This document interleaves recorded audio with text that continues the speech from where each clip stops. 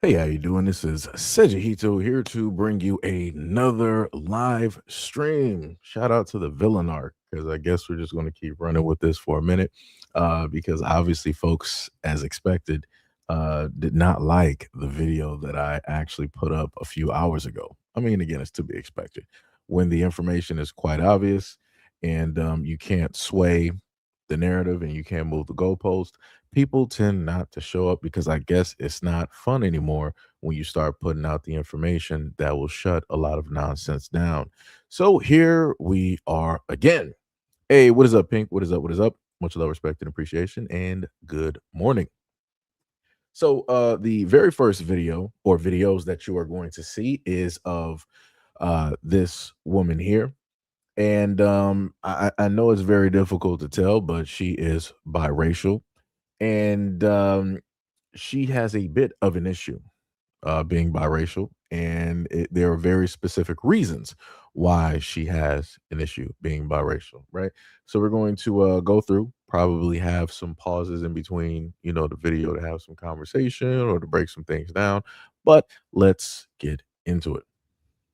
I'm the daughter of a black woman who hated being black, and she also married a racist white man, and yes, she is my biological mother. A lot of people have asked me, how does a black woman marry a racist white man? Sometimes white men fetishize black women. Just because you are attracted to a black woman does not mean that you respect them. It's just a thing. It's not a mental thing. Sometimes white men don't know that some of the things that they're doing are inherently racist because they've pretty much only grown up in white society. So they will say things that they're used to hearing and don't recognize as macro aggressions. Some men just do not like to feel rejected by a group, and one of the ways they can feel like they are integrated or accepted by a group is by being with their women. Some men are ashamed. They do like black women, but they are ashamed because of the standards of white society, that they start to be even more aggressively racist towards their partners. Some just want mixed children. They just like the way mixed children look, and the way that you get mixed children is you bed down with a black woman. There are way more reasons than that. It is all nuanced, deep-rooted. I'm sure that you are going to let me know if I missed one. I'm the daughter of a black woman. Yes, she is my biological mother. Yes, I am biracial. No, I will not be answering any questions about that, but I am answering all of your other ones. So did all of this have an impact on how my mother and I related to each other? Yeah, it did.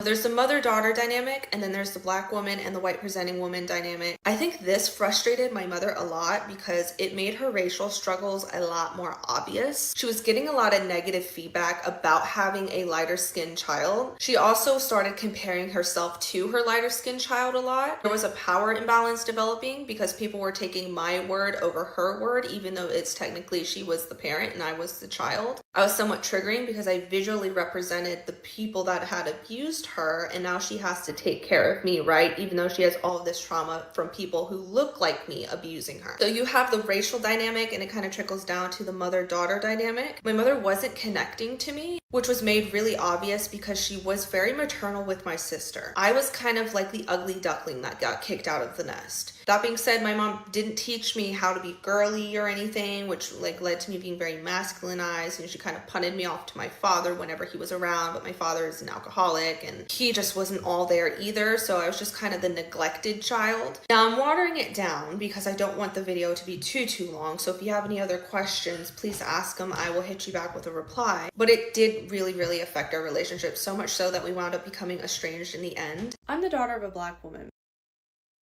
Right. So let me just pause there real quick. So the thing I wanted to also highlight, which gets very much hilarious, and I've talked about this time and time again, right?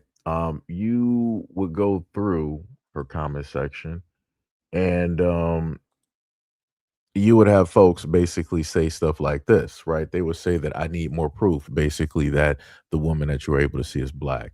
Another person said this is literally all you talk about, right? This woman is talking about her life experience, how it is that she grew up in the dynamics dealing with race.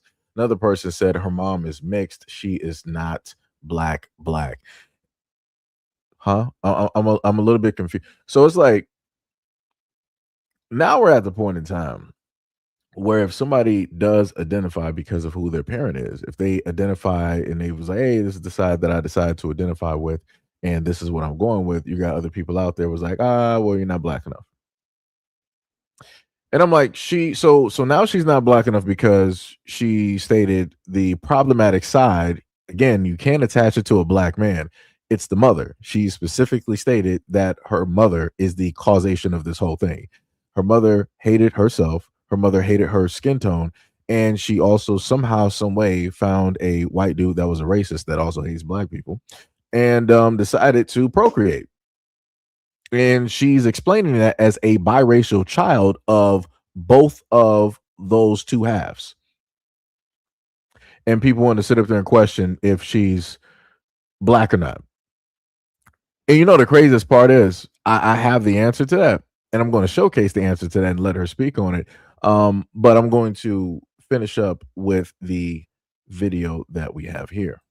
But I'm also the daughter of a racist white man. My father always played nice with other races, cutting up, cracking jokes, enjoying the culture, immersing himself in the space, but he never actually connected with the people. Because the second we went from public to private, the people that we were just with became savages, uncultured, unkept. At times it felt like he was taking us into ethnic places just so he could get his rocks off. I mean, like, stroke his ego and maybe like find evidence to support his ideas that he actually had in private. If you ever dared to call him out on it, he would scream at the top of his lungs that he was not a racist. And I guarantee you, the very next day, he was having his black friend, his Hispanic friend, his Asian friend, his Indian friend over for dinner. It was all very performative, but to me, I always felt like the other ethnicity or race, whoever it was actually a victim who was being preyed upon, because I would see people get so invested in the story that he was selling that by the time the covert racism became overt racism, they thought it was all jokes.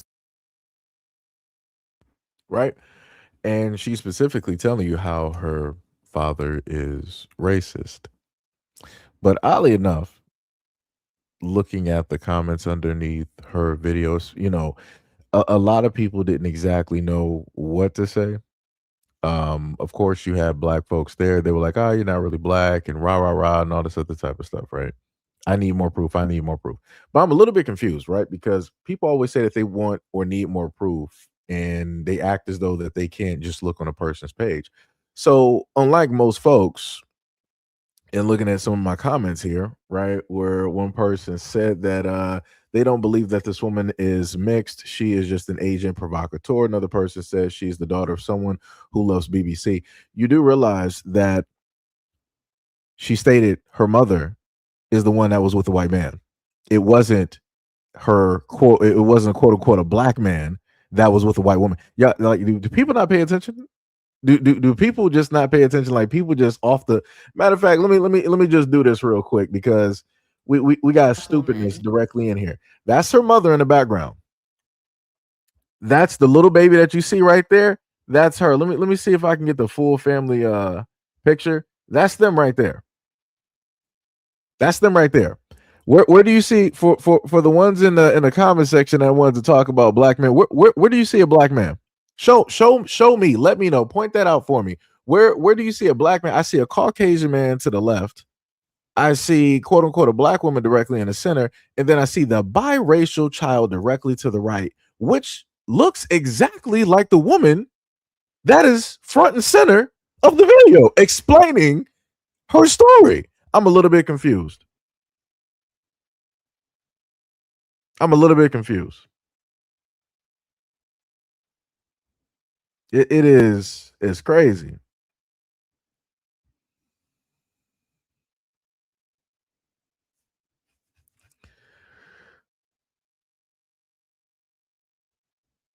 Somebody said, I don't see a black American. What do you see? You know, the craziest part about this now is that it's at the point where folks are just specifically all over the place.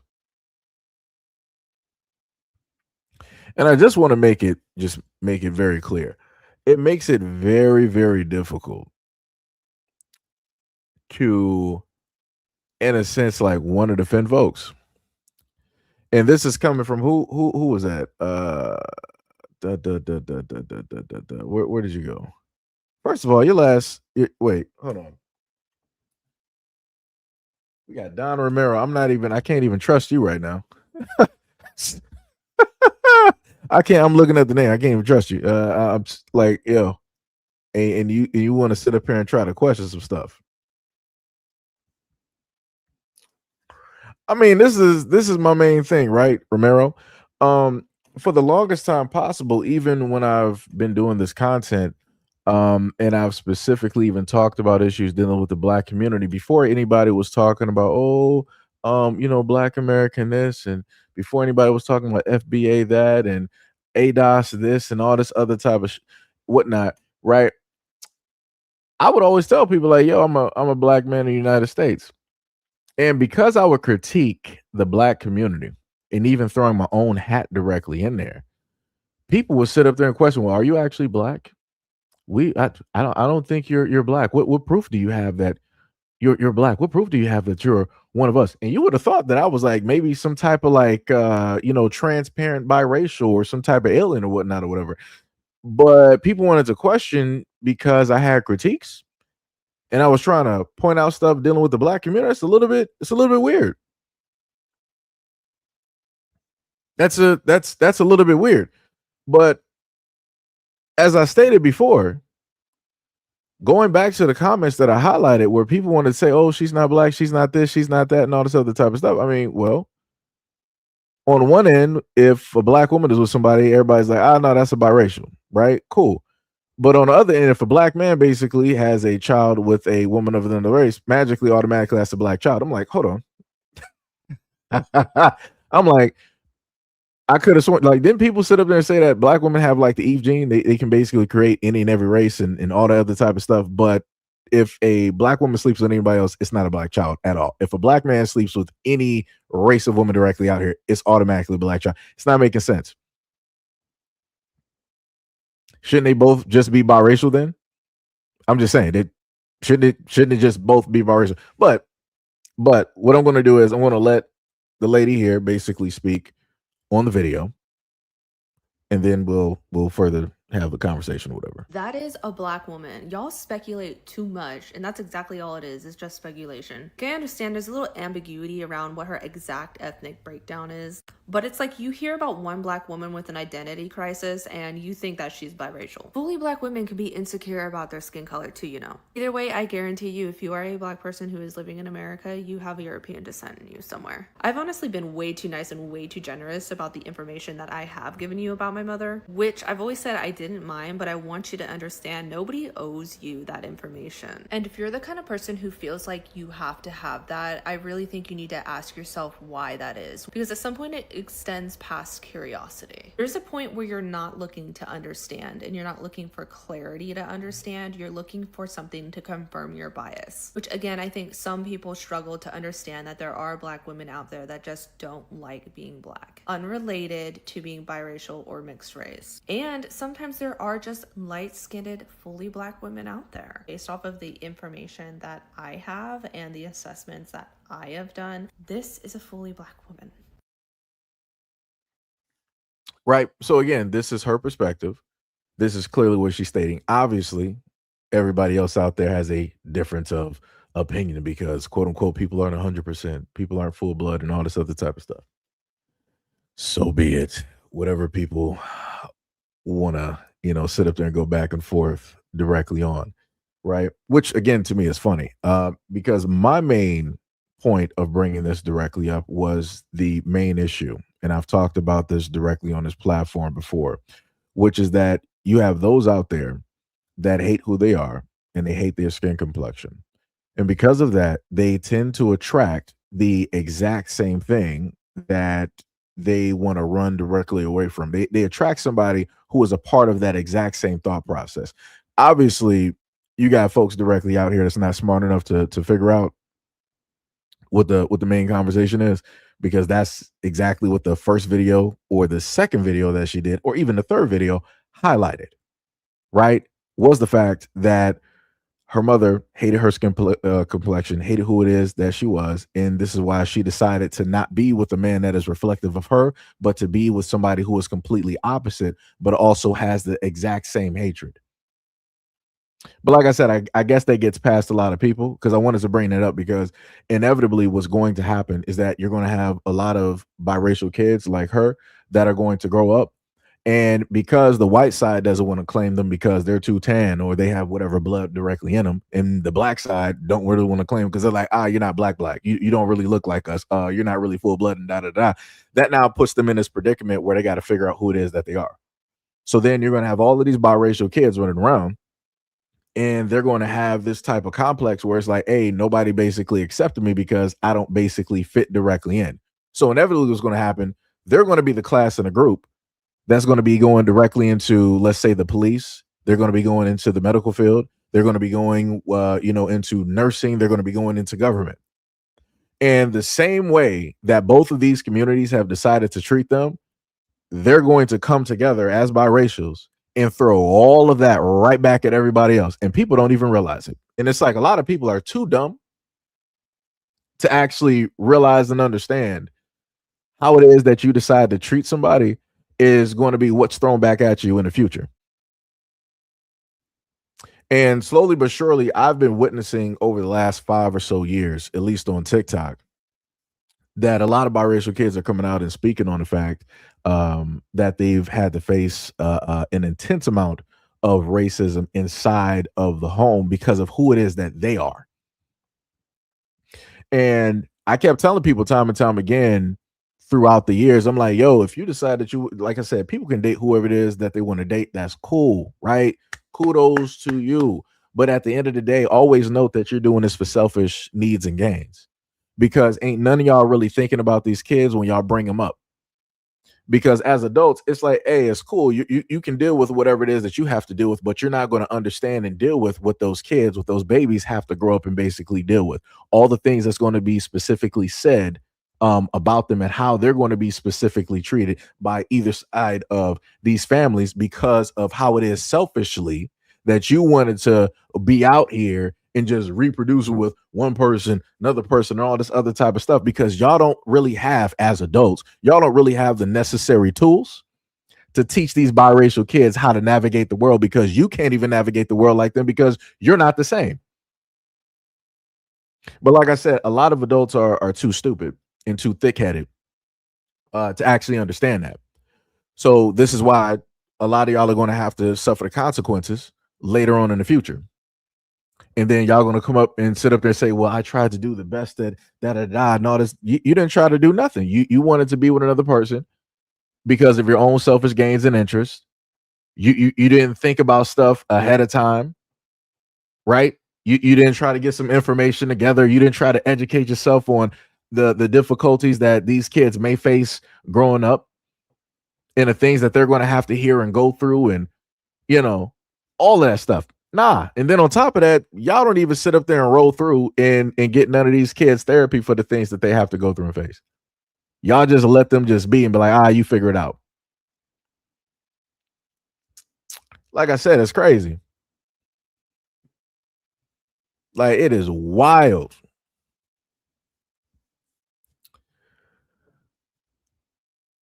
Let me see. What you said, you people just got here on this earth, haven't been here past 27 years, and now you got an opinion about somebody that's been here for years and family been here for centuries. Be for real, not even sure who the hell you're talking about. I wish people would actually put the at symbol if they feel the need to have a back and forth. Just saying. Just saying. Do, do, do, do, do, do, do, do. You said, stop trying to fix the world and live your life, young man. Stop trying to figure out what black people are. You come from there. You said this is a dumb conversation. The crazy part is, if it is actually a dumb conversation, why stay within the conversation? Just wondering. Wouldn't that make you dumb for staying? Just saying.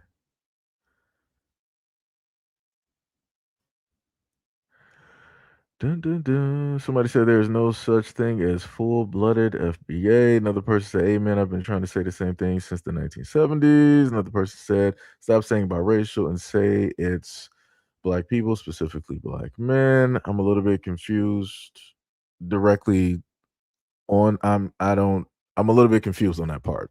You said stop saying biracial. And you said start saying black people, but this is the thing: if she calls herself biracial, she's biracial. If other people want to call themselves black, they're black. If other people want to call themselves African American, they're African American. If other people want to say that they're FBA, they're FBA. If other people want to say that they're ADOS, they're ADOS. If other people want to say that they're indigenous or the original people or Hebrew Israelites, they are exactly what it is that they branded themselves to be. So it's a little bit confusing to me that when I acknowledge what it is that others want to be called, not what I'm trying to put directly on them, but I'm using the terms that they're using.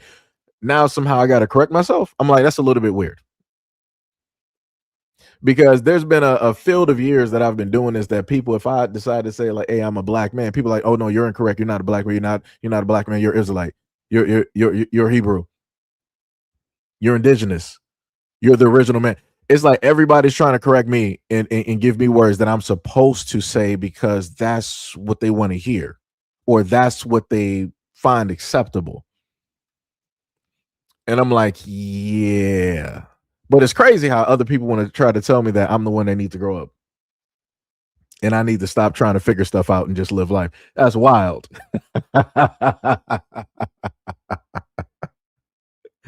Yo, that is wild. That is wild. Another person said the only pure bloods left are the ones who denied the jab, race, and ancestry mean nothing anymore. Another person said, "Did you know racist people go to hell? Nobody fears hell. It's incredibly easy to go, and nobody watches near-death experiences to hell." Da, da, da, da. Okay, so now we're pulling up the Bible stuff. Okay. Another person said, "Proper grammar and common sense is a thing of the past." I mean, I guess. I guess. So are Roman numerals and cursive writing. Do do do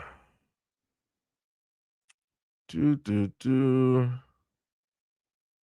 What else do we got here? Uh-oh. That just made it easier to actually pack you up out of here. So that you can try again on another profile though. Gotcha. You try again on another profile. Another person said, and you're sitting here do the same thing. Hypocritical. Duh, duh, duh, duh, duh. Somebody said, what was it? Yeah, you need to grow up and stop trying to tell everybody else what to do like you got the ups on something and you don't.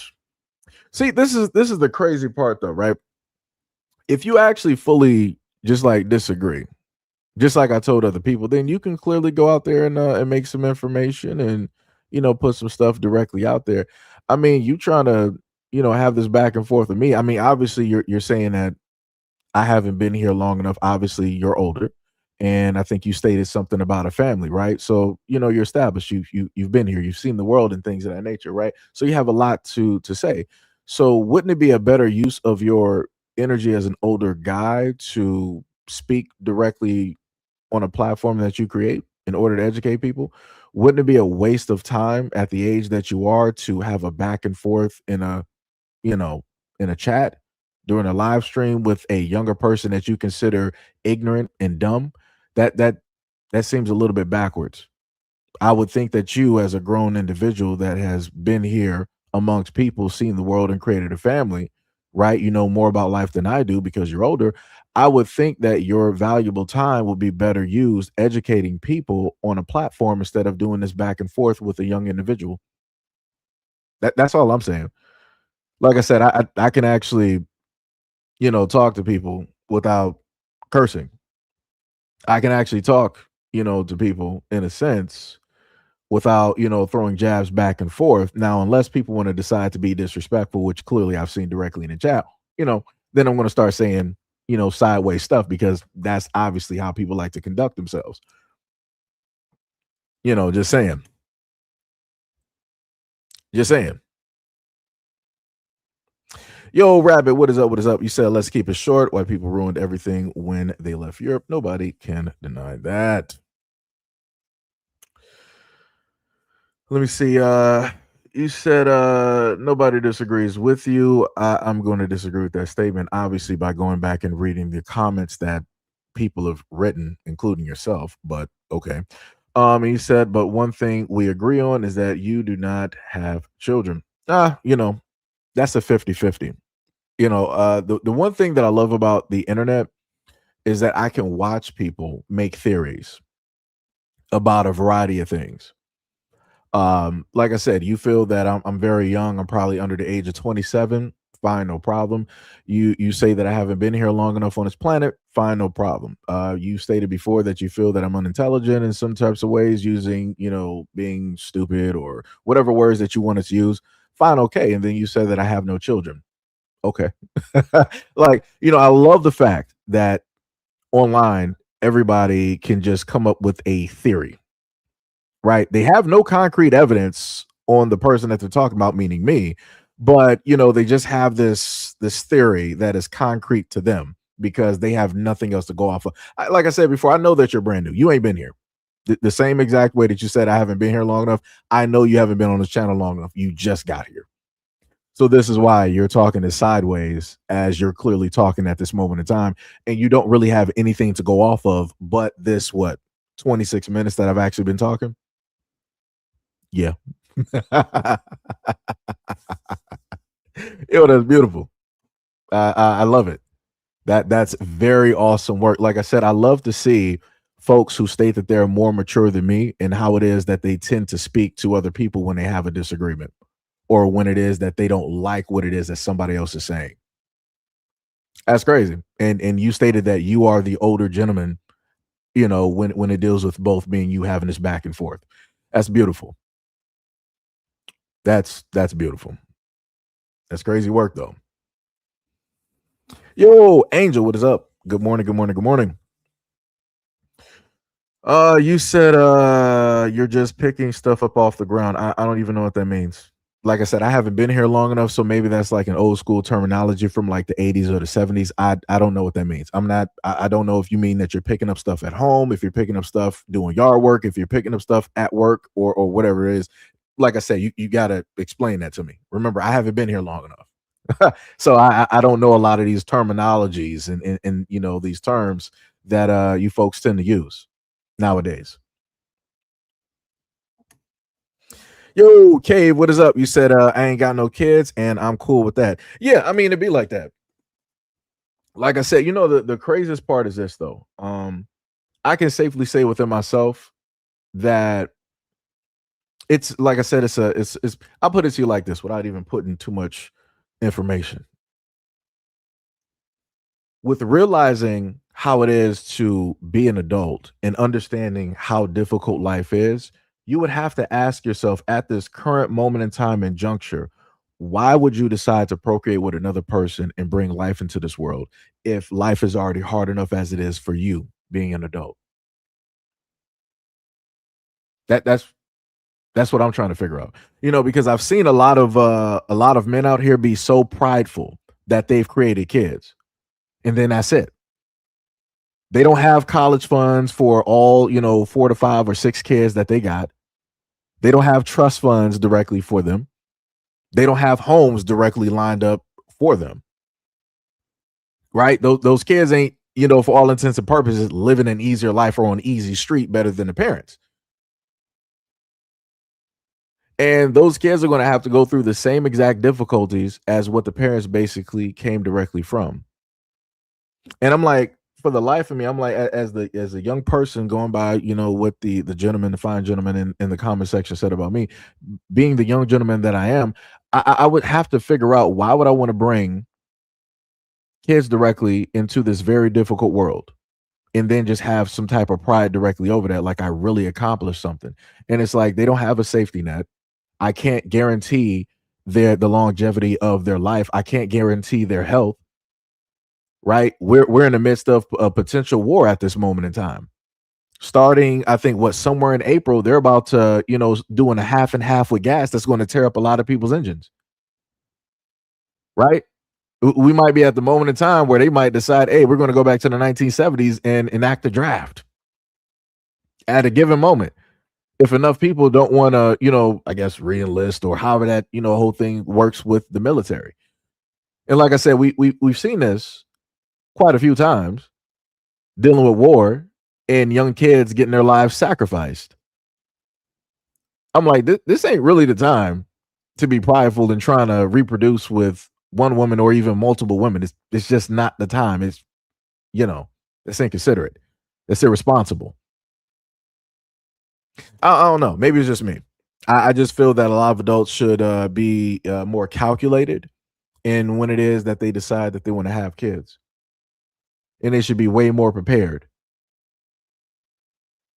Because if it came to a point of me having biological kids, I don't want to be at a point in time in my life where my child comes to me and asks me, like, "Yo, dad, can I get this?" And I have to sit up there and tell them, like, "No, you got to wait. You got to wait on this next check. Oh no, we got some more important stuff to do with that. We got to put money." No, no. If he comes to me, asks, and like, let's say the grades and everything, it's like, yeah, you can sit up there and get that.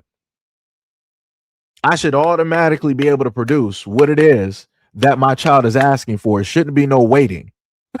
You understand what I'm saying? There shouldn't be no layaway. It shouldn't be, oh, this is down the road 6 months or a year down the road. Like, it shouldn't be that.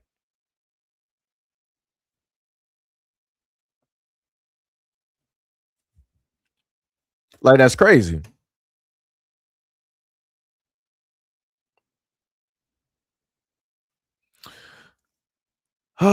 Let's see here. Yo, Rabbit, what you say? You said SEIJIHITO's income. I'm already not sure if I want to adopt a new pet, let alone bring a child into this world. Yeah, yeah. Cave said, I'm blessed at micro. Mr. Knott, what is up? You said have kids and teach them to apply for EBT. It's crazy work. So Don said, you bring the man with God. God is the safety in that young man. You will learn that before you leave here. You said that we've been through all that, man. That's just frightening to you. That stuff don't scare us. Next, let me just keep going. You said, what is it that you don't have children and you in a conversation talking about people's children, American children, young men? Uh because this is a conversation that the young woman here, who is a product of a biracial relationship, she put this information out here for conversation's sake. So as a content creator, as somebody who observes this on an everyday, I am going to take part in the conversation that she allowed other people to take part of. I'm not sure. Do people understand how the internet works? I mean, I remember that. What was it that people got it? What back in what, like 90, what, 3, 4, 5?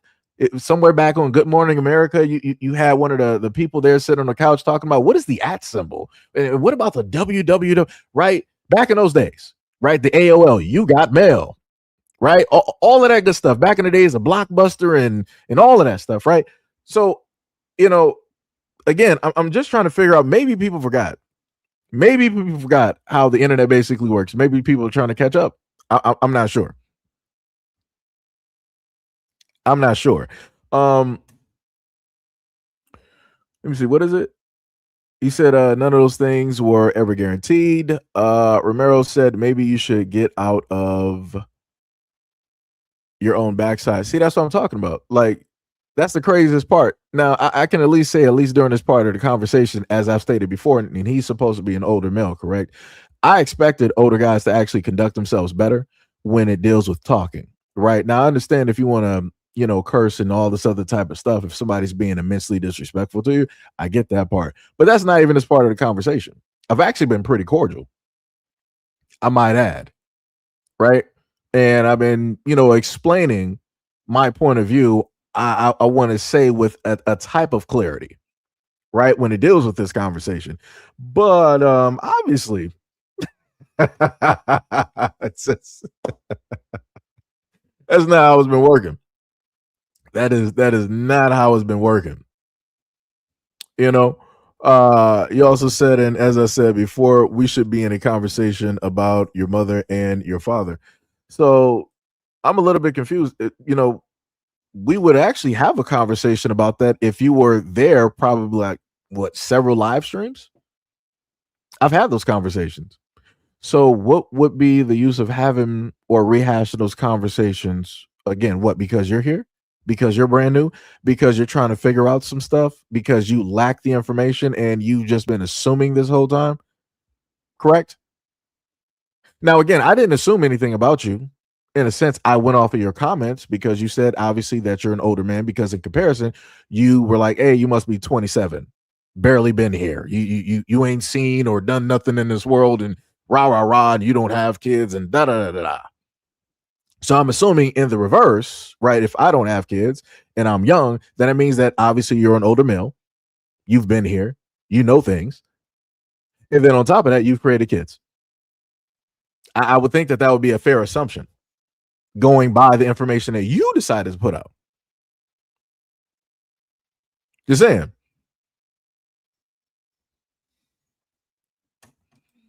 Somebody said, you go on YouTube and now everyone's a content creator. Y'all are stupid. You know, the craziest part that I love about comments like this is that I've explained even to a lot of haters and things of that nature how you could just become a content creator.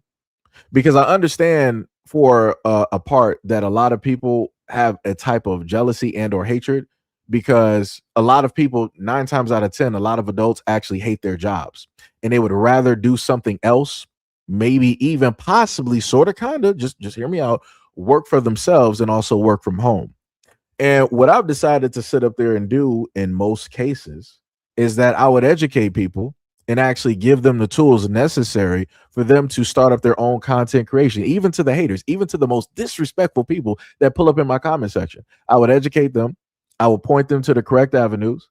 I would tell them certain, points of information. And then I would even try to explain to them how to find value within themselves that they can deliver, which they can take that and market and then create content.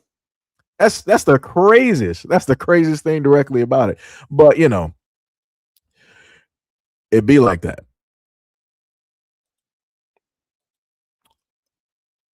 Nothing against folks who believe in Jesus and want to preach the Bible, but we're not doing that spamming here. I'm just saying that if you don't really hear me being preachy about religion and all the other type of stuff, I respectfully I expect you not to do that here. That's all I'm saying. So if you happen to leave comments like that, I will sit up there and get you up out of here. Like I said, respectfully. Respectfully. Just saying. Just saying.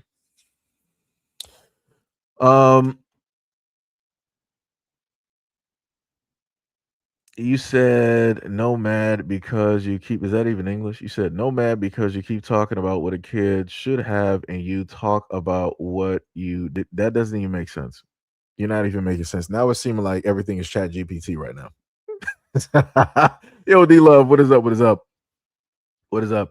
You said nobody here is hating on you. Nobody here is jealous of you. We just want you to open your mind. Do you not see the comment that I just highlighted? It's like it's crazy how people just keep talking and I'm responding directly to the comment section. Like that's the craziest part. I'm actually being cordial enough to respond to some of the most ignorant comments that I just so happen to get. And instead of just ignoring and overlooking, I'm just, actually having a conversation directly with folks. And then you're telling me that nobody's this and nobody's that. But I literally just highlighted a comment where somebody said that you go to YouTube and now everyone's a content creator. Y'all are ASF. And then this is when I went to my explanation. But again, like I said before, people just like to talk and not pay attention.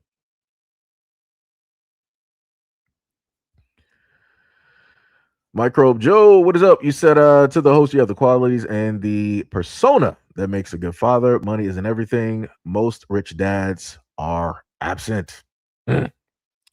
Yeah.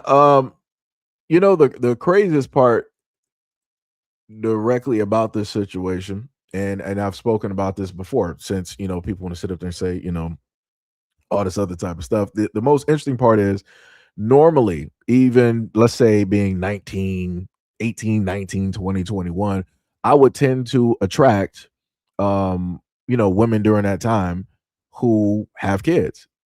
Or there would be, different times where let's say I was taking a bus or whatnot or whatever, and I would always see kids and they would always smile. They would always be happy. They would always be waving. And for me, I just never understood it.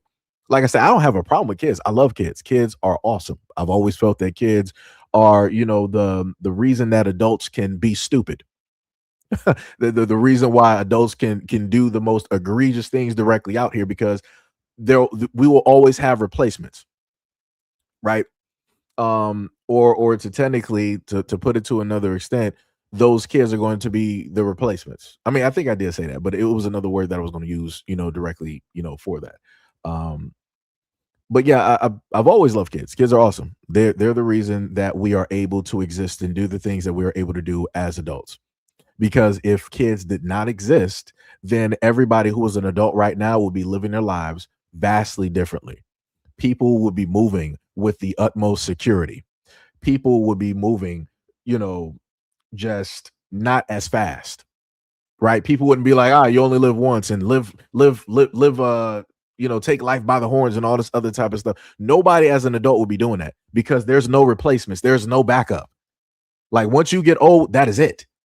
Right. But because we have kids here, you got a lot of adults, they can just still decide to do whatever it is that they want to do because somebody younger than them is going to be there to take care of them when they end up in a home, when they sit up there and break a hip, when they sit up there and inevitably, going by statistics, get prostate cancer. Or better yet, when a lot of men out here may not have dependents, when a lot of single men who are older end up being in homes because they don't have a family to look after or take care of them. But yet, again, somebody younger is going to be there in the medical field to take care of them, to wipe them, to clean them, to give them a sponge bath because they can no longer do it. Like I said, it's crazy. But shout out to Microbe Joe. Shout out to you. Elite. Well, I'm gonna say Tracks because I don't want to butcher your name. Tracks 80. What is up? I'm gonna take it. That is from the 80s in a sense, right? You said not fully a black woman. A fully black woman would end up creating a person that looks Ethiopian. Let's be real. Now, again, if we're talking about we got differences here. We have Black American and then you have African. We have differences. We got differences. I'm just putting that directly out there. Just saying. So Don said, yeah, but usually people that don't have children are kind of godless, don't you think? I'm a little bit confused.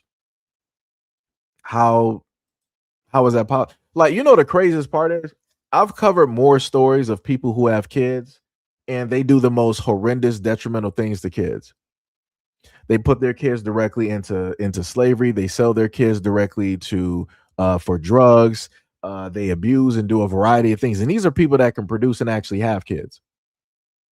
I haven't really covered a lot of stories of those who don't have kids and they decide to do the most abhorrent things. 9 times out of 10 is people who have kids that are doing a lot of these horrendous things to kids out here. So who's really godless? I'm a little bit confused on that. And like I said, you're talking to somebody who's covered a variety of stories for over what 6, 7, 8 years.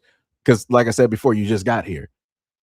This is your first time at this platform, knowing any of the stories that I've talked about. Because again, you ain't been here.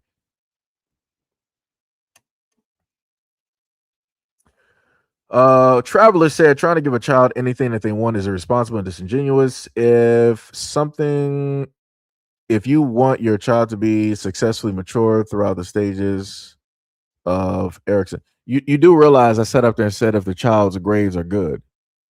I did. Do people not listen? Like there was clearly a boundary there. It's not like you're getting any and everything that you want, right? I'm saying there are still stipulations to you basically still getting stuff, which is good grades. You're getting, A's and B's, like you're good, you're golden. Hey, you can sit up there and have this PS9, right? You can have an Xbox, Infinity or whatnot. Like you're good, like you're solid because you're doing the things that I expect directly out of you. You're doing the things that I want you to do. You're doing the things that are required in order to obtain what it is that you're specifically asking for. So I'm a little bit confused on how we got to this point of sitting up here saying like, oh, you're just giving kids whatever it is that they want. No, I've never gotten what it is that I want. There were stipulations. Like what? Do people just not listen anymore? Like, do people just not listen anymore? I'm highly confused. I'm highly confused. The main thing that I stated is that if I were to have kids, I don't want to be at a point where everything is always on layaway, which means that the child always has to wait. There's always some type of excuse. There's always something that has to get pushed back 5, 10, 15 years, or they'll never just see it.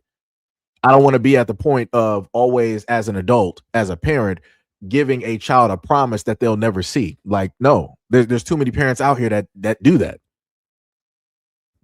Like, what? And I'm like, for whatever reason, it's hard for people to comprehend, which is weird to me.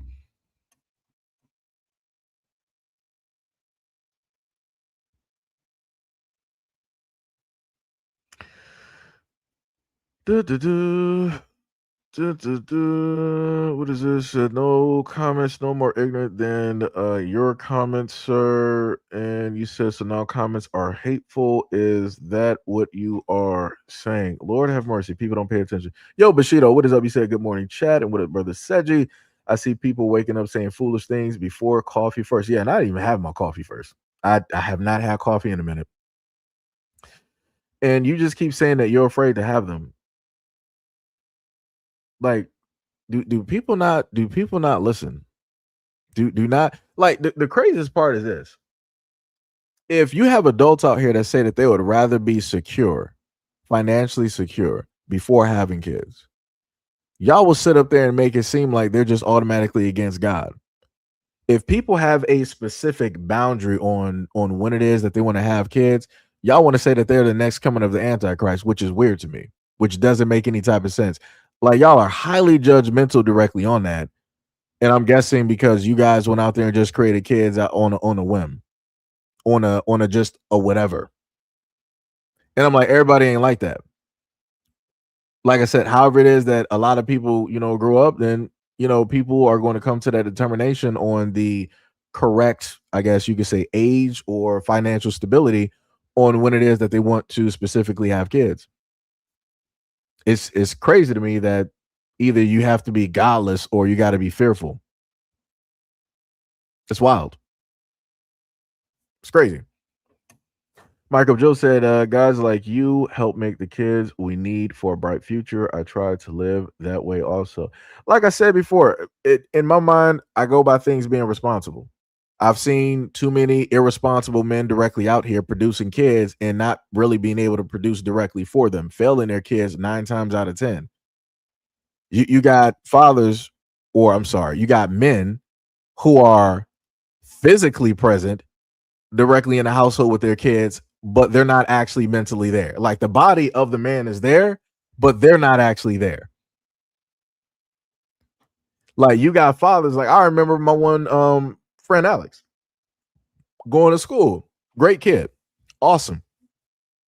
And he was sitting up there telling me how abusive his dad was, that his dad was a drinker and things of that nature. His dad was abusive towards him. And that was back when I was in elementary school. And I was like, yo, and so I didn't even know how to comprehend that. I'm like, I didn't understand it. I'm like, why? In my mind, I'm like, why would your dad, be like that? I'm like, you're his son. I'm like, it doesn't, make sense. Like I said, there's a variety of things going on directly about here. And it's crazy when folks are stating that they would want to be responsible and they want to make responsible choices and the correct choices and how to move in life, to hopefully be the good parent that a child deserves. And people want to sit up there and judge that as if it's the wrong thing. That's wild to me. That's all I'm saying. Like, it's just, that's just wild to me. That's just wild to me. Nightfall said, yeah, I seen this chick on a lot of videos. Yeah, she got a whole page. She got a whole page directly on TikTok. Let me see how many views she actually got. Yeah, she doing pretty good. She got 50K followers and 2.4 million likes. Doing fairly well for herself. Fairly well. Nightfall said that people have kids and keep them away from the other parent, whether it destroys the kid or not. Yeah, like I said, I've covered a lot of stories here dealing with kids and how it is that adults who, fell out of love or out of the relationship and whatnot, how those kids are used as pawns.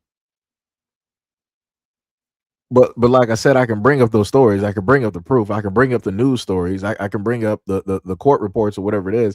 And people will magically still be saying, other type of stuff. Like, it don't make sense.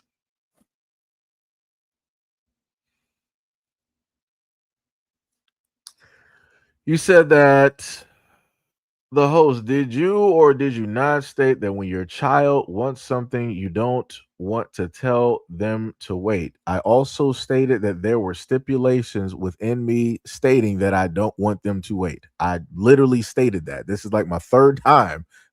And it's like people are just caught like, but did you not just say this one thing? I was right. I was right. But it's like you're not paying attention.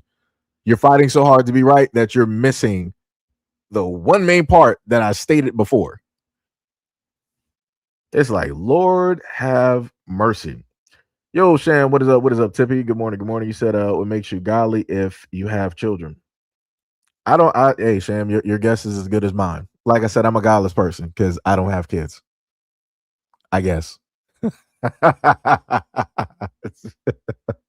Like I said, and this is why I sat up there and told people, like, when it deals with like those of like the church or who are Christians or whatnot or whatever, right?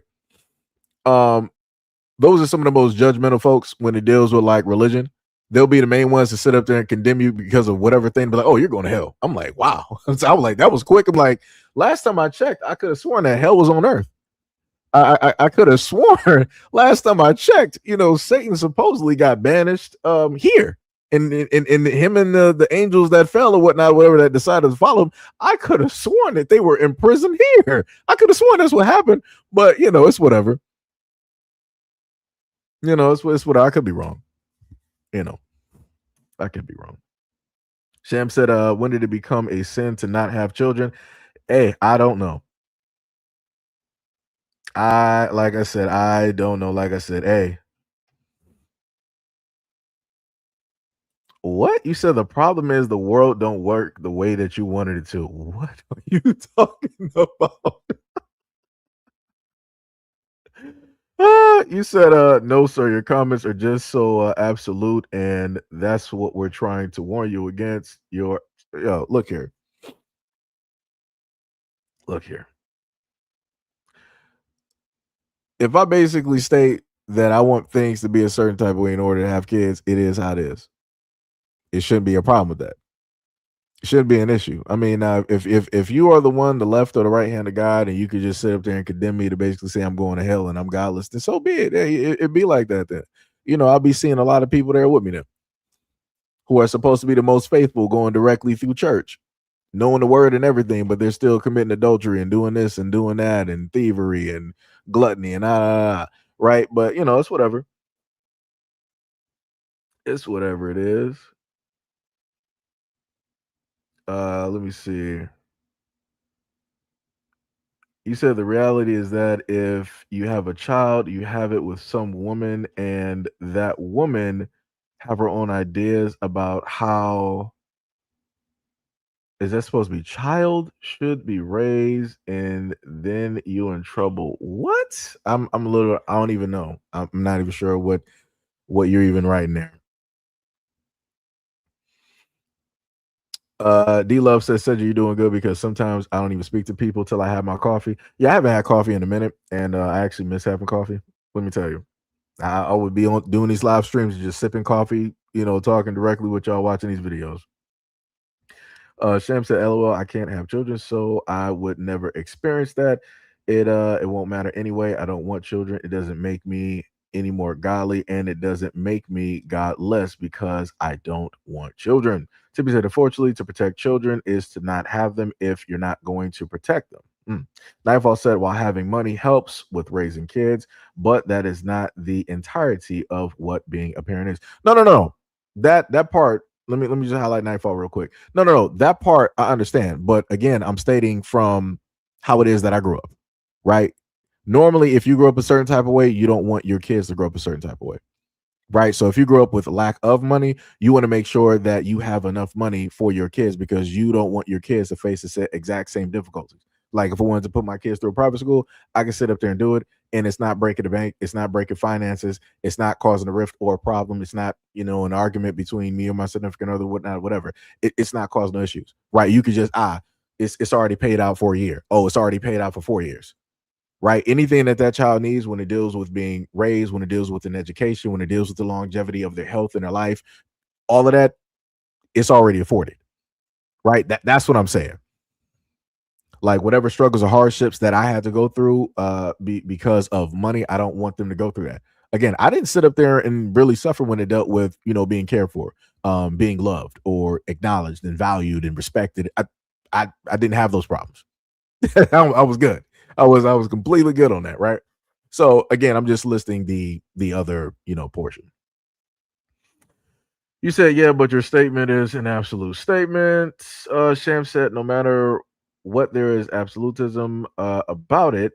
Uh, but you said, who hands to birth to child into the world today? Anyway, oh, you said who wants? I'm sorry, it was typo. Who wants to birth a child in this world? Anyway, in Sham, that's what I said. Before you got into the in the live stream, I said that to this dude multiple times, and also said that we are in the last days before Armageddon. Anyways, it's selfish to drag a child into this. And the craziest part about your whole statement, Sham, that encompasses everything that was also dealing with the video of this biracial woman here. Everything that you stated literally encompasses everything that I stated for like the last hour when it dealt with her video and also this side conversation I'm having, in the chat. It's crazy. Don said, no, we got married and created children, sir. Okay, that's great. All right. Traveler said if the child's grades is good, doesn't help them to fully mature through every stage of, I guess that's supposed to be life. If you don't understand that developmental stages, dog, look here. This is what I'm gonna do. If you want to talk, just talk in just the very basic terms. I don't even feel like looking up stuff. It's way too early. I'm not about to sit up there and do it. Right. You use different terms directly in your statement. All right, cool, fine. But again, you're looking for a rebuttal. So if you know about the stuff, then you can obviously put the definitions directly down there. Since you're using the terms, you're bringing it directly up. I'm going to talk in very simple terms. Early in the morning, all I'm simply stating is this: if a child is having good grades and they're doing what it is that they're supposed to do, they're going to get the things that they want directly out of life. Nobody said that that is indicative of them specifically being a good human being, of them being raised right, of them being a type of person that's going to automatically add, positively to the world. People know that there's way more to parenting than just giving things that are, that cost money. I'm not sure how people are inflating or throwing more things into this conversation that I didn't even state. I was staying directly on one clear cut line. And it's like I'm on that clear cut line, and then people want to start deviating and start making ditches, dams, ravines, and tree branches and all this other type of stuff that ain't even supposed to be here in the conversation. Y'all are just adding stuff. Just saying. Let me see. You said some women feel the same way you do. Jillian, what is up? Jillian Peters, you said that we all make plans in life. It's someone's choice and wanting to be financially stable before having kids. That's okay. Sometimes plans don't work out and things happen, and that is okay too. Yeah, I mean that is understandable. But if we're talking about somebody getting pregnant and there was like no plan, that was a plan. There's no other way to sit up there. Like I said, when we deal with the human population, a lot of these pregnancies, a lot of these children were unplanned. We just gotta call it exactly. No adults out here. When you think about the world's population, adults, all of these adults out here weren't sitting up here like, yeah, we plan to sit up there and have these kids right now, all at the same time. We're going to be making billions in the population. Nah, this is why you got orphanages all around the planet, because two adults got together and they were like, yeah, we did get together, but we didn't use protection. But also a kid came out of this, and none of us want to actually be here to create this kid. So we're going to just leave him out on the street.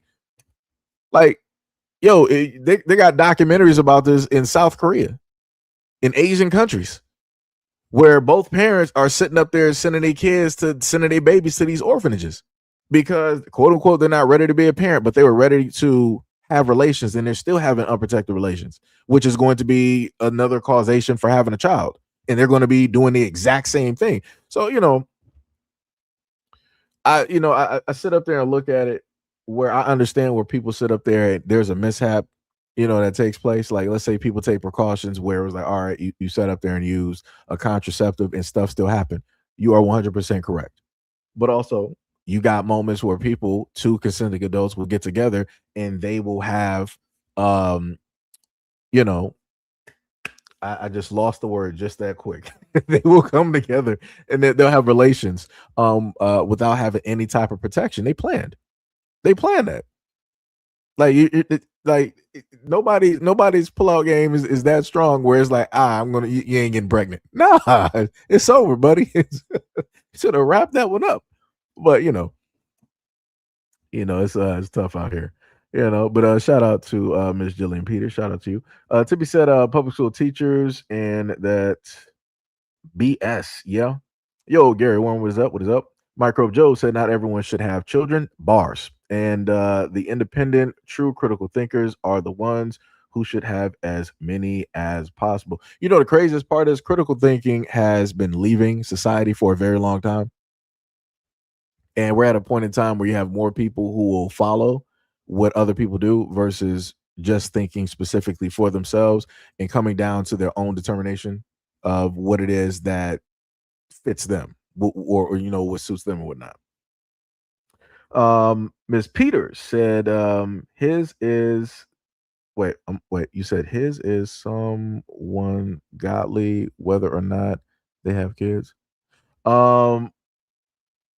Oh, okay. I think the first part might have been the top, but you said is someone godly whether or not they have kids. Well, supposedly going by, somebody in the comment section, obviously I'm ungodly. I'm not a godly individual because, I didn't decide to go out here and procreate and have kids. So, it'd be like that. I'm fine with that. Like I said, I've heard all of my life people try to, either, damn me or say this and say that. It'd be like that. Knight said we are now seeing a bunch of adults who say as kids that they hated the absent parent, not knowing the other parent was kept away. Yep. Yep. Traveler said the only thing you stated are grades. Okay. Look, okay. Let me put it to you like this, Traveler. Let me just help you out. If you just want to be right, you're right. You're 100% fully correct. You got it. You got it. Sam said, you don't have to have being financially stable to not want children. If you don't want to raise children, that is just as acceptable as if, let me see, hold on, something, the chat moved, my bad. As if you do, and enough unwanted children are on the planet suffering. Yeah. Yep. Tibby said, "Don't say that." Seji shaking my head. Wait, Tibby. Wait, say what? I'm lost. Sham said, "Some of y'all talking about having children don't even take care of the children already on this planet." Ooh, ooh, that's bars. That's bars. D Love said, "Yep, Seji, they are on target." Nightfall said, "IMO, it's better to be emotionally and mentally prepared to be a good parent, other than financially." I mean, no, you're right. But if a person is already, in a sense, emotionally there because of what it is that they went through in life, they don't have to, in a sense, list that part. It'll be the other part that would need the work that people are going to tend to talk about and things like that. But I get what you're saying. You're right. You're right. Joe said, talking to Sham. Tippy said, America don't care about kids. If it did, these kitty chasers wouldn't exist. That's facts. Vince, what is up? You said the Bible never said that you have to have children. Mm.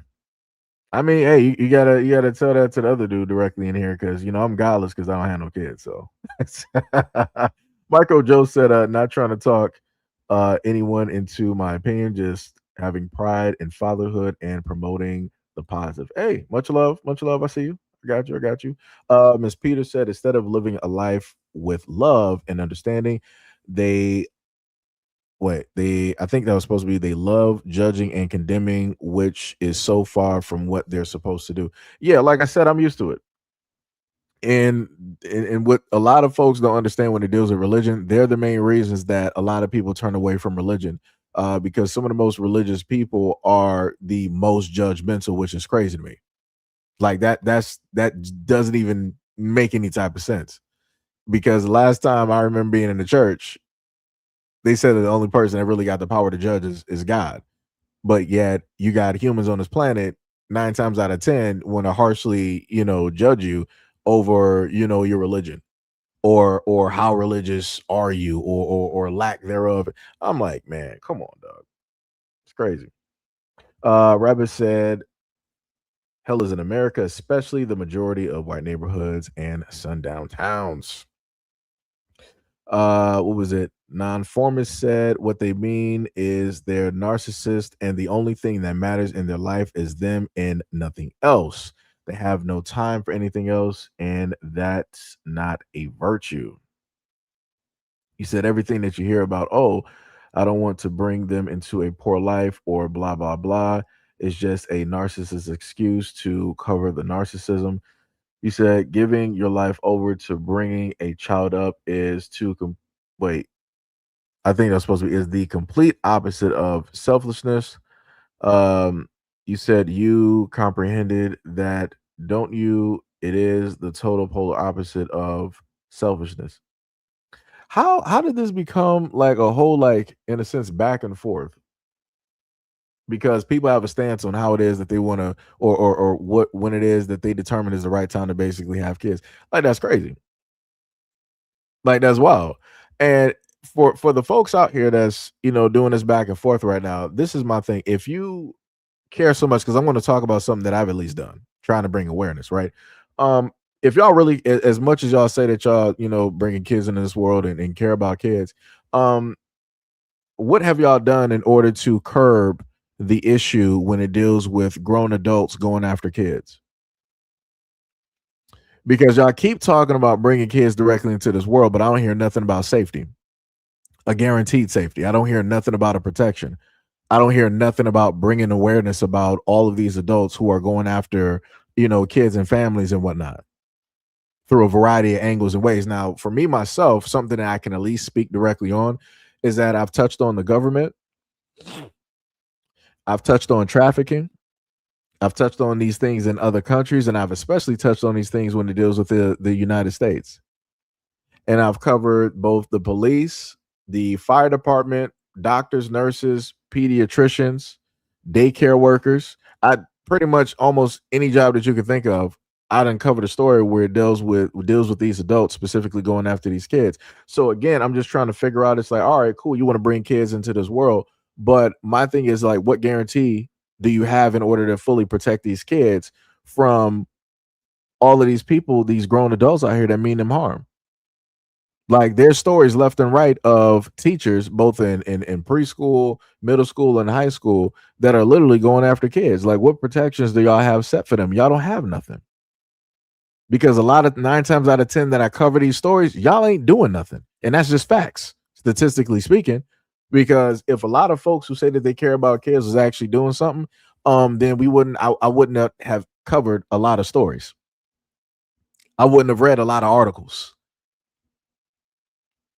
I wouldn't have to sit up there and play audio of the kids basically talking about how these situations made them feel. We wouldn't even have, what was the girl name? Mary Kate Letourneau and all of these, other folks directly out here.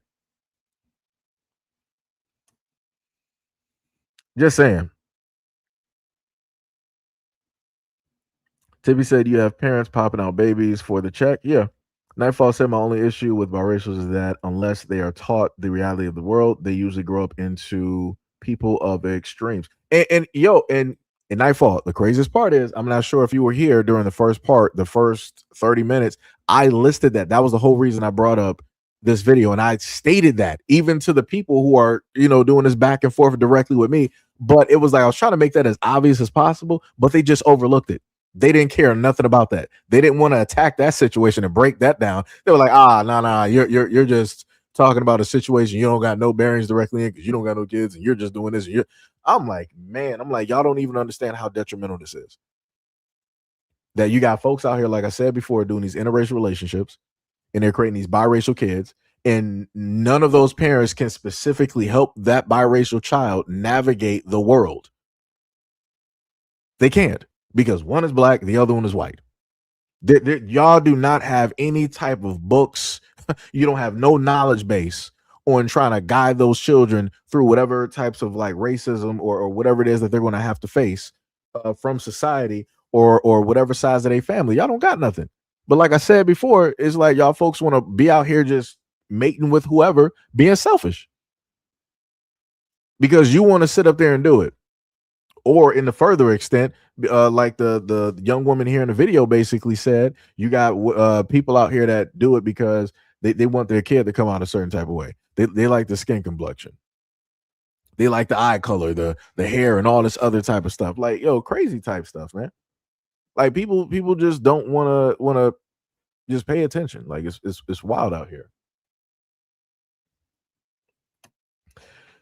Haley, what is up? You said no matter your opinion, someone is going to disagree. Oh no. I know that. I know that. But it's the way in which that people disagree where I have a problem. Like if we're disagreeing and people not being disrespectful, all right, then that's cool.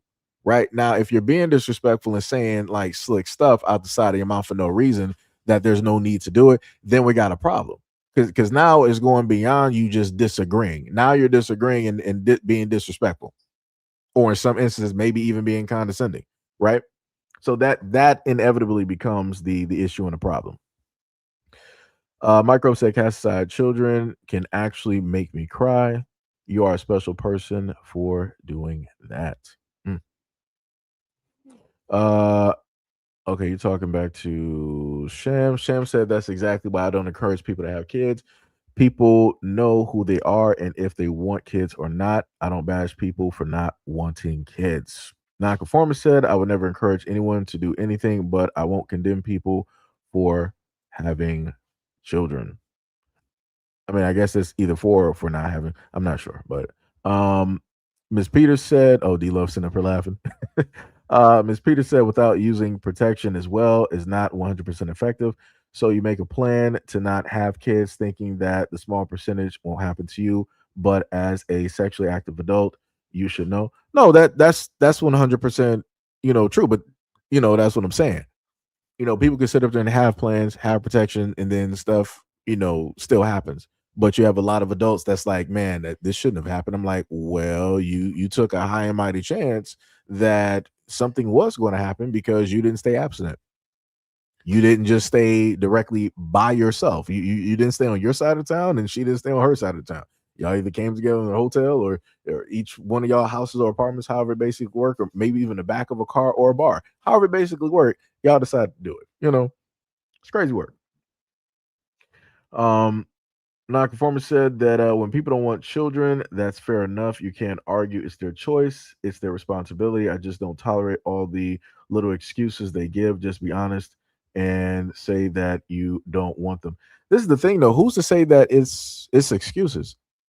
If people are literally saying, like, if it's for financial reasons or if other people basically state that mentally they're just not there. It's not that they don't want kids, but mentally they're just not sound or mentally prepared enough to basically do it. That's not an excuse, because there's tons of women out here right now who can have kids and they have had kids, but then they're sitting up there putting their kids directly into a microwave. They're putting them into a freezer. They're putting them into an oven. They're abandoning their kids, outside when it's -3 out. Like I said, there was a video that I covered before where a mom, who, again, she was able to have kids. She literally went into this thing where she was looking at her daughter. Her daughter wasn't crying or making some crazy noise. Her daughter was playing with her toy and going, back and forth out of the living room to the back of the room. The mother just all of a sudden, for whatever reason, snapped, went into the kitchen, got a sharp object, and she went directly after her daughter and then sat calmly down and just called 911. It's like, hey, I need to call 911. I just stabbed my daughter multiple times. She's right here, and I'm in the living room sitting down, and my daughter's on the floor, and da da da da. So I'm like, that's not excuses. That's not excuses. So it's like if I will go with what it is that people, if they say that, hey, they're not financially prepared, then hey, you are not financially prepared. If people say that they're not mentally ready, hey, you are not mentally ready. Those are not excuses. The excuses come in when it is that people decide to have kids and then they're like, oh, once the kid is here, I'm not ready to be a parent. That's an excuse. Oh, I'm not ready to do what it is that I need to do as an adult in order to take care of this life that I helped bring into the world. That's an excuse. People running away from their responsibilities. That's an excuse. Because I'm like, if you knew that, then maybe you should not have had unprotected sex with another person. And therefore, you wouldn't have to run away from said responsibilities that you helped created. Micro Joe said, don't bash anyone for not having children either. I'm just a proud dad talking about the positives. Tippy said, why bring kids into the sick world economy is ish. They're trying to take away government assistance, SNAP, and healthcare. Nonconformist said, well, sister, the rest of the world aren't other people's problems. Why aren't you out there looking after the rest of the world? Why are you here just chatting? I'm a little bit confused on who he's replying to. Tibby said, I don't trust daycares. Um, Yo, brother Allen, what is up? Much love, respect, and appreciation for the $5 dono. Much love, respect, and appreciation. Um, Let me see. Oh, Shan was giving a response. I got you.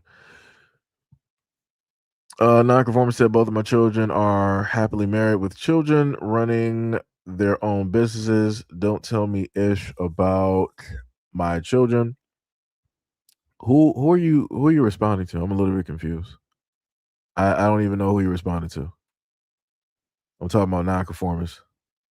I don't even know who you responded to. Uh, oh, you responded to Sham. What was it? Nightfall said last comment on kids. If finances were the bottom line of being a good parent, explain Willow and Jaden Smith, EJ Johnson, and Hunter Biden. Enough said. Bushido said just because he only mentions grades does not mean that is the only thing that said you would teach us. You know, the craziest part is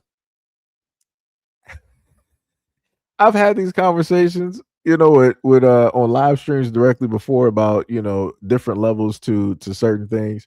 Um, Again, I've never stated that it was just great. Like I said, I've had a fairly in depth conversation, directly about this.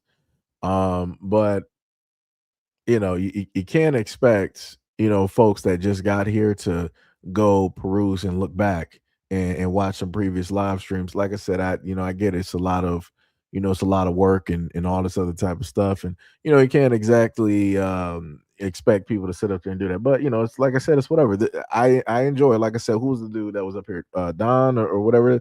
Like I said, I enjoy it when people have their opinions about me off of very little. Like they just automatically have like a whole thesis. They got a whole book already written. They already know what it is. And I'm like, all right, so be it. I'm like, hey, you say, hey, you're older than me. You walked more time, spent more time. You got a whole family. You got it. You got it, brother. You win. You win. You are right on everything, brother. uh Tibby said, I wish all of us wait. You said I wish all of us when we were to have our lives set up for greatness already have money when we turned 18, but I think age of consent should be 21, but that's just me. Eternal said, where you read that scripture, no scripture says that only God can judge. Made that up. Again, let me repeat myself. I said, as far as I can remember, or at least back when I was in church, that is what was told to me. Right.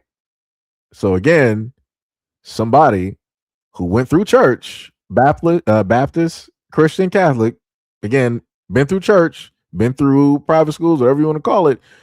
These are things that I heard from the people who are preachers. That's all I'm saying. I'm like I said, y'all Bible folks, y'all can have it.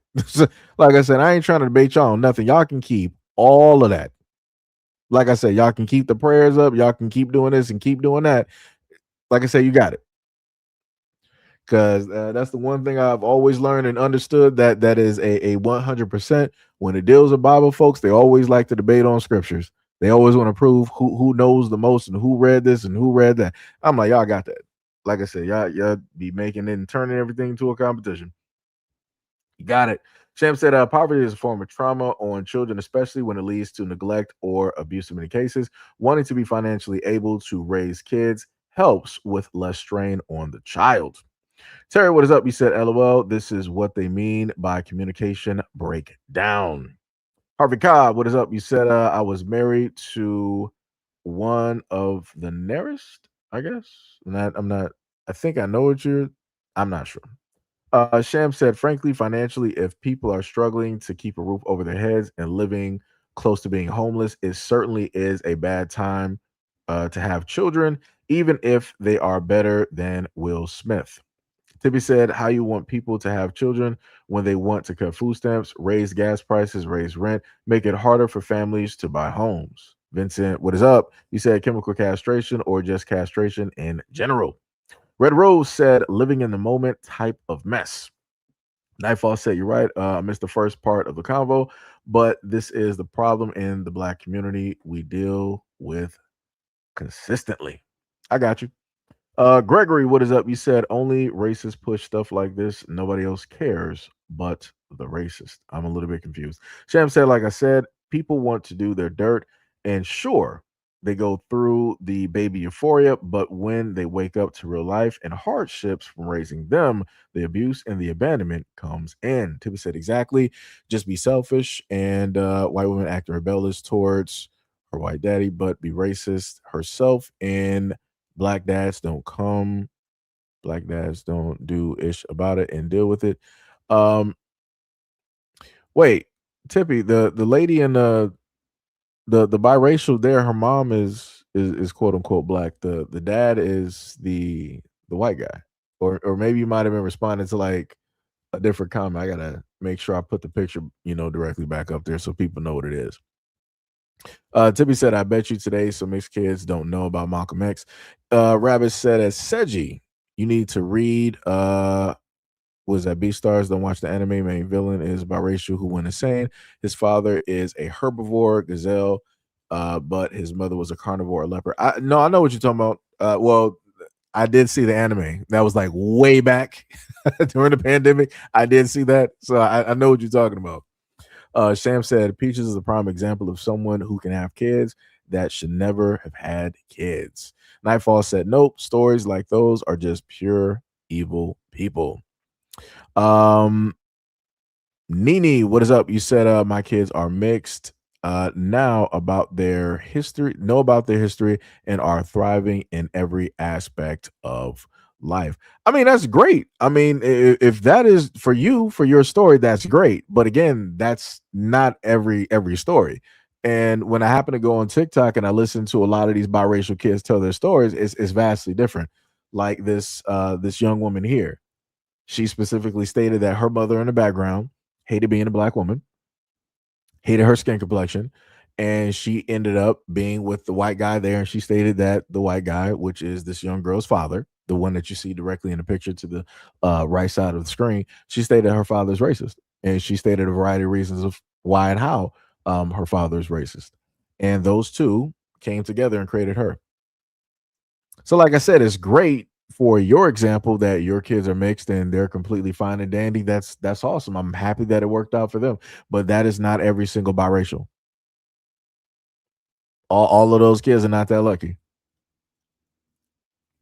you know. But like I said, it's great that it worked out for your family. Tippy said, plus, we don't have generational wealth. That's another problem. Um, Coletti, you said, what is this about? Well, the title of the live stream is This is the World That We Live In, Part 2. So, this is just the first part of the videos that I actually had directly up. There's more, but we got sidetracked into a whole nother conversation in the comment section. So, I'm just now taking the time to go through the comments real quick before I continue on. So, I'm just trying to work on catching up and then I will continue on the videos. Michael Joe said it takes 1 minute of listening to know if someone is a real one. Rabbit said, I don't trust daycares either, especially with the majority of non black staff. My cousin got a rash on his face as a baby. They were cleaning his face with a shared loofah. Oh, that's crazy. And loofahs carry a lot of bacteria. A lot of bacteria. Shan said the scripture of pay attention to the rapture in your eyes before you try to pluck a needle out of someone else's eye, meaning judge not others but yourself. Mm. Like I said, I'm not an expert. I don't even claim to be. Like I said, I let other people that know. I let other people speak. Tippy said, "Why have children only to have them suffer financially?"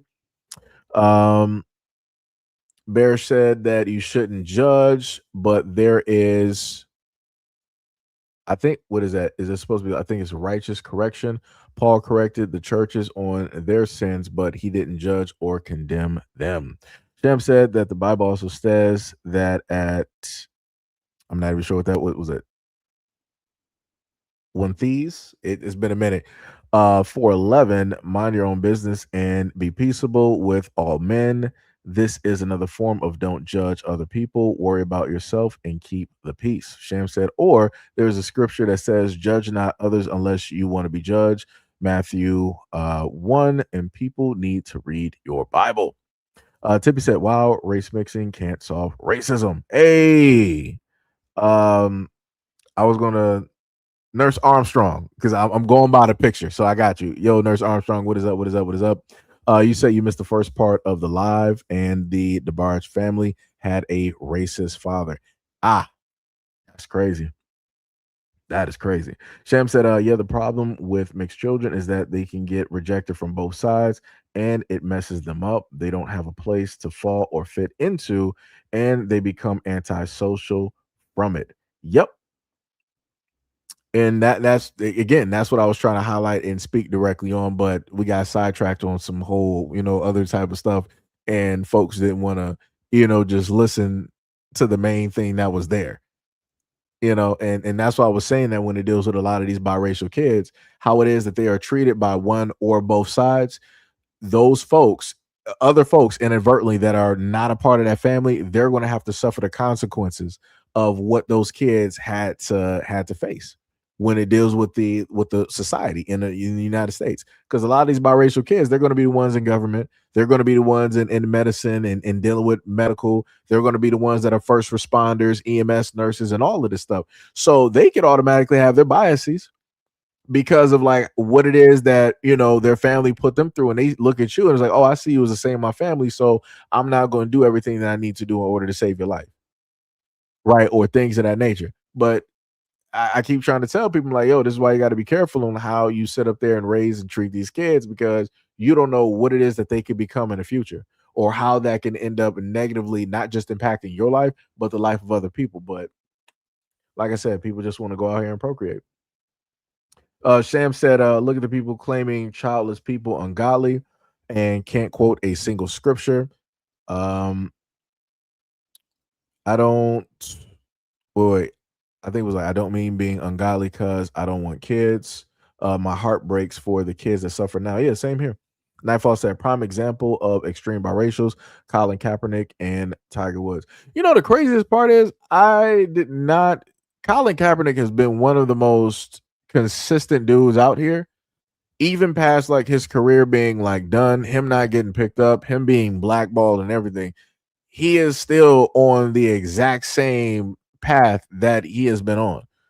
So it's like you know, I don't know. For me, I don't have a problem with Colin Kaepernick. Like, can't nobody has like showcased negative stuff with Colin Kaepernick except people disagreeing. Was like, they're doing this knee type of stuff. They're doing this. They're trying to protest. They're taking away our sports. They're making everything political. That was the only thing that people could list. Other than that, this dude has been consistently doing stuff, foundations, giving back to the community, all that. I mean, I don't know.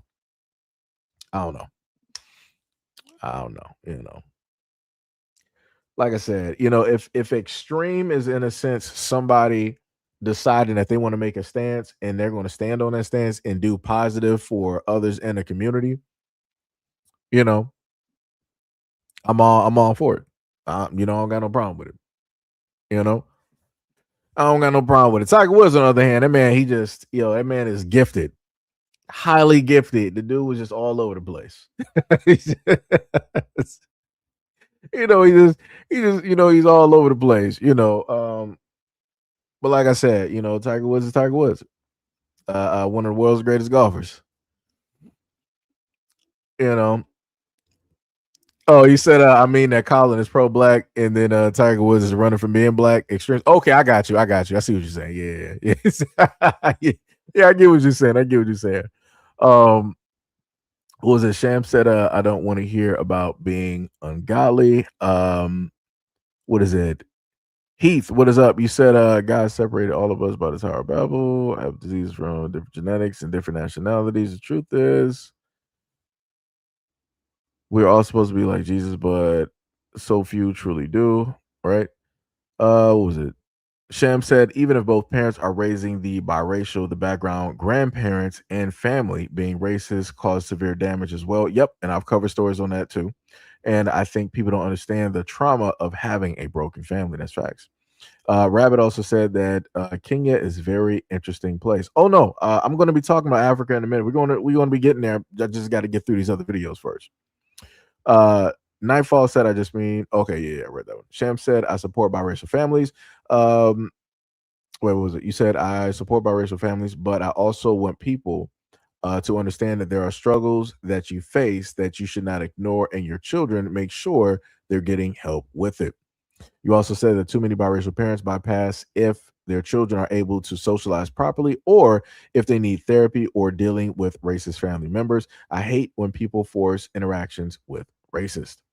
Uh, Rabbit said that Kenya is a very interesting place. They sadly worship white people, but abandoned biracials are not treated very well there. Keith said, be pro Jesus and forget the color. Would heal so much. I mean, I'm not even trying to get on the subject.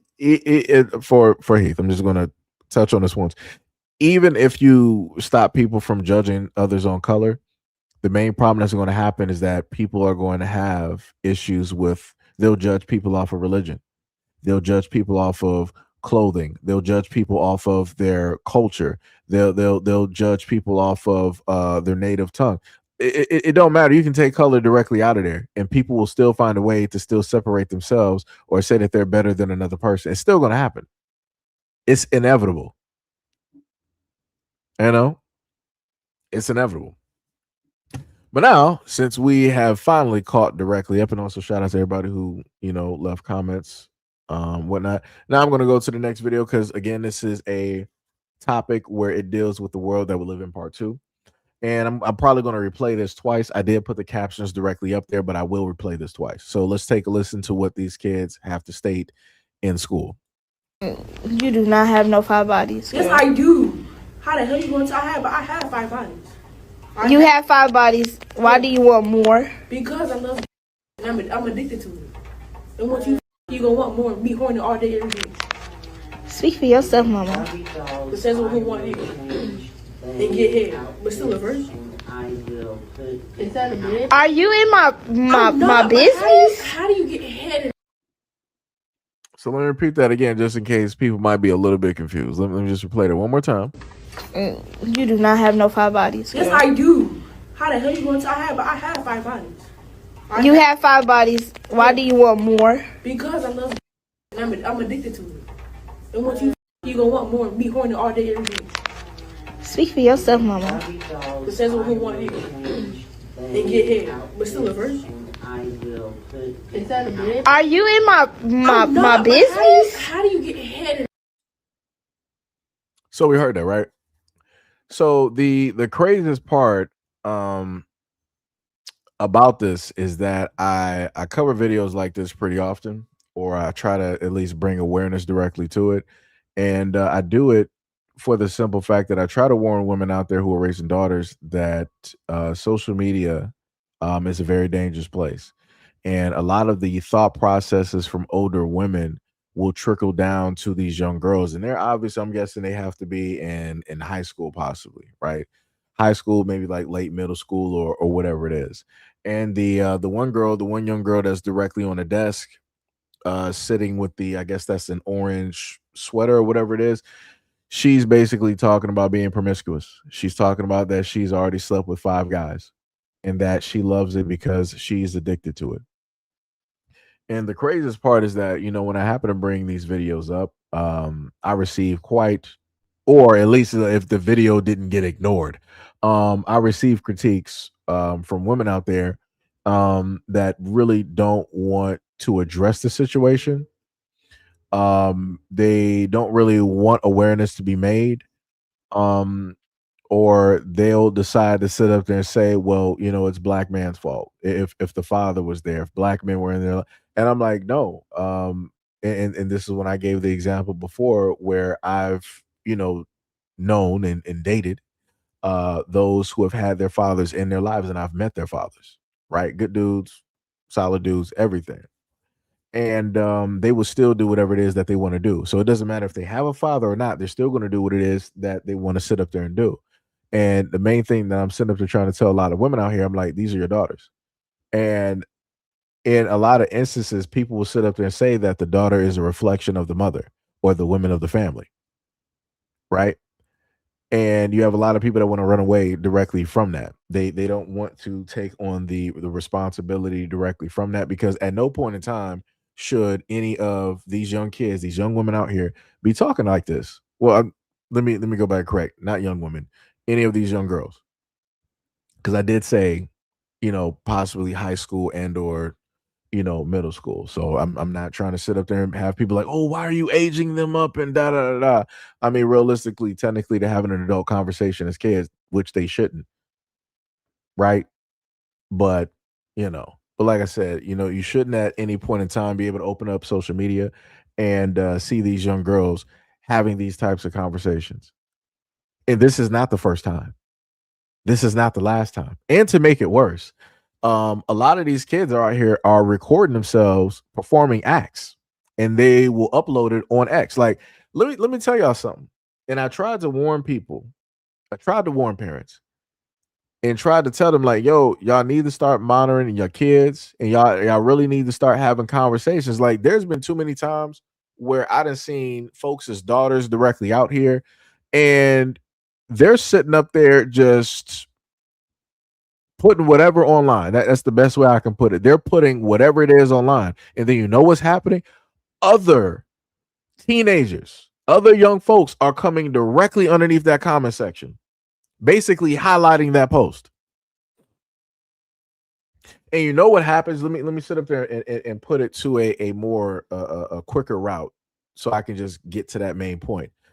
The problem, on top of what this already is, the major problem that happens from this is that since all of the young ones are sitting up there talking in the comment section, you're on X, you're on Twitter. Adults are everywhere. So now you got predators that are monitoring, that are looking at the conversation, they're looking at your kids' profiles. And I want to remind a lot of parents out here, y'all don't, I know that a lot of y'all don't look at your kids' profiles, because if you did, what's a word that I could use? Man, the word eludes me at this moment in time. You would be in shock and shock and awe. I guess that's the best way I can sit up there and put it, with the types of either pictures or videos or whatever it is that they decide to sit up there and upload. And like I said before, you have your kids out here that are having these conversations openly. And like I said, I guess the young girl that's in the blue that's recording, I guess she's a virgin. And she was like, are you in my business? It's like, why are you questioning if I'm a virgin or this, that, and the third and all that? Like, this is how girls sit up there and try to pressure other girls. It's like they have these conversations, and one of them that's out here doing stuff that they shouldn't be doing is the one that's basically the most knowledgeable. And then within the ignorance that she has, she's going to spread that ignorance to the other girls out here and try to peer pressure them. It's like, oh, well, you're not grown. You're not actually a woman up until you did this, that, and the third, and that. And they're going to try to, do everything possible in order to make them feel small so that they can move out of that square and be where it is that the girl in orange is. And like I said, I tried my best to highlight these things, and to no avail. We're in the 6th, 7th year of basically talking about stuff like this. And if people can't just sit up there and say that it's a black man's fault or a black father's fault, then people just, really ignore the conversation. They ignore videos like this. Like I said, I just put up, just like I said earlier on in the what is it? In the live stream, I was like, yeah, I just put up a video of an older woman that's 38 years old that is basically telling young girls like this to go out there and, have relations, go out there and see what's happening, go out there and catch STDs just for the fun of it. And that's a 30-something-year-old woman talking to both young women and young girls out here, telling them to go out there and explore, to go out there and have a phase, have unprotected relations, and potentially catch HIV and AIDS because you need to have a phase for at least 10 years. It's crazy. That is wild.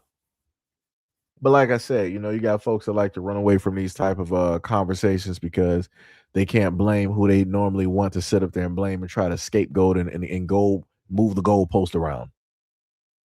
It's crazy work out here. It is wild. Tippy said, I would have said, so you want me to be a used up garden tool before 18? I know that's cruel, but no, that's not cruel. That's 100% the truth. Sam said yes, and if you don't have realistic conversations and boundaries with kids, it becomes a problem. Teaching them just the Bible says no is not enough. I'm sorry. Heather said this is quite awful. Mo said not trying to spitbox with you. Said my question was answered at Heather. Wait, I'm lost. Yo, Mo, what is up? Somebody said, can I replay? You just got here. No problem. I got you. You do not have no 5 bodies. Yes, I do. How the hell you going to? I have 5 bodies. You have 5 bodies. Why do you want more? Because I love it. I'm addicted to it. And once you gonna want more, be horny all day, every day.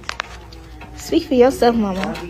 It says who want you and get head, but still a virgin. Is that a bed? Are you in my business? How do you get head? Right. So that was I replayed it for trending. Right. So that was the conversation that they were having in school. And I want to know, they're having this in a classroom. I'm not sure if this might be detention or there just may not be a lot of kids directly in that class, but I can clearly hear an adult directly there. And like I said, that's crazy. Like I said, you got a lot of these kids out here, they're just having conversations as if they just grown adults. And I'm like, this just should not be. Tippy, I do get you when you sit up and say you blame both parents, but I sit up there and put it to you like this. There's a lot of women out here who have kids, single parents, single women that got kids, and they bring consistently men in and out of that house. Right? So if the child happens to see something, you can't sit up there and say, it's the father that's not there. It's his fault. No, that's the mother. She's willfully bringing consenting male adults over to that house, and the child just so happens to hear or sees or both the interactions between that mother and that guy. And especially if it's a daughter, the daughter is going to grow up and see that and think that it's okay. And then she's going to be like, I want to be able to do what my mom does. I want to get all of the attention directly from the guys. So I seen what mom does with her boyfriends. So I know what it is that I got to do in order to get attention from the guys that I want. Like this is how this happens. That's how this happens. You know? Sharon was like, she can't even speak properly talking about sex. Yep. The 9th daughter said, this is sad. It is. It is 100%. It is. Mo said, Seji, you said you was talking to the lady who said, forget about color. Oh, I got you. Cherry Price, what is up? You said hello and good morning. Hello and good morning to you as well. Oh, still morning? Yeah. Oh, my bad. Good morning to everybody here, just in case I may not have said it earlier on the stream. My apologies. Again, I didn't have my coffee. Haven't had it in a while. It's been a minute. The 9th daughter said, have the elders failed us, or are the children just too rebellious? The media, the programming, do parents still have influence? Parents barely have influence.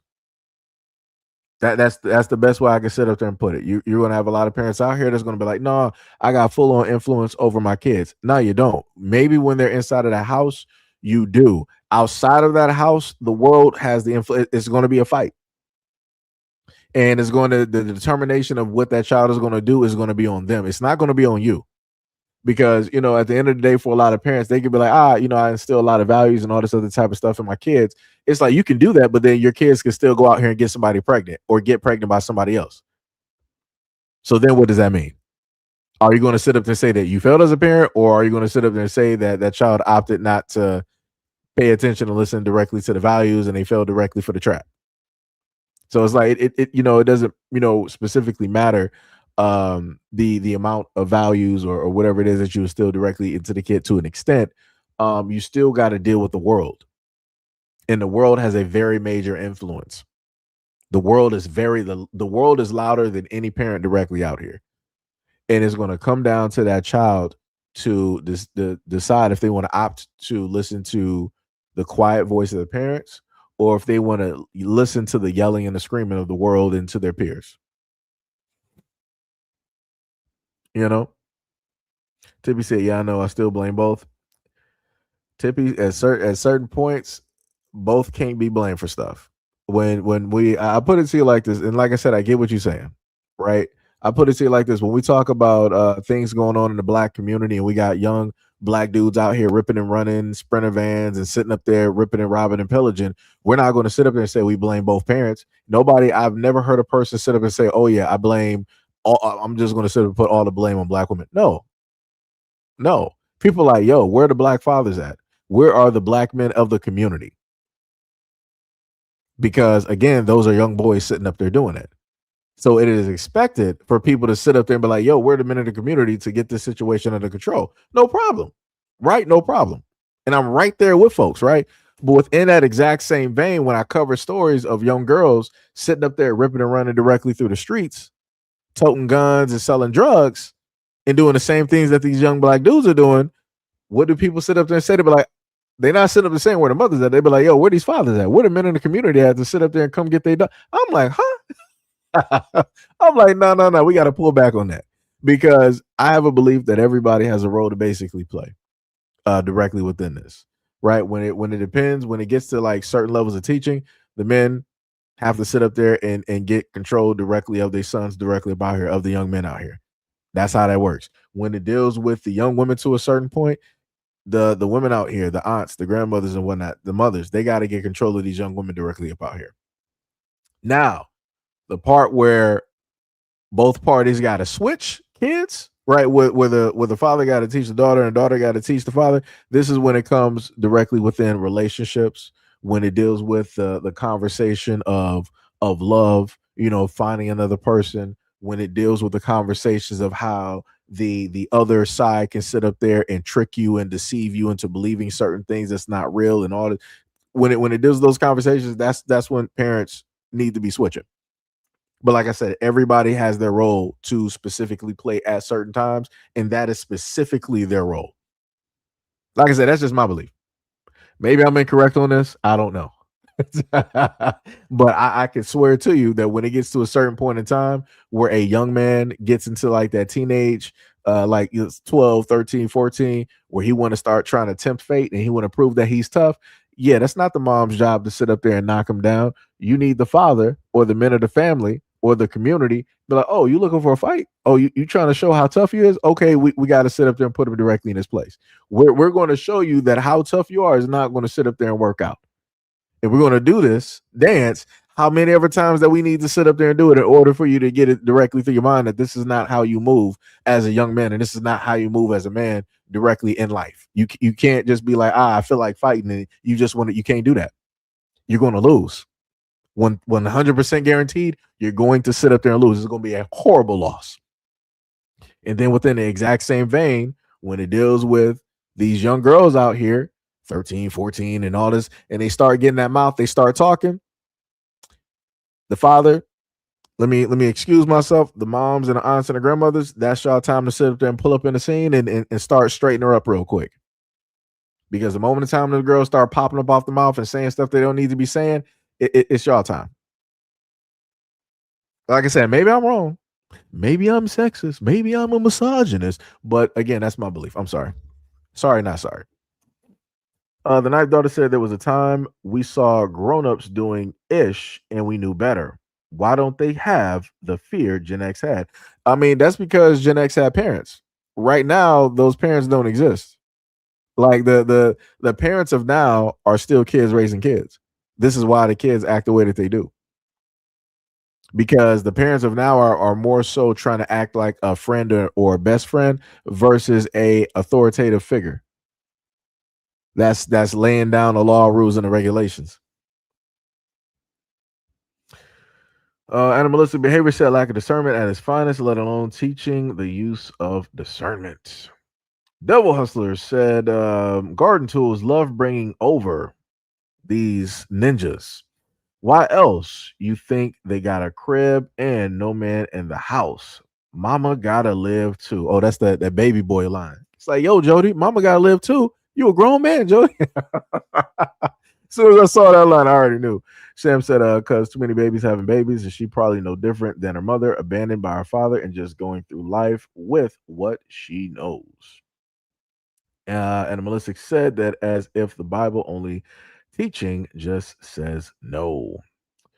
Pink said, my son is 15 years old, and I'm happy and grateful that he still speaks to me. I mean, everybody, everybody in your family is cool, and also y'all are gamers, so it makes it's just it's primed. It is primed, to go that way. And also, like I said before, even when it dealt with my mom, she would come and game with me, every once in a while, like some Galaga, some Centipede, pole position, Pac-Man, Tetris, stuff like that every once in a while. And like I said, that helps out a lot. And a lot of parents don't even understand that. Like the moment in time that if a lot of parents actually just took the time, like what Pink does, just take the time and have an interest like in video games or have an interest in what your kids are doing, the bond becomes stronger. Like the kids ain't gonna be like, I'm getting up there now. I'm not gonna be talking to my parents no more. I'm just gonna be, off doing my own thing. It's like, nah, it's like because it's like y'all got something in common, that's just in a sense beyond the whole. Of course, the parenting thing is number one, right? But because you actually have something in common that the child is interested in, that's like, yo, my parent is really, there for me. They really are supportive, and like I said, it just it solidifies the relationship. And I'm just even going by my own, example, how I grew up and whatnot.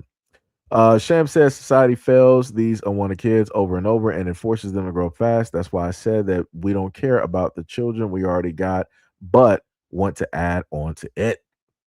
The ninth daughter said, come to think of it, there were a few out there girls growing up, but we didn't have it on the internet. Baby boomers were having babies and started families at 13 and 14.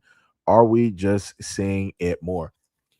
The crazy part is, I remember even going through school. Like I said, I told y'all the story of like one girl, she was going through like the whole football team. And the only reason I knew or the school knew about that is because um and that was bad. Like I said, it was already enough that she was doing that. But for somebody to sit up there and print off like papers and they were like just spreading it throughout the school, I'm like, man, that's tough. Like I felt bad for her. Like I really, felt bad for her because I did also like technically know her. Um and I had conversations and everything of the sort, directly with her, and it's like, dang. And I think I might have saw her once after that happened, and you can tell like her world was like shattered. And I know when stuff like that happens, this is when people start thinking to like the further extent. Especially when they're in high school, because it's like in high school, everybody's like, oh, my world is over. Like high school is basically the world for a lot of kids. It's like if something happens here and things get out or whatnot or whatever, it's like nothing else matters because high school is literally all they know, right? But I think if I can remember correctly, I might have seen her somewhere on social media, and I think she's married, or from at least the time that I remember seeing her picture, she was married. So I'm like, hey, things worked out, and she's still here, like I said. things happen. And that's why I sit up there and say when it goes to like certain extents, I'm not going to horrendously judge people because you never know what that can do to them mentally. And of course, something like that happened in high school where people want to just put information out there just to be hurtful. It's like, yeah, that's yeah. And then on top of that, not knowing if past wise, if things may have happened to her, which put her in the position of feeling as though that she needed to get attention in that type of way, you know. But like I said, it's a cold world out here. Ninth daughter said, part of my questions, genuinely inquisitive. No problem, no problem. I got you. Like I said, I try to accommodate and answer, questions or comments that people basically have right in the comment section. So y'all free to write stuff. Just to let y'all know. Sham said no, at this rate of teen sex and pregnancy is rising. It used to be something condemned by society. These types of girls end up in the special schools or interventions.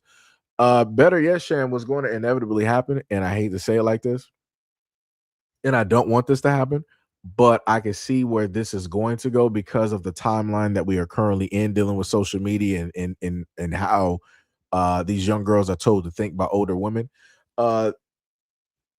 If she does not get things straight, right? If the young girl in the orange don't get things straight, she's going to inevitably turn to websites such as like OF. Case in point, if you don't believe me, look at Bad Barbie. She was, I think, like 17, and then as soon as the clock struck 12 and she hit 18, she automatically had an OF basically set up, and she made millions of dollars, right? Or because of how active she is, she may happen to go into the other industry, So, like I said, that's why I keep trying to say that a lot of women need to start talking to their daughters and to these young girls directly out here, so that they don't, turn and go into these other, activities, or I don't even want to call it career, but these types, of jobs. Like I said, it's detrimental. The only thing that they're going to know is the worst version of men. The only thing that they're going to know is how to be objectified, how to be, lusted after, right? They're not going to know actual, love, or an actual man like really caring, you know. But it's crazy out here. So beep, what is up? What is up? What is up? Sham said these programs and things are all gone. Tippy said I blame both. Of them failed to teach her. They say where the father at because men are the leaders. You shouldn't let no woman tell you when you can see your kids. Now, like I told you before, Tippy, I get you. I do understand where you're coming from. This is why I said in the live stream. No, it was a video that I recorded before, and I might have repeated this before. This is where it gets fairly tough, right? And this is in a sense still dealing with the situation, but a little bit outside of the situation. Like I said before, right? You said, and I've heard many other women basically say that men are ordained by God in order to, lead women or the community or things of that nature. But this is where I'm at, right? And this is just again me being honest. If as a man I listen to the words of everybody else and say that I'm supposed to lead, right? Okay, cool, fine. And I do the things that I'm supposed to do in order to lead. Like, I love and I care, and I got like a certain type of route that people can sit up there and take so that they can see something, right? Or maybe I might be walking directly in those actions. But even with all of those things, if I have women in my family that don't want to listen to me, and I'm telling them what is in their own best interest for the longevity of their life, and I'm watching them slowly but surely waste away, what makes me think within the fiber of my being that I can save other women out here, or that I can benefit and help realistically other women? If I can't sit up there and do something for the women in my family, if they don't want to listen to me, what hope do I really, and this is just me being real, what hope do I realistically have as a black man? Right? If I can't save them or lead them, what makes me think that I can do the exact same thing for other black women directly about here? Within what I just stated to people, it should make sense what it is that I'm saying. It should completely make sense. Like I said, I don't know. It's just me. It's just me being honest. I'm just going off of what it is that you wrote. Sham said when social media hit the scene, teen pregnancy rose significantly. It's because of more access to other people. The sad things, peer pressure is still a thing. You also said that, yep, I'm betting this child may be a foster child as well. A lot of girls this bad off is in the foster system. They don't have either parent. You also said that I remember trying to save a child similar to this situation that was abandoned by both parents. She had horrible foster parents. I used to tutor her and was trying to get her a better situation. Tippy said that nobody forced a grown man to get a woman pregnant, knowing darn well she wouldn't be a good mother. Same with women laying down with men, knowing that he ain't ish. Sham said, trying to tell her to not be out here in the streets, calling me if she needs help. I didn't hear from her for 2 to 3 weeks. Called the police. She was dead in a field the whole time. Really impacted me. Yeah, it's like I said, it's tough. It is tough. Lewis said we didn't have the internet and we wrote letters. Yeah, I remember having a pen pal. I remember writing a pen pal. I think she was in like Colorado or somewhere. I think the letters took like weeks to come back or something like that. I remember that. You used to have like pictures and stuff to the person that you were writing. Like it was crazy. It was it lit- Now when I sit up there and say this, it's going to sound very crazy, but again, it was not my fault. Now, given the fact that I had a pen pal, the pen pal that I had, they gave us like opposites. So if I was a boy, you had a girl, and if you had a girl, she had a boy pen pal, right? Because I guess it was Colorado, Sweden, or whatever it was, the pen pal that I had, she was white. So, like I said, it wasn't even my fault.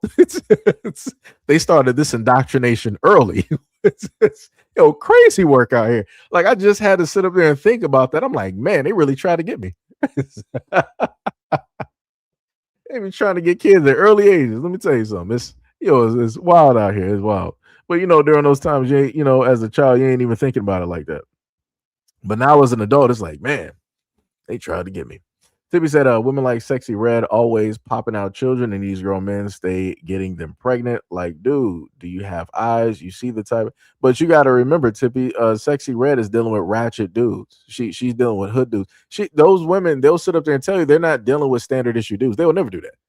Even if the dude means well and could actually be a good father and actually love them, they're not going to do it. They're going to deal with the dudes that don't care. They're going to deal with the dudes that other women out here find attractive. That's who they get. That's who Sexy Red be getting pregnant by. You ain't never see Sexy Red get pregnant by like some standard issued, 9 to 5 dude, that got a good head on the shoulders. They ain't never happened. Those are not the guys that I've ever seen hang around Sexy Red. Never in his lifetime.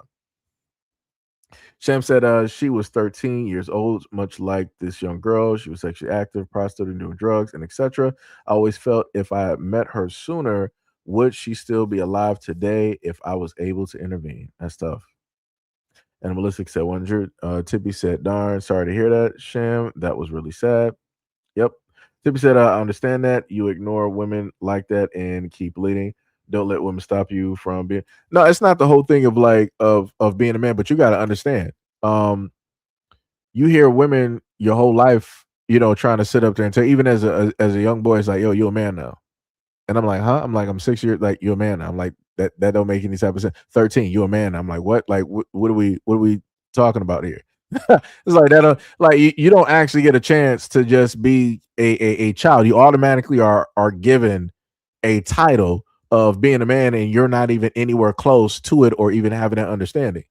So then you're trying to figure this directly out and trying to like understand so that you can hold this title that everybody keeps giving directly to you that you didn't ask for. You didn't even get a chance to grow directly into it or even try to reach out and touch it when you felt like you were at that point in life.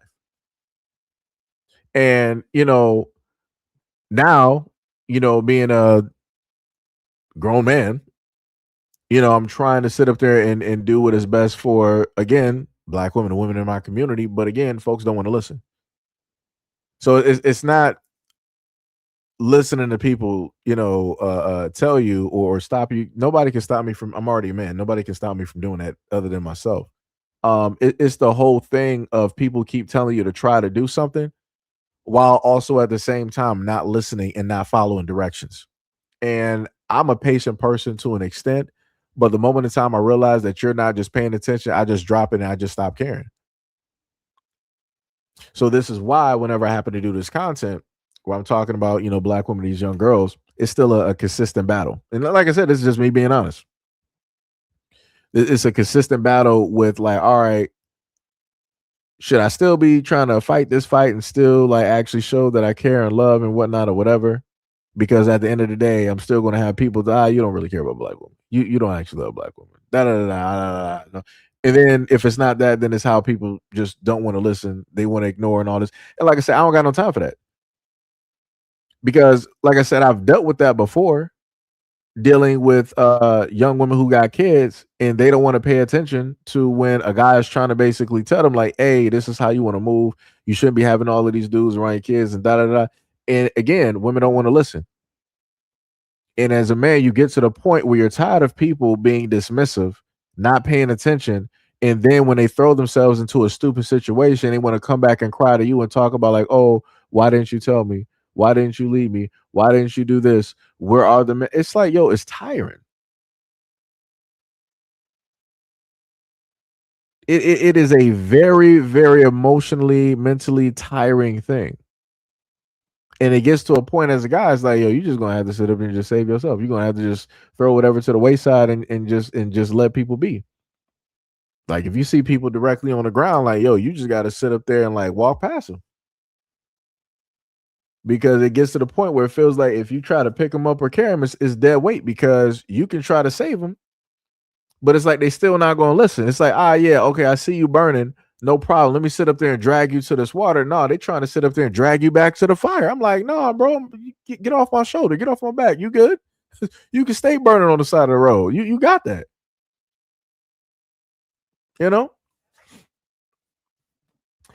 Shem said, for people who don't know me, I put in the work as a community activist, opened my home to help raise foster children, my friends' children, my own nephews. So I speak from my heart about these kids. Bars. You also said that you can't blame men for what's happening to these young girls. The 1950s, even if the father wasn't in the home, we weren't having these bad of issues. It's really society is the problem. Tippy said, thank you, Shem. People who do what you do should get awarded financially. Yeah, they should. But, society does not award the good of us. They always award the worst, which is crazy. It's diabolical in nature. Diabolical. But now, let's continue directly on to the next video. Kids, and I get pulled over. And the interesting thing about being a black person in this country when you get pulled over is the last thing I'm thinking about is getting a ticket. And the cop pulls me over and he comes in pretty hot, I'm not gonna lie, and says he pulls me over for not having a front license plate, which we haven't had a front license plate on this car in 5 years. And I was like, oh yeah, like, we need to get that done, so sorry. And he goes, where are you coming from? I was like, oh, I was coming from the NAACP Image Award nominee luncheon. And he goes, oh. And he goes, license and registration. I was like, okay. So I get it, give it to him. And he goes, are you still at this address? I was like, no. It's like, where you live now? And I was like, not too far from here. I was literally like 3 blocks away, or 3 exits away. Why haven't you changed it? I was like, I just haven't had a chance to go to the DMV. I was like, 2 kids, 5 and under. It's just working full time. It's hard to find a time. I was like, but I'll get that done. When did you move into that house? Bought it a few years ago. Okay, whose car is this? It's mine. Me and my husband, we share the car. It's ours. Okay. He leaves. Comes back. And he leaves for a little bit. I'm like, okay. Call my husband, tell him. He's like, okay, just keep me posted. He comes back. Have you been drinking? No, I don't drink. Okay, I'm gonna test you. Comes around. He's like, I'm not gonna make you get out of the car, but I'm gonna test you. And I was like, okay. I was like, I don't drink though. He's like, he tests me. I pass. He goes, okay, well, I smelled some alcohol. I was like, all I have in here is an oat milk latte. Okay. He leaves, comes back. So Jonathan's your husband? I was like, yep, 15 years. Leaves for a while, comes back. By this point, it's been almost 20 minutes. Then he goes, well, okay, I'm just gonna give you a fix-it ticket. I was like, okay, thank you. He's like, all right, have a good day. The thing I want people to realize, again, is that had I not been courteous, he was looking for a reason. He was absolutely looking for a reason. White people only have to worry about getting a ticket. I was worried that I wasn't going to make it home to my kids because he was looking for a reason. That's how it feels being Black in this country. And that was crazy. And you will have a lot of cops, like I said, a lot of folks, they don't tend to believe any of the stuff that Black people say. They only believe it once it happens to them. This is when you've heard white people at airports, when they're getting arrested for acting all deranged and drunk, they're like, oh, you're arresting me. Stop. You're treating me like a Black person. I'm like, wow. I'm like, so you do realize and understand what Black people go through, and you do just so happen to see it, but you never want to say anything because it never happens to you. But once, now you're being arrested. Now you got several officers directly on you trying to apprehend you and put cuffs on you. Oh, now you understand what Black people be talking about. I'm like, good job, officers. Arrest that white man. He's being disorderly. Like I said, what's good for the goose is good for the gander. Like I said, I kept telling people, like, hey, if you're going to just sit idly by and you're going to watch what be happening to Black people, what's going to inevitably happen is that once it start happening to white people, Black people are going to be clapping. We're going to be on the cop side. It's like, you got it, officer. It's like, that's what I'm talking about. Back to blue. Thin blue line. Like I said, I've said that in so many different videos because I'm like, it's hilarious that, when you say the exact same things that they've been saying over the years, and then you use it and frame it against them, and you can visibly see what it is that they're going through. It's amazing how angry people get, how enraged people get, and then how people just automatically from that. And we're not even talking about like a racist situation. Then from that, now people want to start getting racist. I'm like, what? I'm like, how did we get here? I'm like, yo, you went from like 1 to 1,000. That's some crazy work. It's diabolical. 100%. Yo, what is up, Flying? I saw you, Sham. No, he was modded. That was like years and years back. But to Guillotine, that's not whining. What's the best way to sit up there and put it? It's in a sense thinking out loud, which I tend to do a lot during either live streams or videos, and also the same sentiments that I have, I can promise you that there are other guys directly in the Black community or sons that feel the exact same way. So again, regardless on how people may deem it, if I talk about it, or how it may make me seem or whatnot or whatever, again, I do this because other people may share the exact same sentiments, especially younger dudes directly out here who really want to do the best, let's say maybe for their family or people that they love and really care about, because in too many instances, when it deals with especially young Black men out here, they feel alone. How it is that they got to move through life, what it is that they got to look at, their outlooks on life and everything. They feel, a lot of times they feel alone. They feel like don't nobody actually understand. And that's because a lot of grown dudes, they pull up to the scene and they be like, don't nobody care. Stop crying. This, that, stop complaining. And I'm like, you're being dismissive of that dude's feelings. And we inevitably know what happens when you are dismissive of young Black boys and their feelings, instead of them being able to, all right, just like think that out. Or maybe if they have a little bit of emotions, depending on the situation or what they've been going through his life as a child, they want to potentially cry that out. We basically tell them like, don't be crying. Don't express no feelings, because the only feelings that are allowed directly in the Black community when it deals with Black men is anger. Anger and rage. Those are the only feelings, and that's facts. That's 100% facts. Within the Black community, the only emotions that are realistically allowed and that are valued when it deals with Black men and young Black boys is anger and rage. That's it. So again, this is why, and then that turns into what? It turns into violence. And everything else that basically comes directly with that. And then what does that then in turn do to the community? That starts to tear things apart. All because people want to be, dismissive of the feelings of young boys and young men directly out here. Because people don't want to, really allow them to, express certain things. It's crazy work. Like I said, I remember my aunt, and I remember when she sat up there and told me, it's like, yo, man up, stop crying.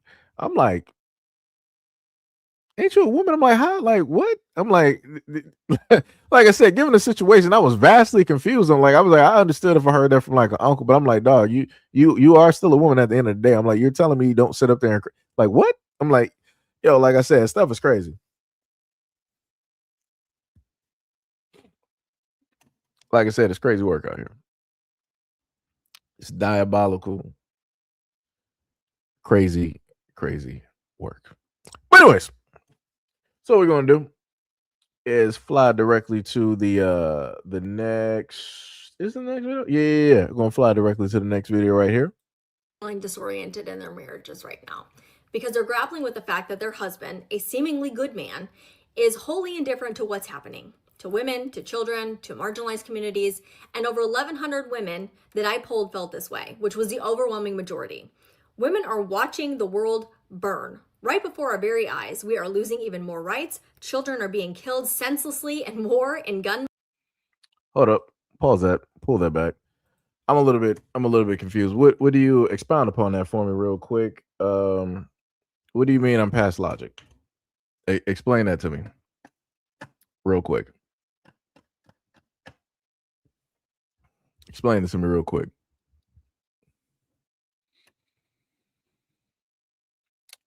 Explain that to me real quick. Because I'm gonna try my best, because I can feel already right now that I'm about to hit 100, but I'm trying to just make sure. Because like I said, I'm trying to be a better person. Because I've done this for quite a bit.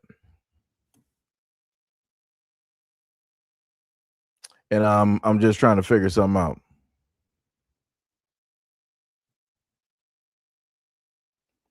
That don't even make any sense.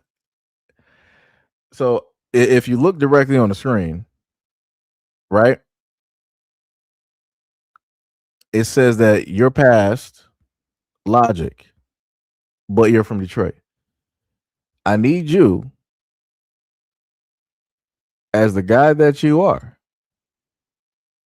to expound on that for me.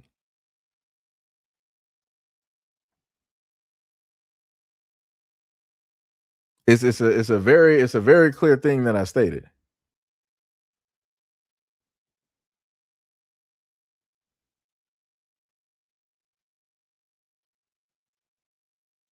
Very, very clear thing that I stated. It don't take that much time. We both grown here.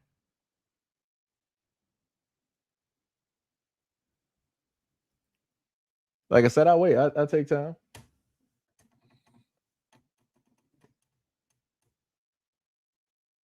No, I got you. I remember. I remember old head dudes. I remember. And I remember the picture that you had directly up there. I got you. But I just need you. I just need you to expound that for me. Like way past like, I need you to expound that, because as you know.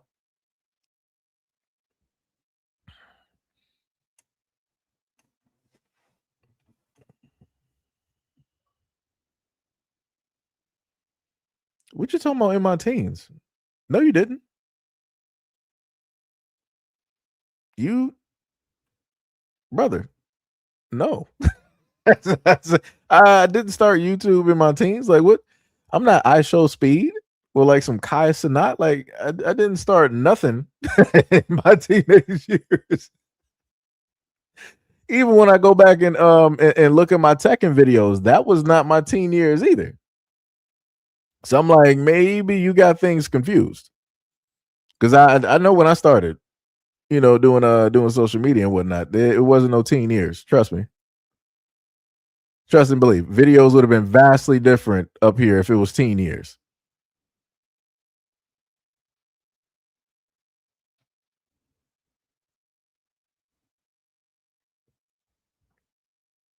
No, I don't got 500K.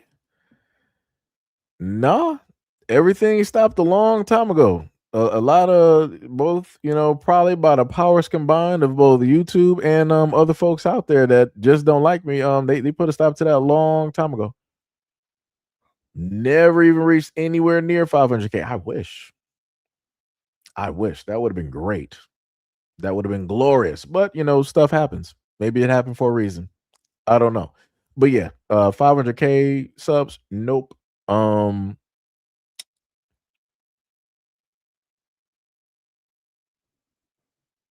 I mean, I got you. I mean, we got some other people that was doing that as well too. Tonda was up here. Sham was up here. You got Mo up here. You got Hack. You got Ty.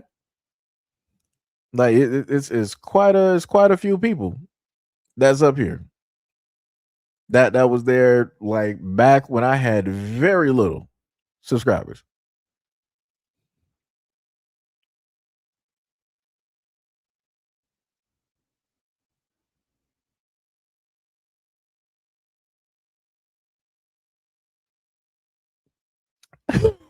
Wait, what?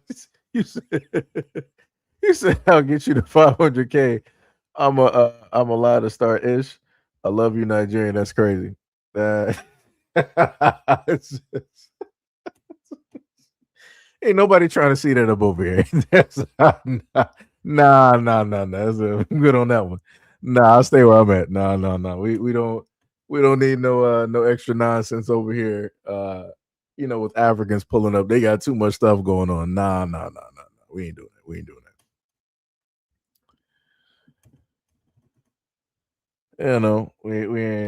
We ain't doing that.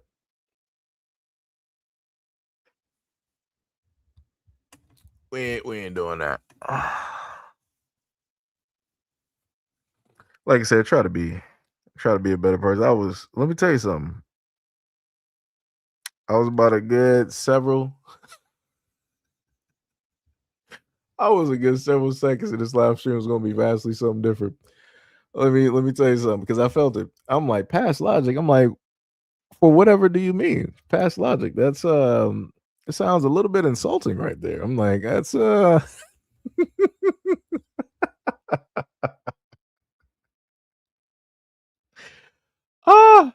that's crazy. That's crazy. That is diabolical.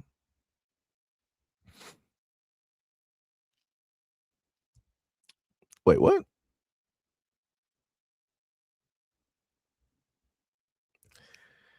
You said that, brother. I don't even know what you even said. I'm not sure if, like I said, I remember you, but I'm like, I'm not even sure if you're joking right now. Where you're sitting up here talking about FBA decided to embarrass a president from Africa, and you say you quit FBA.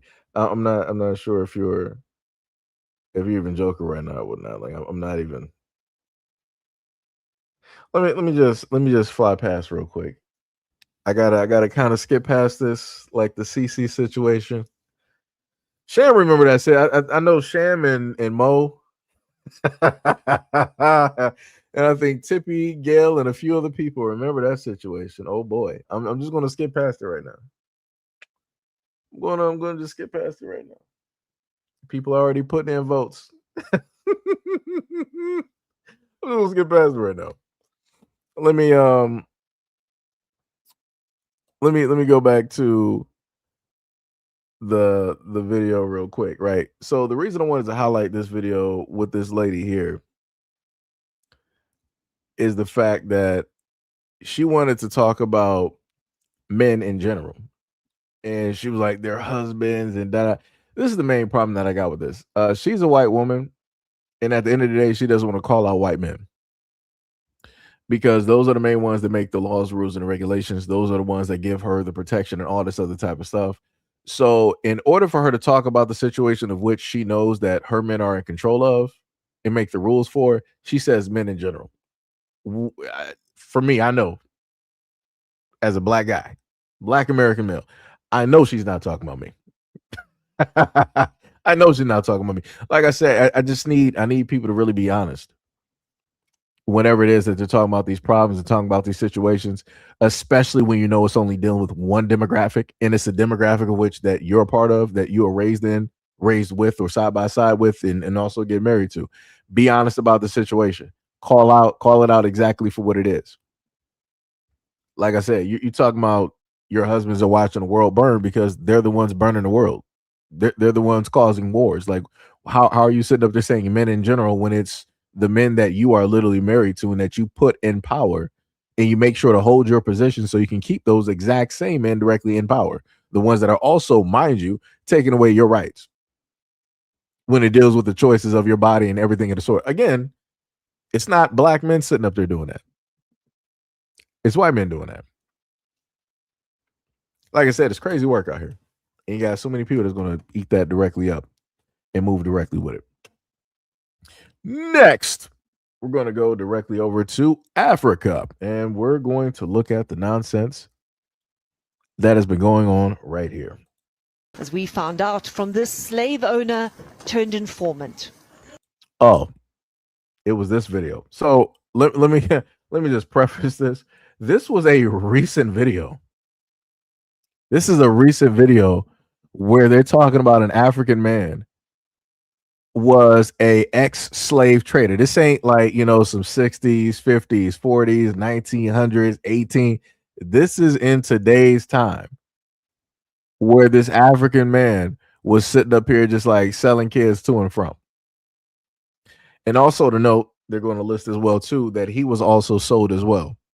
So it's just a cycle that keeps going. Let's look at it. Found out from this slave owner turned informant. How much did you pay for a child?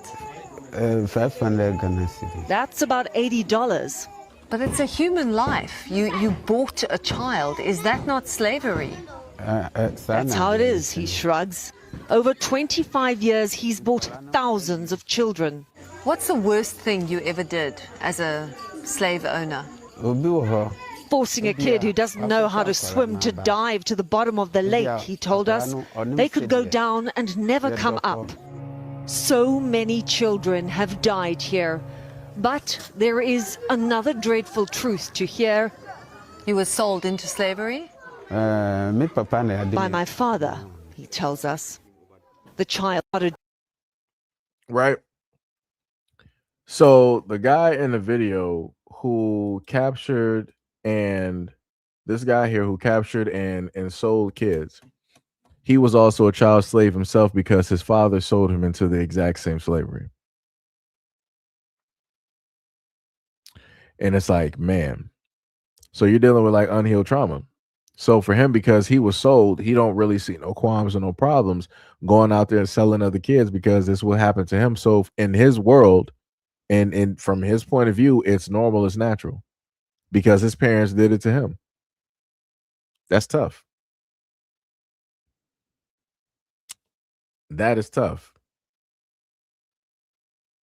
That is 100% tough. Like, man, like I said, I can't even begin to understand how that dude even felt as a child getting like sold to like some other. And like I said, no telling what he had to endure as a child, what he went through. Because like I said, I covered too many videos and whatnot when it deals with kids. Like it ain't nothing good. Whenever it deals with adults and kids, it's never nothing good. It's always the most horrendous and horrible stories. Man, that's tough. It's like at one moment, it's like you don't want to sit up there and feel sorry because you don't see him as being innocent. But then you realize it was like, yo, he was a child too. He didn't have no choice. he had to endure, he had to endure with untold traumas. Like if his parents sold him, no telling what he was going through at home. So we don't even know if the situation getting sold, if it might have been a better situation for him. You know, like I said, that's bad. That's all bad. Yo, what is up, Gil? Sam said, especially to become an adult that is drowning children he captured. Yeah, that's crazy. Yep. Yep. Rabbit said the video is old, but regardless, this man still pisses me off about how he talks about children. Yeah, like I said before, for me, it's new because I never seen it. I never seen it. I wish I could have seen it when when you were able to see it during the time, but I'd be all over the place. So now we're going to also move directly into the future of South Africa. And at this moment in time, we have, and I want to note again, and I have to bring this up because you got a lot of Africans that normally sit up there and talk crazy about Black Americans. This is another reason why I'm highlighting this. And I'm also highlighting this because you got a lot of folks out here that's Pan-African, and they've been telling Black Americans, "Oh yeah, go over to Africa. That's the spot. That's where we need to sit up there and go because of this, that, and the third." And I told y'all for years, I'm like, so what's going to happen if you tell all of these Black folks, these Black Americans, to go over there to Africa? You're going to a whole nother country.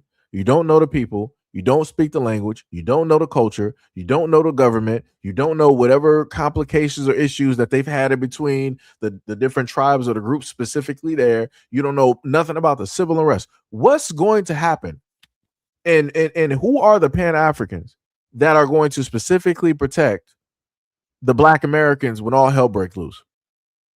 And that answer is nobody. None of the Pan-Africanists that have told Black Americans to go over there to Africa, they're not going to uproot and take themselves from America and go over there to Africa to go save those Black Americans.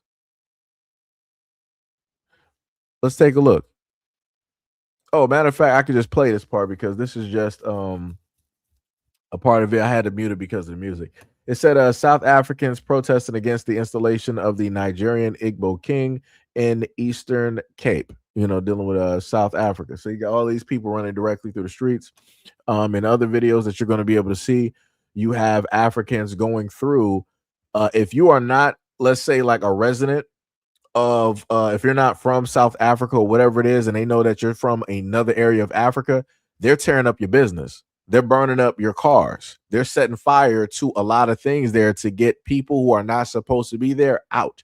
You will literally hear in the video further on Africans telling other Africans like, "Oh, if this ain't your home, you need to go back home." And I'm like, wow, that's crazy. I'm like, but Africans be sitting up here saying that Black Americans are xenophobic for saying anything even close to that. Like, look at this. They going through sitting up there like tearing up, and burning up businesses.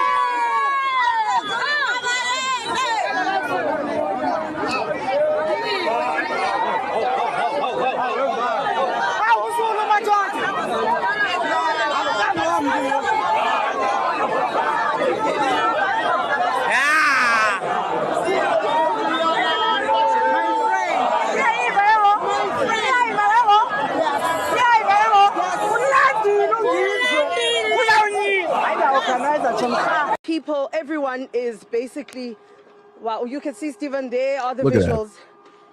A number of taxis, well, seems like there are some of them.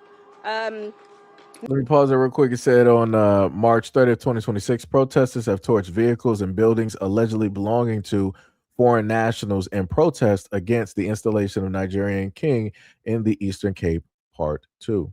Not just taxis, but private-owned businesses burning up in flames. Now, this is where they had actually told us to turn back or to switch off their cameras.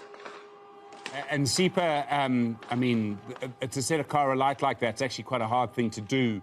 They're designed not to catch a light like this, so this is quite extreme, what we're seeing here. These vehicles alight in this way. Utterly extraordinary what we're seeing. You can hear the crackling as well in the background. Gosh. Oh, yes, Stephen, you can hear the crackling. We just want to move a bit away so we're at a safe distance, because remember, these are cars that had petrol. These are cars that have engines, so they might just blow up. So we want to be at a safe distance should that happen. Now, to tell you that on the other side of the street, we see where the crowd had actually fallen back to. Majority of the crowd is now onlooking towards a certain area of the CBD. And that particular area, that's where you'd find the butcheries. And those are mostly foreign nationals that are Islamic. Like I said, that even the masjid here has actually been vandalized, kicking down the gates of the masjid. But most of the people, or most of the businesses or the business owners actually took cover inside the masjid, and they closed the gates shortly before the crowds started to come in. Now I can see some of them coming out, foreign nationals here and the business owners coming out crying, hands on their heads, seeing the extent of damage to their vehicles. Most of them, of course, these could be delivery vehicles for some of them that they use. And we're seeing one bakkie up ahead, which is actually one of a delivery one that they see. Let me see if I can speak to one of them. Hi, sir, come this side. Come this side, sir. Okay, he says he's running away because all these cars have petrol.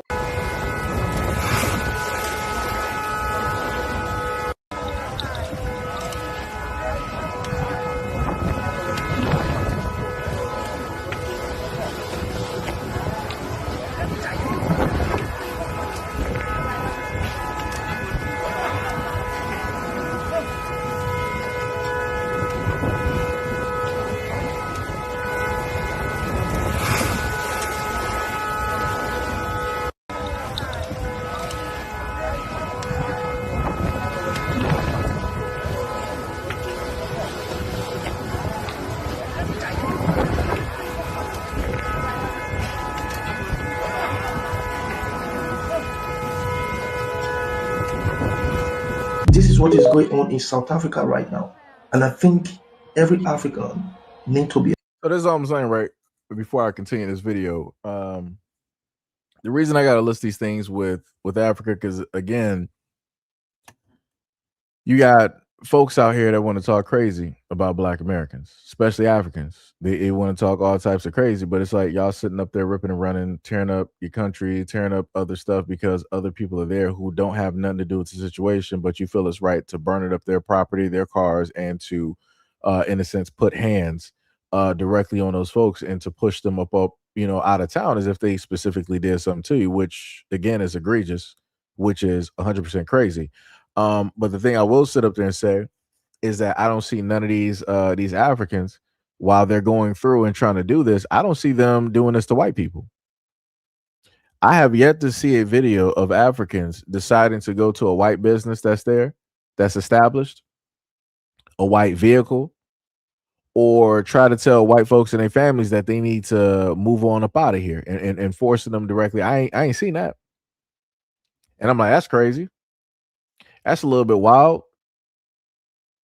But I'm like, I'm seeing these Africans, they making sure to go after people that look just like them. I'm like, that's a little bit crazy. I'm like, oh, that's quite wild. The animosity that they have. But I'm like, didn't Europe throw you into the disarray and all of this? Don't they still got contracts and all this other type of stuff dealing with your land and your minerals and your resources and all this?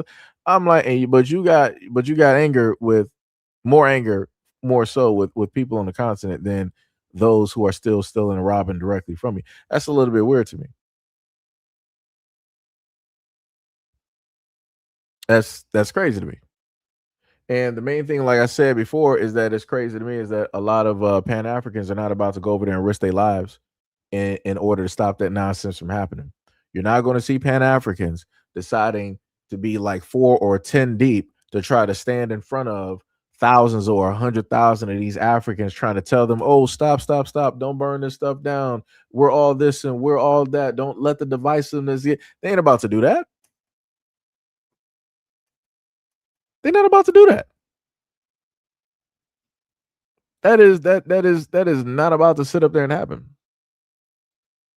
What was it? You said FBA is mortifying me. Hey, it be like that. Pan-Africanists are mortifying me at this moment in time with the way that they sitting up there moving. And how I don't see them going over to Africa to fix a lot of these problems going on with these governments, with these coups, with the civil unrest that is going on directly out there. It's mortifying me at this moment in time. And then it's also mortifying me that a lot of Pan-Africanists are allowing these Africans to step up online on TikTok and ain't saying nothing. I don't see Pan-Africanists pulling up to the scene to check a lot of these Africans. Now, I know that I'm doing it. I know that many others are sitting up there doing it, but I don't be seeing these Pan-Africanists that say that everybody is everybody and we all family. I don't see them pulling up to the scene and deciding that, hey, let me sit up there and put this in check. Let me, make sure, things stay where it's supposed to sit up. That's not happening. Like I said, there are quite a few popular Pan-Africanists that are huge online, and I have yet to see them sit up there and say anything. On top of the fact of the black folks that have lost, the black Americans that have lost their lives directly over there. Somebody said they were already doing stuff to the white farmers. Again, I said I'm talking about the videos that I'm looking at right now. I'm talking about, let me be very specific again, because I guess people are not catching me. When I'm talking about I don't see none of these Africans doing this, I'm talking about the videos I just showcased to you. I didn't see not a white soul in there. I didn't see not a white business in there. I didn't see not any of these white people's vehicles in there either. That's what I'm talking about.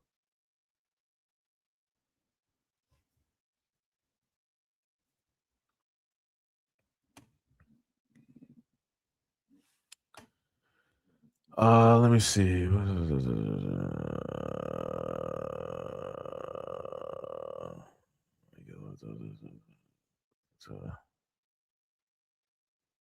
Wait, I'm confused. Oh, I know. Okay, I know who Vince is talking about. The crazy part is at this moment I wasn't even talking about him. I was talking about somebody else actually.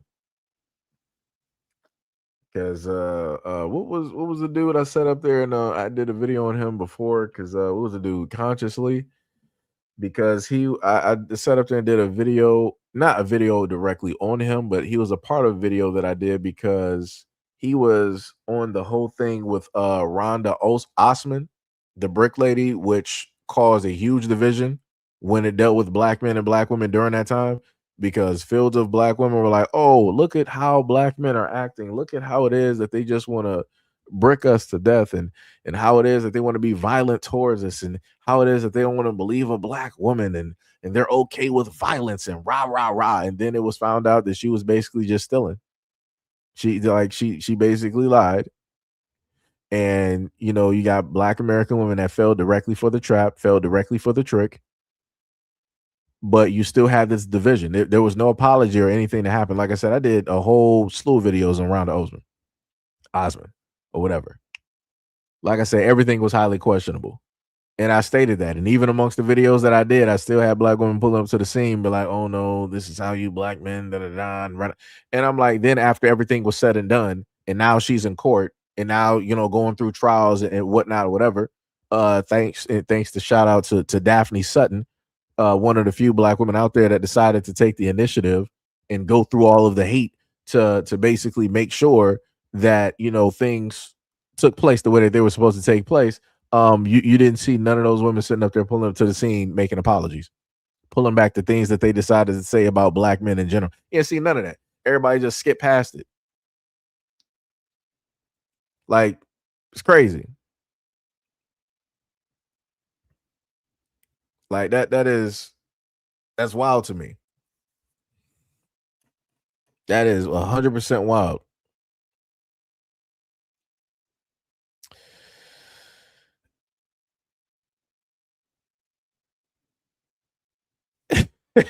Let's look at that girl. My goodness, Gail is hilarious. Vince said I don't take Pan-African serious. At best, I take what they say with extreme grain of salt. Yo, one of many. What is up? What is up? What is up? What is going on? Let me see. Dun, dun, dun, dun. What was it? You said just because you don't see it doesn't mean it's not happening. That's not what I'm saying. You're not listening to what I'm saying. I'm being very specific. So when I'm looking at the videos that I'm bringing to people and what I'm talking about, that's what I'm talking about. I'm not seeing it here. I'm talking about giving party examples. Like I said, they have their own news people local directly on the scene. So if things are happening directly to white people, oh, they'll make sure to highlight that.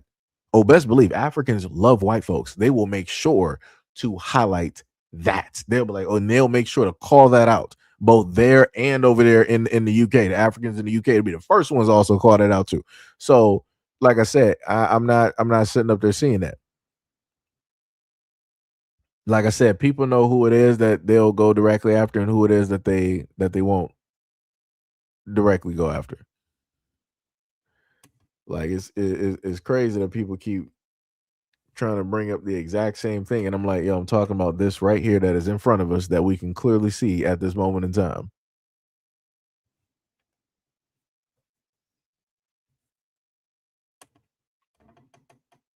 One of many says, shout out to Daphne Sutton. Yeah, much love and appreciation to that woman. Like I said, she was doing the Lord's work. That was one of the few black women that I've seen online that was going to bat for black men every single time. Like whenever somebody was telling a lie, stood up.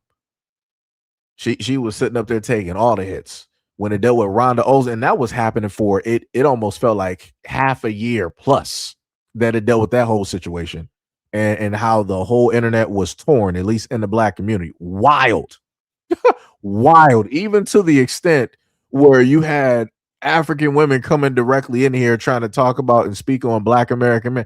I'm like, that's what we talk about. I'm like, that's the easiest go-to to sit up there and do. Is like, oh, black men in a conversation, start talking negative. Let's start the hate. Like I said, shout out to Daphne Sutton, man. Like I said, do beautiful work. Like I said, she's still getting hate to this day.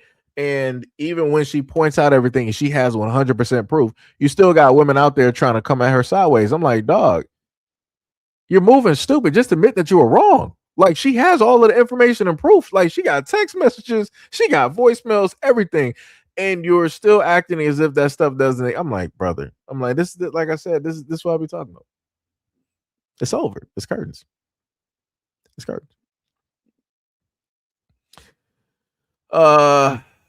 Flying said that Pan-Africans will always rock, save face. Yeah. So what about the black Americans that died over there in Africa? I don't hear a lot of Pan-Africans talking about we're going to always remember their name. I don't see t-shirts. I don't see hashtags. I don't see people giving warnings. You know, like I said, if people have a belief in what it is that they have a belief in, I'm fine. Like if people want to be a Pan-African, that's cool. All right, cool, no problem, right? If people want to be FBA, Black American, Indigenous, Hebrew, Israelite, original, whatever it is, the star children of the universe, whatever people want to sit up to say is cool. It starts becoming issues and problems when people want to start doing the back and forth. It's to the same extent where people want to have religious wars, where they're like, my God is basically better than your God. My religion is better than your religion. Like I said, the problem with a lot of stuff is that everybody want to be right. Nobody wants to be wrong. This is why we got so many problems and issues. People just can't just sit up there and just be. Like that's the craziest part. That's that's 100% crazy. Yeah, one minute said that Daphne is impartial too. She holds both sides accountable. Yeah, she does. She does. Yes, indeed. Yes, indeed.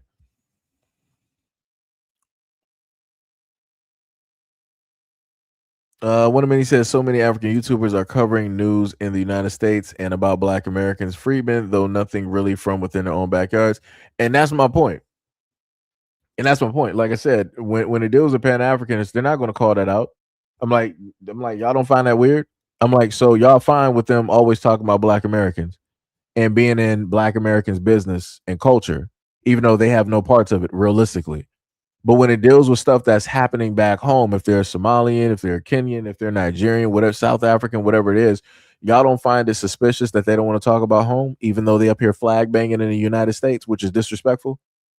Because it's crazy, right? Pan Africans say that everybody is everybody, but then Africans will be like, no, everybody's not everybody. They will tell Black Americans, no, I am not you and you are not me. And then in order to further solidify that, they'll start flag banging. They'll bring out the African flags. And I'm like, that's a little bit weird. I'm like, I thought we was all Black though. I thought we was all family. I thought we all originated and came directly from the same place. But I guess not. I don't know.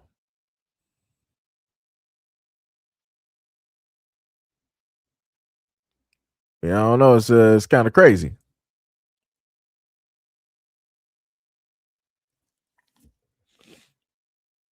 Huh?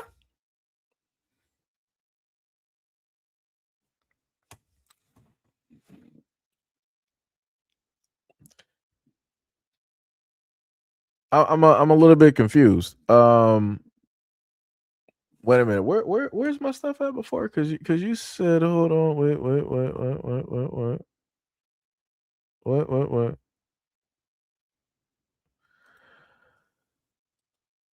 Where was? Oh, maybe I don't have it on here. I could have sworn. See, that's how I know you haven't been here for a very long time. I guess you must have been on vacation, right? You took a long stint and probably went somewhere, right? But over time, over the years that you have been missing directly from this platform, I've had to cover a lot of stories. And I've had to deal with a lot of disrespect from Africans. Again, you wouldn't understand that because you are Pan Africanist. Y'all don't see none of this, right? And you had a lot of folks that decided that they wanted to make videos and they also wanted to pull up to the scene and say a lot of crazy stuff directly about Black Americans and how it is that we have no culture. We're not even a group or we're not even a people. We pretty much don't have anything. And I'm pretty sure a lot of Pan-Africanists would completely agree. It's like, yeah, soul food, that's African. Um Pan-Africanists would be like, yeah, rock and roll, hip hop and poetry and jazz. Oh yeah, that's African. Oh yeah, the way that Black Americans dress. Oh yeah, that's all African. Because you are African, so therefore everything that you make and create here in these United States is also African. I've heard a lot of Pan-Africanists say a lot of that. And I'm like, that's quite crazy. That's very much that's wild. So you said that Black Americans are the main ones with criminality, right? Where is the video here? Let's see if we can actually get that. Let me go back here real quick. Right? I have no problem having these conversations, you know. Let me just make sure things are close to edited.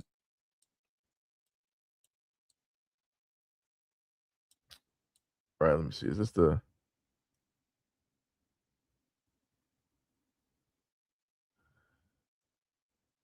Oh, was this? Yeah, okay. I think it's so I'm just trying to figure out, right? Going by what you stated there, Fly, right? Dealing with the whole criminality type of thing. So how do you Pan Africans feel about the grape fest that took place over there in Africa?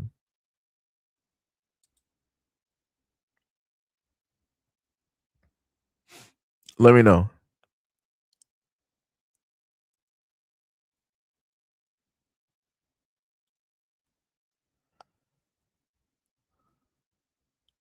Let me know. How does that fare into that Pan-Africanism?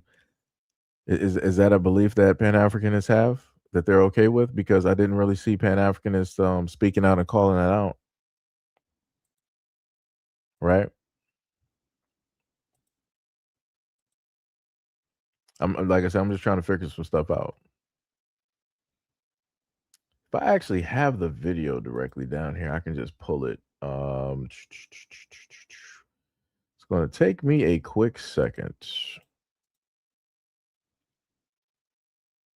Oh, matter of fact, it might not be down here. Okay, that's for today.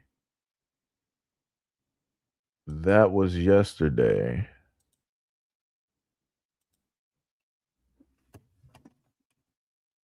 Trying to find the day prior, because I'm trying to, when I happen to talk about these things, I like actually putting the videos directly up there. For whatever reason, is that it? Let me see. Is that the 15-minute video? Haha, got it. Let me put that directly up there. Head is about to explode from whatever is going on in Ozora. So my brother literally just called somebody in Delta State and oh Jesus Christ, please help me.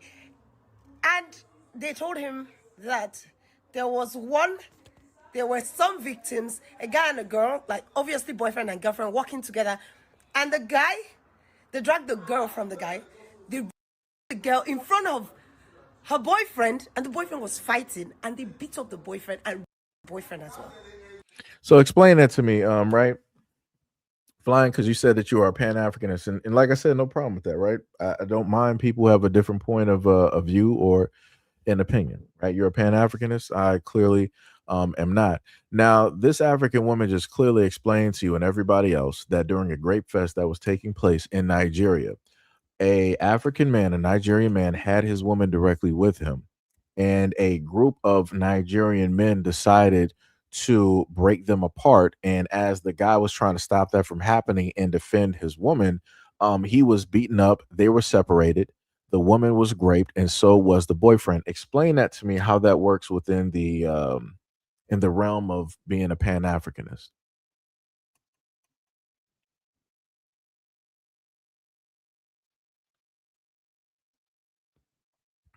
Take your time. And you're not going to tell me that that's just a few people.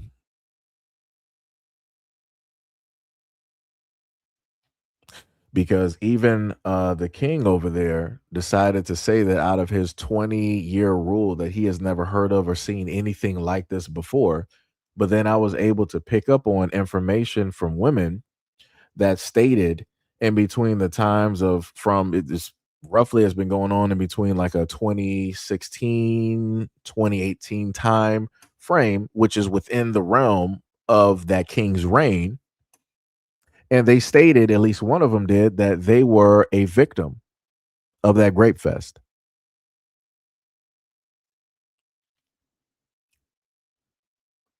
So you're saying that this festival happened in the United States? Wait.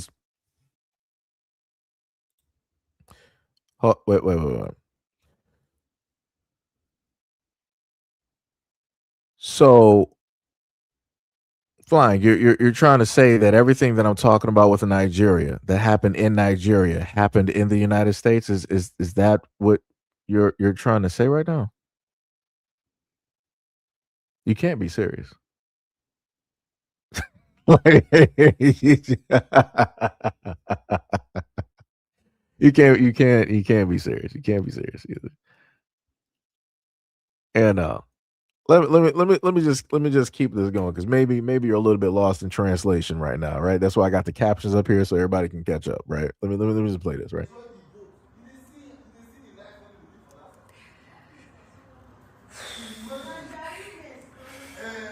The fact that these guys that we're talking about, they are the same guys that are flexing with Yahoo money in Delta State, in Ozora.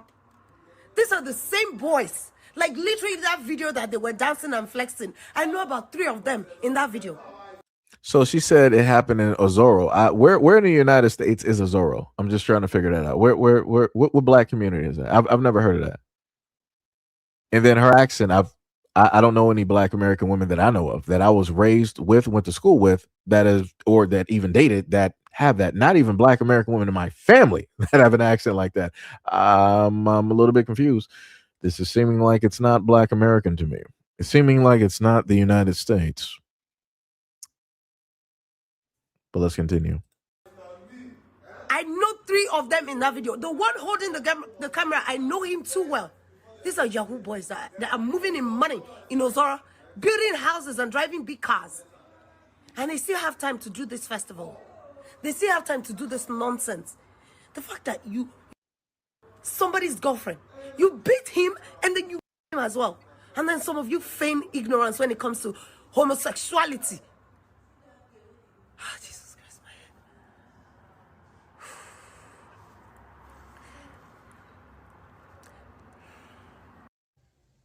So this demonic act that actually happened in Ozoro is not actually funny, because for a minute I'm like, why are people laughing? So I had a VN of a guy. He was explaining what happened in that same Ozoro Delta state.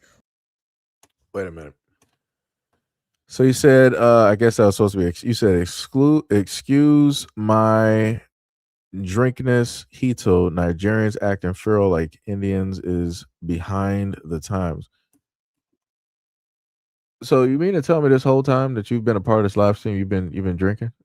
What time is it right now, brother? It's like 11:54. So you mean to tell me like this whole time you've been doing this live, that you've been a part of this live stream talking? You mean to tell me that you've been drinking this morning? I'm looking at some of the stuff that you're writing, because I'm like, some of the stuff don't make sense, and I'm like, it's sounding quite outrageous, and it's making sense now that you said that you were drinking. It's still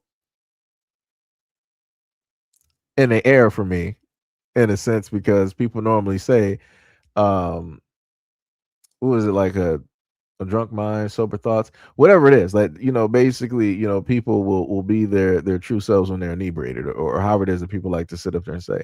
But again, it makes a little bit of sense, I guess.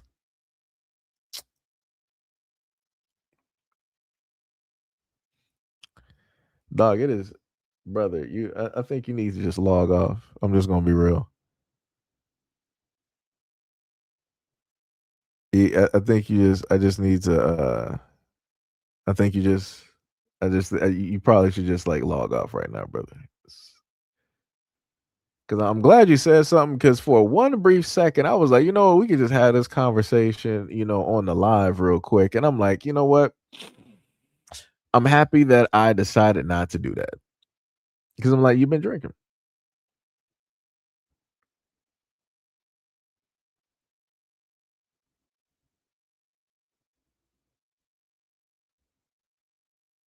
Dog, I don't care nothing about no expat. I'm talking about your drinking right now, sir. Dog, you gotta relax on that, man. You gotta really relax on that, man. Like, drinking is going to, like, on a whole, like, away from this whole like thing right now. Like, maybe you're over. Maybe you're on on a whole different like timeline or whatever. But for us in the United States, because you say you're an expat now, or whatnot, or whatever, it's like it's 11:56. It's like it's still morning. Like, McDonald's is even still doing breakfast right now. Like, I could probably still get like some hotcakes right now. I'm like, dog, you gotta slow your roll on that. Especially given like the age and everything. Yeah, you drinking. Like, this is the same way that like my aunt and some of the people that I grew up with be sitting up there doing. Like, you talking straight directly to them, and they not hearing nothing, or it's just delayed. It's like, dog, yeah, you gotta.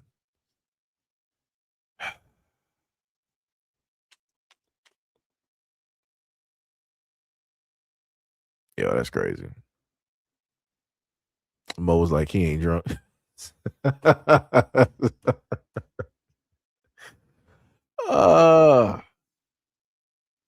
Let me tell you, Mo, as soon as he wrote that, I have flashbacks of sitting up there dealing with family. And I'm like, it's making sense, because I'm like, the same like how I'm sitting up here talking direct, they're hearing something completely different. Like, they're in like some other type of like thought zone. I'm like, dog, yeah, I can't do this.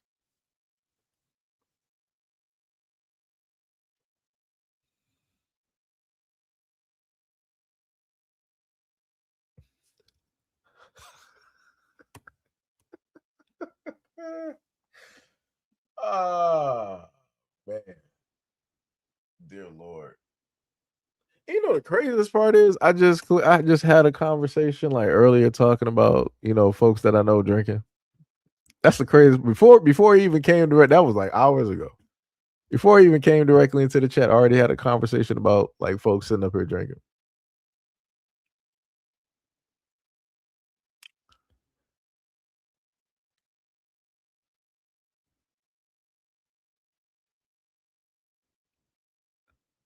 That's crazy. Master Blast was like, "What you mean? Any guy that watches DBZ is a weirdo."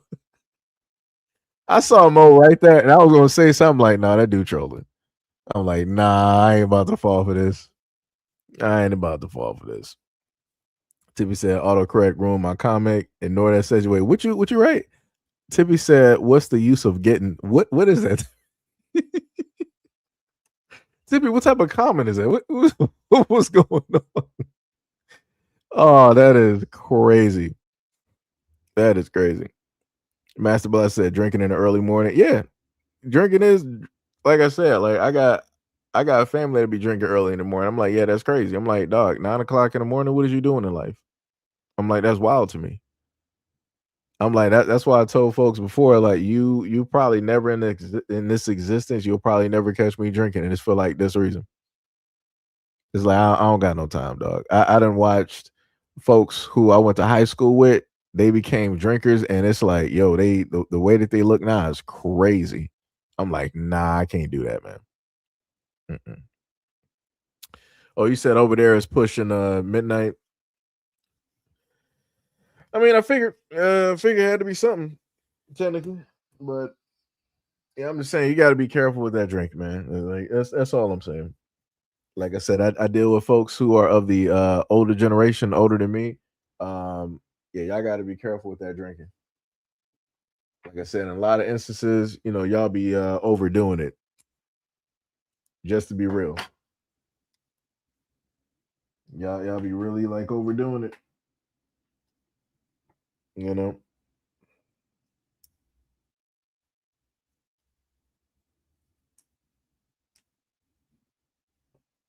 The hell?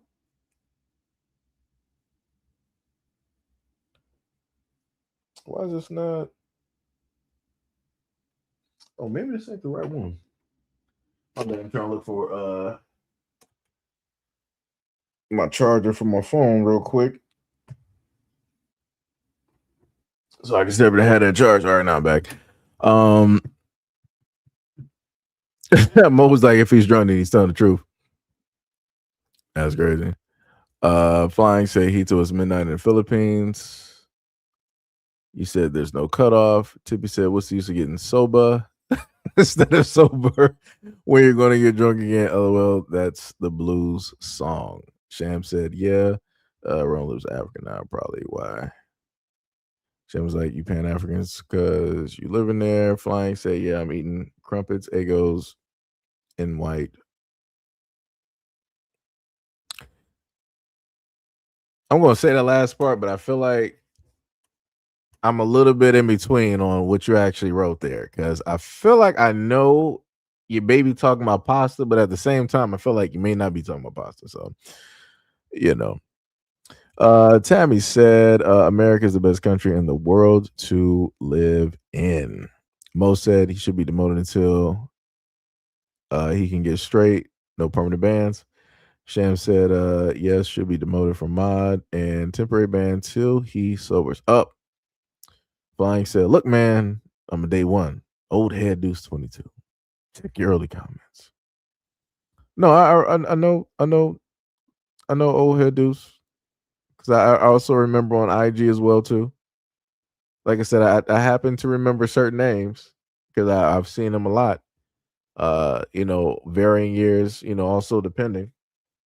But also on top of that, depending on the channel that you're directly on, those comments may not be there anymore. So if you're talking about the original channel, a lot of those comments may be long gone because of, again, you've probably been gone from the platform for a very long time. So, things had to change. And that was because of, YouTube and many others directly out there. So, You know, a lot of things are lost to time. Petridge Farm remembers. Sham said it doesn't matter if you are a day one. If you come on someone's channel drunk talking ish about FBA. Tippy said, Seji, how come he became a mod? LOL. Were you drunk too? LOL. Just joking. Nah. During various times, you know, a lot of folks, you know, became, you know, mods on the channel one way or another. I slowed down on that, especially after the CC situation, and I know a lot of y'all remember that. Tippy, I know y'all know. Who else? Mo is here. I know, you know, he knows. Ty probably remembers. I don't think D Money was there. I know Light was there. Trills, K5. Sham, were you there? Were you there when CC was going crazy on everybody, talking about she was a part of like the FBI, and she like that shit was just blowing my mind. She was like, yeah, I got family in the FBI. I can sit up there and get you like hunted or like shut down or like she was talking wild. I'm like, I ain't never in my life. I'm like, who is this woman right now? I'm like, she just lost it. She lost it. Flying said I sent money when you got canceled day one. Oh head deuce. Shem was like, he back in the day on an old channel and became mine on a newer channel. Shem was like, he was gone for like 2 years. Flying said, he told you can diss me, nothing changes. He said, I've always been here. Pan-Afro or Pan-African. Sham said, yeah, I remember CC situation. Okay, yeah, okay, you were there. Okay, yeah. Tippy's like, I was there. Sham was like, that was bad-ish crazy to me. Yeah. Flying said, okay, y'all want to play what I got a wrench. Always had a wrench here. Half a decade. Yeah, dog. Yeah, you got to get off them drinks, dog. Just gonna be real. Wait, what?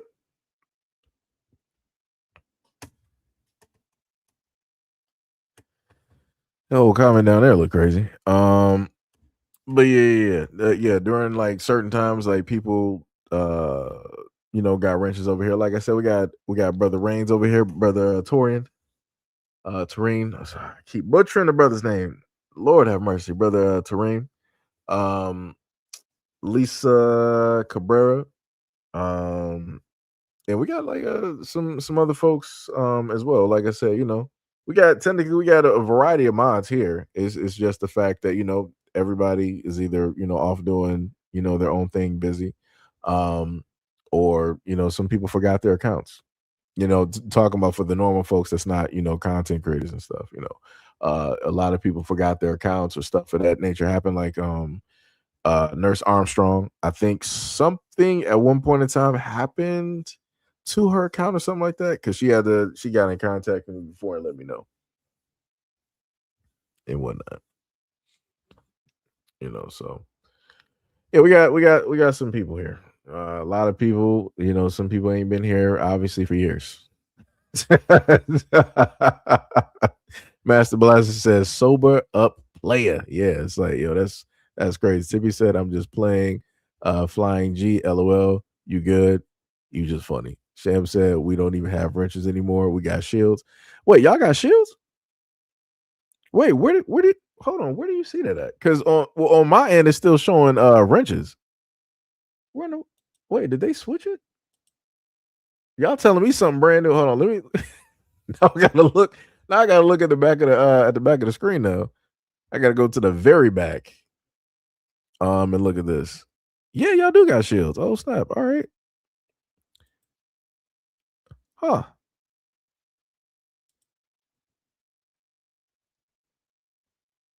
Yeah, that's great. Yeah, y'all do got it. Y'all do got shields up here. Yeah. Yeah. Yep. So yeah, that's crazy. Wait. What did Sham say? You said LOL. CC said she was stalking someone's man too, like she loves it. Yeah, that, like I said, she was all over the place. I don't know what was happening.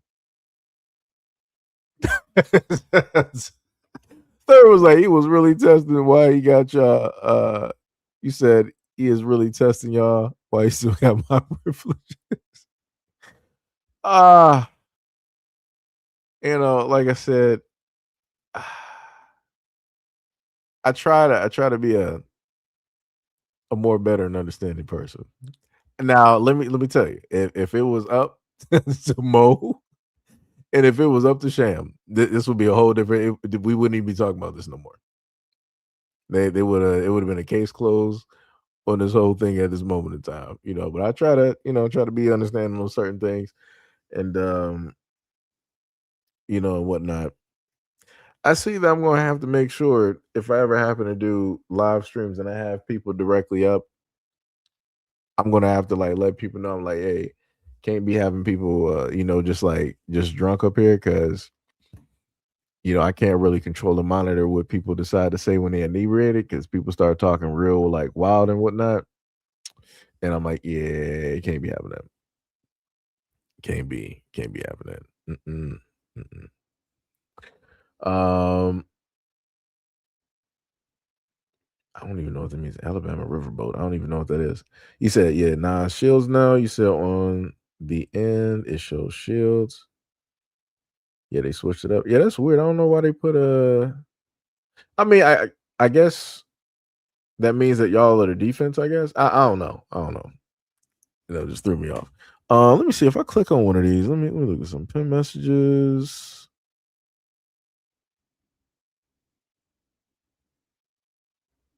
Okay. So we got all right.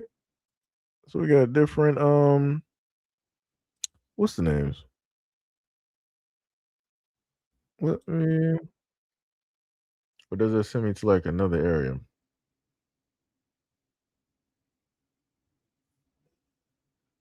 Okay, basic.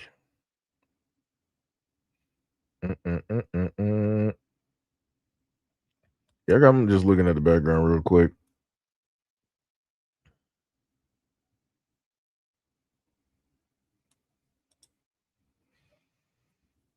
All right.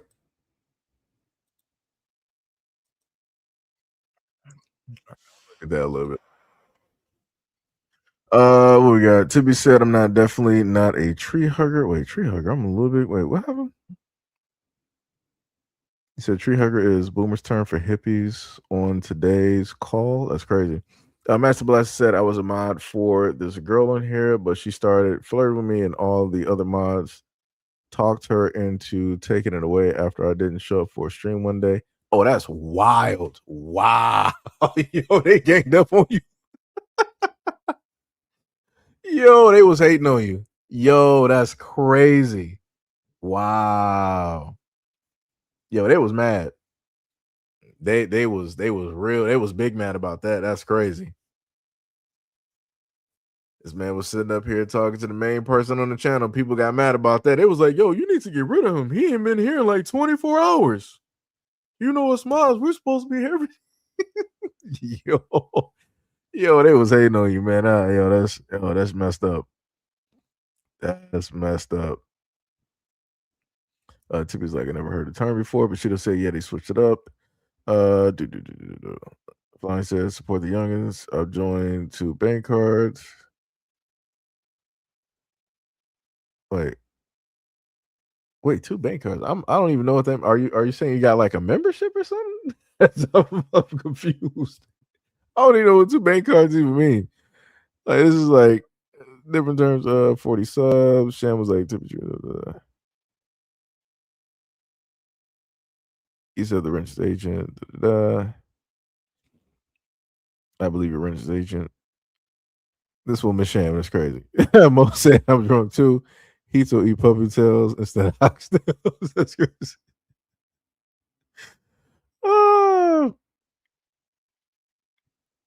Let me see. Tippy said, right. Shan said, I'll make something to eat real quick, be back, but I'm still listening. D Love said, that's crazy. Shaking my head, super haters. Yeah, that was crazy, man. Master Blast, yo, I'm sorry that happened. Yo, what you need to do, man, start you up a channel. real quick. You know, I don't know, you know, what your interest may be. Start you up a channel real quick and you know, and start, you know, doing some moving around and get, you know, and get big and you good. And then those people gonna be, you know, fluctuating over there to it. Like what I'm saying is, you know, whoever you was talking to, you know, you can sit up there and you know, still talk to her and they can't get rid of you. Because you know, she'll be on your channel and you can make her like a moderator and they can just, you know, they gotta just sit up there and hate from the background. They gotta hate from the outside, you know. I don't know, you know. But that's crazy, man. That is straight wild. That is wild though, man.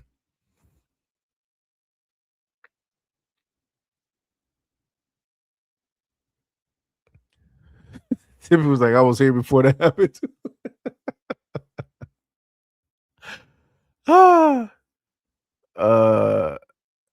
Tippy was like, nobody in the chat voted for Trump, sir. D loves sitting up her laughing. She said, there you go, let them hate in the background. Yeah. Like I said, that, you know, that's the best revenge. Like sit up there, you know, make your channel real quick, you know, get big on whatever content that you would, you know, choose to do and invite her directly over. There ain't nothing they can do. They got to talk from the background. This man Third was like, I knew Hito, I knew Seji before the dinosaurs walked there. It's been crazy. This shit was a LOL. Mr. Elder Wrench is drunk and don't remember how to spell his channel, Ronin22. It's crazy out here. It's wild. It's wild. But yeah. But yeah, stuff out here is it's crazy, man. It's drastically crazy.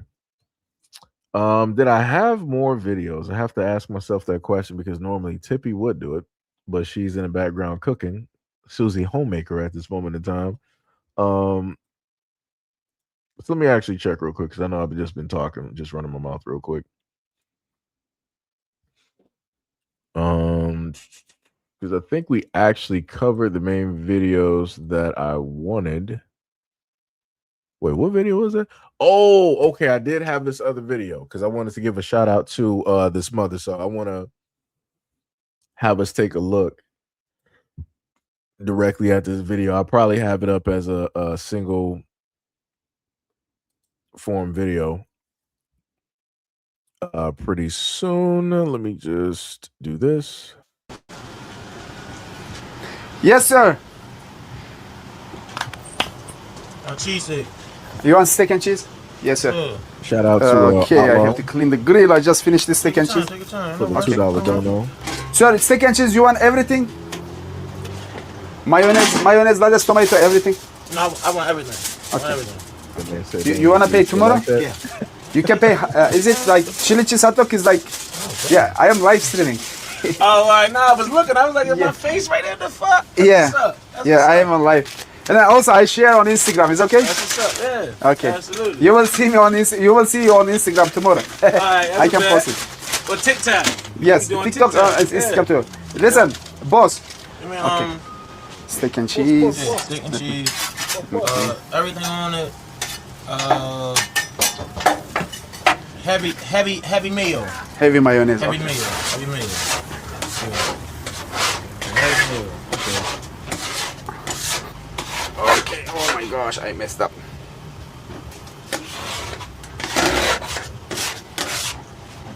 I think. Oh my gosh.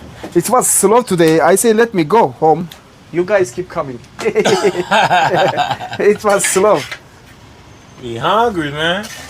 You be trying to eat. And you got the best cheesesteaks on this side of town. So we coming. You know, it is a weekend. Friday. So Yeah. I need to go to Stevens clubs, you know? Are you open tomorrow? Yeah. What time? Tomorrow 11 to 10 p.m. Okay. Yes, sir. So you getting up early. That's what's Yes, sir. You like the onion, yes? Onion? Yeah, hell yeah. Damn right. Onion. Yeah. How much is it so I know what to put in? Sorry? How much is Steak and cheese is $10. it? 10? Yeah. Alright, give me a sec. Let me run my card. I'm about to say I want extra everything. Okay, sir. Okay. He stole the money. Klip var mı Yellow? Sanki parayı çaldı mı ben mi anlamadım ya. Did he steal or not, guys? I couldn't see. Anybody, guys? I think he stole the money. He stole like $20. Are you fucking serious? Guys, he's not coming back. Did he really did that? Allah'tan bir de onu videoya aldım ha. Polise de gösterelim mi? Can I call the cops and just report? Is it okay or not? Okay. After the customer, I can call the cops, guys. Baltimore County 911, what's the address of your emergency? 1026 Ingleside Avenue. Sir, do you need 911? Yes, ma'am. I need 911. He stole the money. Someone stole my money. I have the video. Where? In my food truck. And then he stole my tip box's money. I need to get that person's description. What race? He's a dark skin and handsome boy. Is he black, white, Hispanic, Asian? Ma'am, he has a dark skin. So is he black, white, Hispanic, Asian? He's a dark skin. Are you African American? Is that what you're explaining? African, I think. Let me tell you something. This is the one time, and this dude was struggling. And let me say, I respect this dude for the work that he does. He got his own business. He making food directly out there, late night and all this other type of stuff. The dude that you originally saw that pulled up and was asking for heavy mayo on that cheesesteak decided that he wanted to go into the guy's tip box and steal about $30 directly from him. Then he decided to walk directly off. The guy that you're able to see, who was the owner of the business, is trying his best not to describe the guy, because he was like he's a handsome, dark skinned male. The lady was like, is he black? Is he this? Is he that? He didn't want to sit up and say it was a black dude. And I get it. But in this instance, by all means, because you're telling them 100% truth. It's a black dude that sat up there and stole directly from you.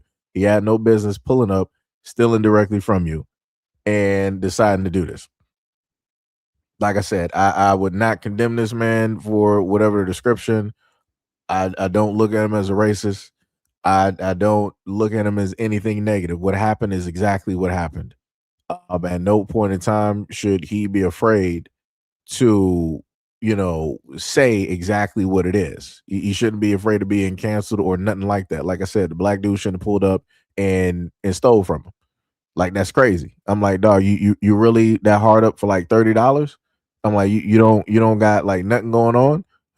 Like, word? Like, that's wild to me. You coming up to somebody who's working for a living, right? So somebody who is, making food for those out there, and you want to steal from his business. Like, that's crazy to me. Let's continue. I don't know. What was he wearing? Let me see. He's wearing okay. He's wearing like he got the tattoos on his face. He got so many tattoos. What was he wearing? He's wearing what? I don't know, how can I explain it. And he's wearing like this. Like what, sir? You're looking at him. I'm not there. You have to tell me what he has you cannot on. see me. I am sorry. This is if you call me FaceTime, is it possible to show? Let me pause real quick. Brandon, of your world, shout out for the $5. You said sorry for that typo. I was speaking from text and I meant to say, dang, dude, you still at it? Yeah. It's about only 3 hours and 30. 3 hours and 30. What was it? Flying said FBA need to talk about the missing about. You know what? The funniest thing is I could have sworn there was a point in time, because I know you had to be there. Because I remember we would have some comments there, and you would disagree. And I'm like, the disagreeing that would happen doesn't make sense.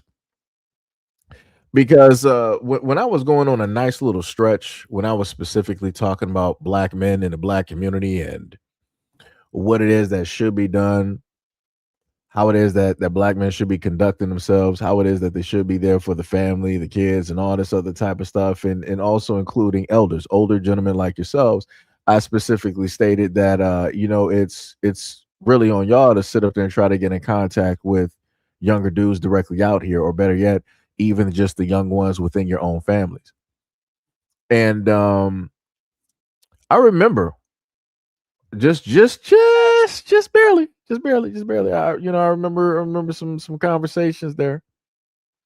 And I remember some other black dudes that were there that were older, of course, that disagreed directly with me on that.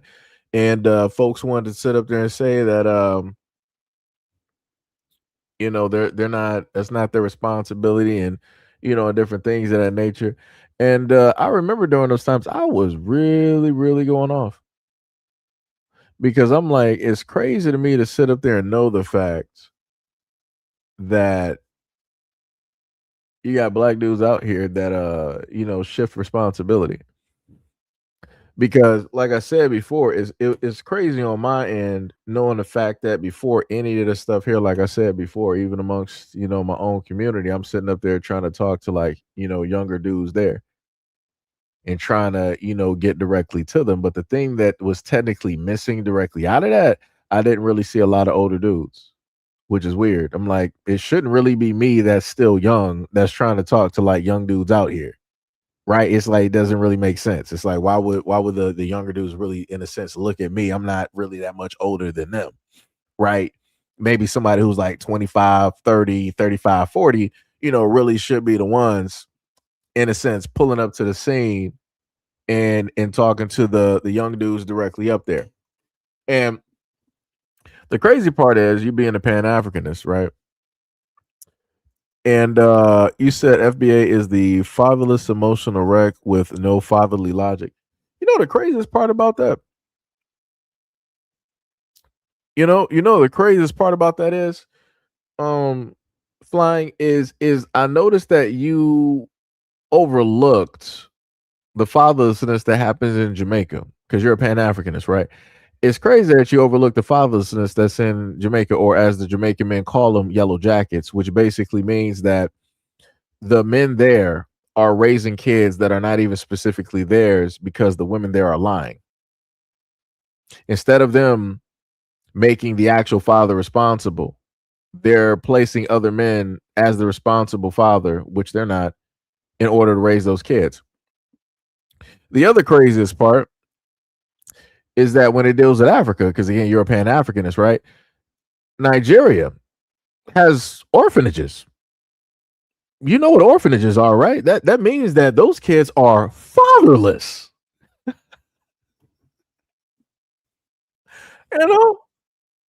Let me look at some.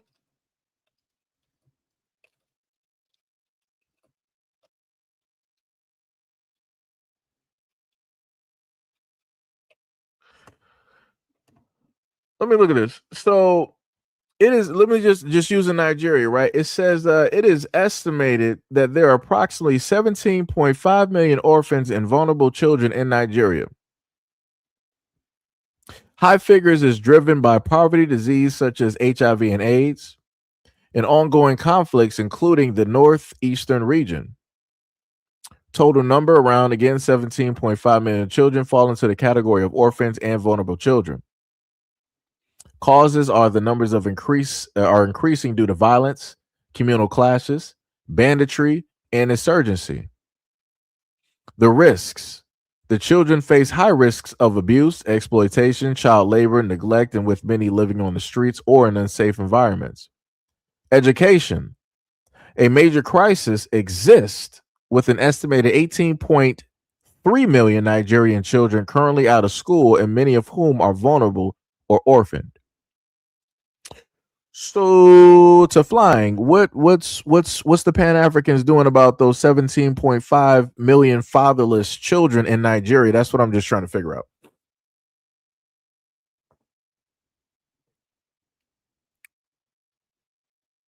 I'm just trying to figure out what's the plan when it deals with the Pan-Africans? How are y'all going to cure that plight?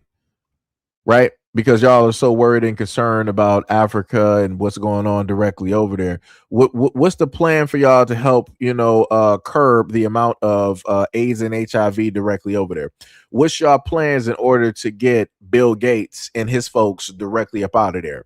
And those contraceptives that they're trying to give, I think, what was it, to like the Kenyan women, that'll stop them from being able to the contraceptive that'll be used to stop them from having kids for about like close to 10 years. What's y'all plan to get them up out of there?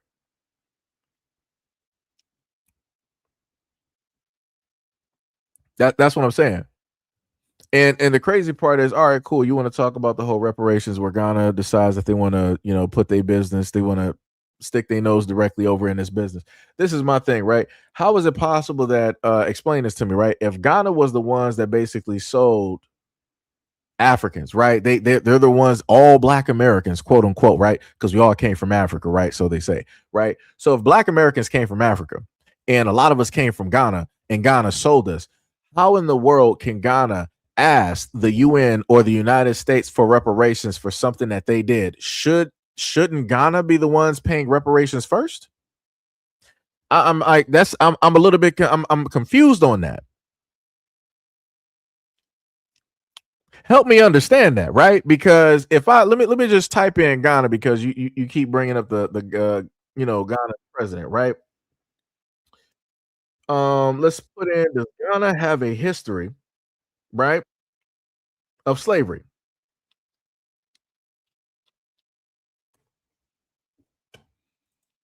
They said Ghana is actively leading international efforts to recognize the transatlantic slave trade as a crime against humanity, pushing for reparations and formal apologies from Western nations.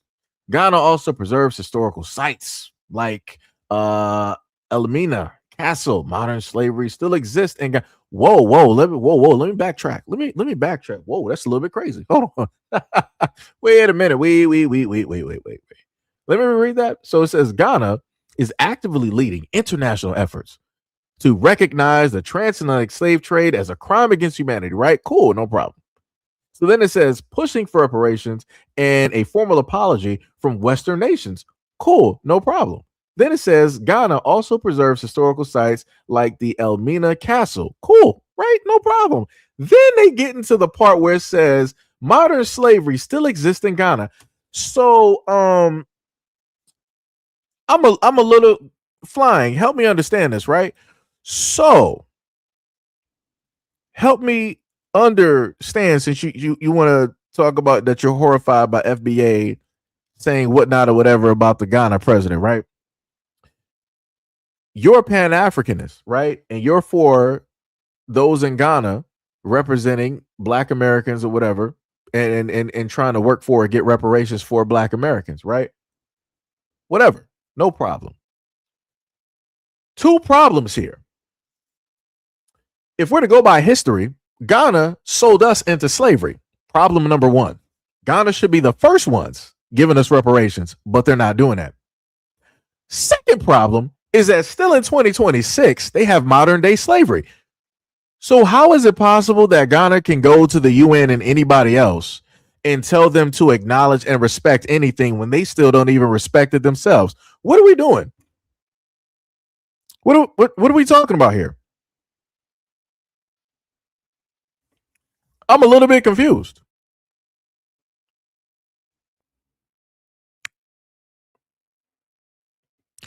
You do realize I don't care what Africans got, right? Africans barely got their own resources. You do understand that, right? And Pan-Africanists ain't doing nothing. Y'all ain't signing up to go help none of the folks in the Congo get back the gold that the folks over there that their government took. If we want to sit up there and be serious.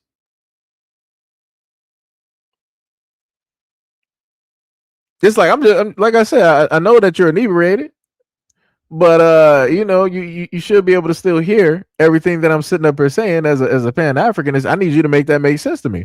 Sober up real quick, get some smelling salts or whatever you got to do, but make that make sense to me.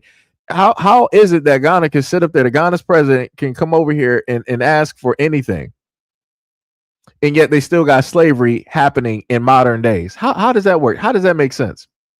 And when was the last time that Ghana, if we're to go by history, that Ghana sold all of us into slavery? When was the last time that Ghana gave Black Americans any reparations? I'll wait. Citizenship and just allowing us to come over there is not reparations.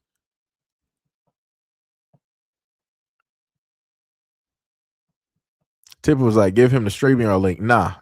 Mm-mm. Like I said, we saw what happened with CC. Nah. Mm-mm.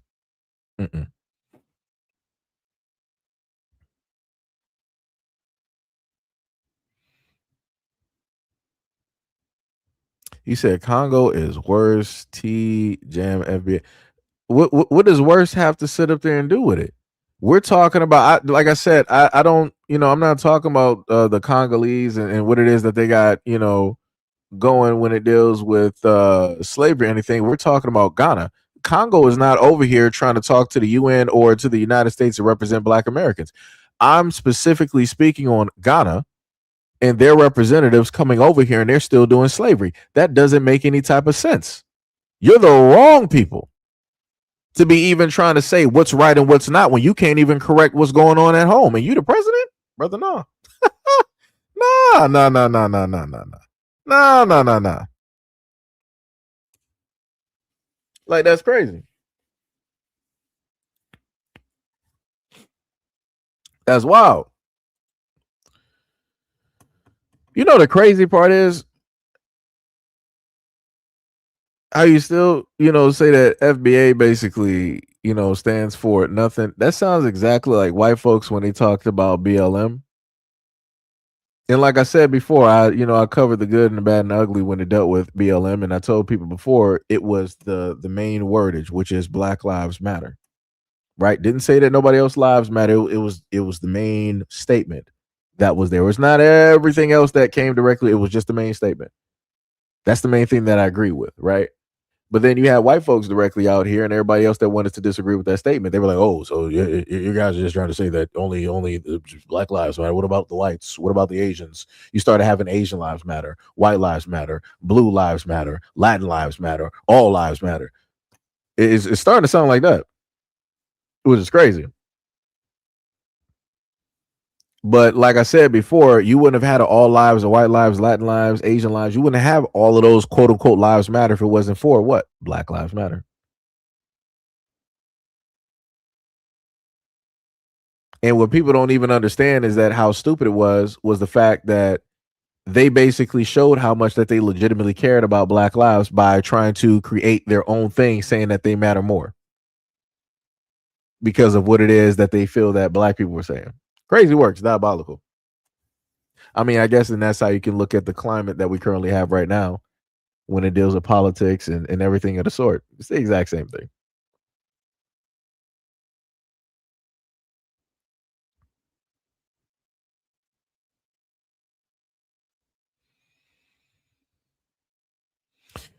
So I'm confused. You said that all FBA does, and I've been saying Black American for a very long time. Even a part of the channel was Black American News or whatnot, or whatever. So I've been saying this for years. But so you're saying that FBA take on white talking points. The craziest part about that is that the only thing that people can happen to speak on is the fact that Black Americans are like, all right, we're going to love ourselves, the good, the bad, and the ugly. We are fully accepting of that. We're A-okay with Jamaicans, Haitians, Caribbeans, Africans, and the many others basically saying that we are not the same. Like I said, I got videos of Africans on the motherland, on the continent, sitting up there stating that Black Americans are different from Africans and that Africans are different from Black Americans. But it's like, no matter how many times I bring this up or I even show videos or clips of Africans saying this, Pan-Africans, y'all tend to like scoot directly by that whole conversation and act like it doesn't exist. And then y'all like, hey, well, you FBA this and you FBA that. Y'all list everything negative and y'all can never list anything positive. That sounds reminiscent to both the white folks that I talk about time and time again, and also when I happen to highlight the Black women that hate Black men. It sounds eerily reminiscent to what you're stating right now.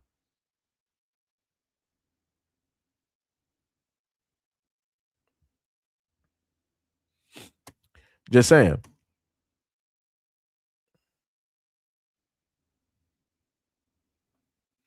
You said FBA is racist. So how is foundational Black Americans racist?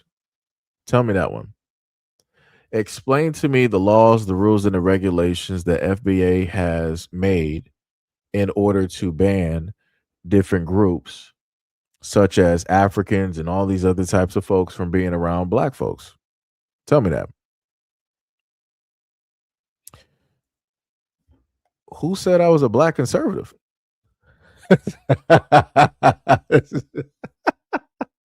Who said anything like that?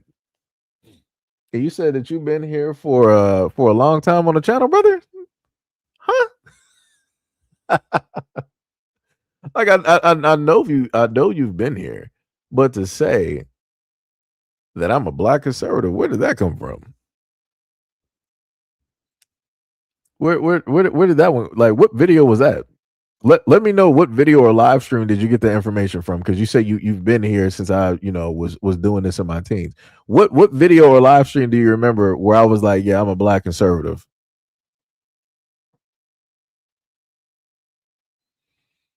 Because now you're just doing like some whataboutisms. You're on some like, okay, so you're making a response to what I said earlier about what proof do you have? You said y'all attack your responses to the Ghana president. Tacky does not equate racist. So I'm a little bit confused. Where were black Americans at making signs basically saying that, oh, you Africans are not welcome in our neighborhoods, you're not welcome in our schools, you're not welcome in our restaurants, we're like I'm looking for that.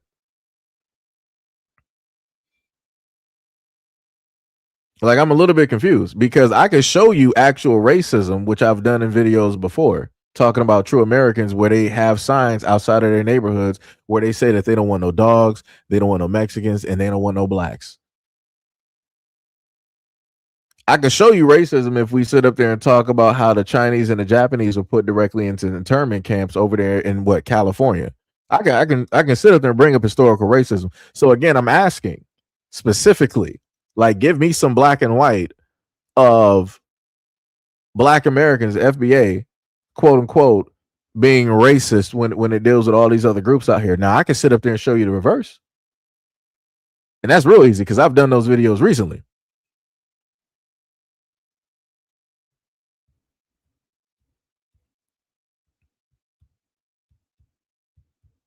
Like, I'm highly confused directly on this. Now, if you want to sit up there and say that people say stupid stuff, all right, we can sit up there and go directly with that. And as I stated before, anything when it deals with these conversations that black Americans have to say is normally in response to the ridiculous ignorance that a lot of folks out here want to sit up there and state. Like, what was that one Haitian girl? She sat up and said that black Americans, we don't got no culture. Or how Africans always get online. It don't matter if they're in Canada, if they're in Australia, if they're in the United States, if they're in Africa, no matter where they are, they always in unison say that black Americans have no culture and we don't know who it is that we are. That's wild.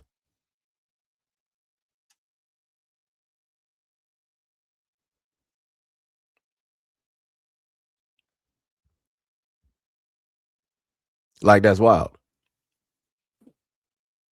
Like, racism is burning down black towns and cities and flooding them. I think you should know about that because you're older than me. So you're a little bit more closer to that history than I am. So that should be ingrained. Right? Or as I've stated before, even when it deals with the black community, in a lot of instances, people tend to run. Or in other ways, people will leave. But usually when it deals with the United States, when a lot of folks can't seem to deal with what's going on, people would rather live and be other places because they feel that it's safer. And it's a lot easier to live and manage. So this is why you got a few black Americans that have decided to go to Liberia. They've decided to go to the UK, Canada, Africa, South America, Japan, all these other places, because it's like, it's a little bit easier than living in the United States. I can actually breathe. I can do this and I can do that. And all to find out that it's just, racism with a different face. And the other difference is as well, too, over in those other countries, you don't really got no protections because don't nobody actually care.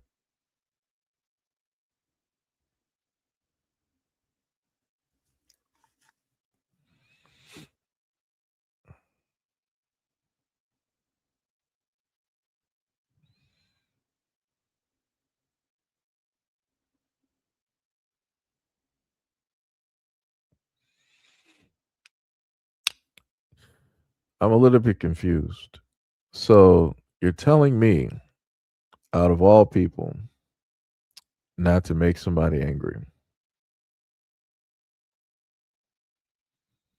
So I guess you're trying to tell me to tempt fate. Is that specifically what you're doing? I'm a little bit confused.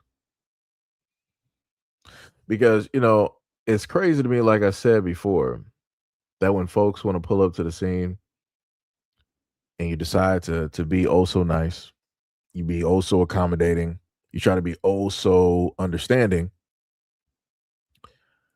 A lot of people want to sit up there and take that for a type of weakness, which is drastically crazy to me, which again doesn't make any type of sense. Um mm, mm, mm.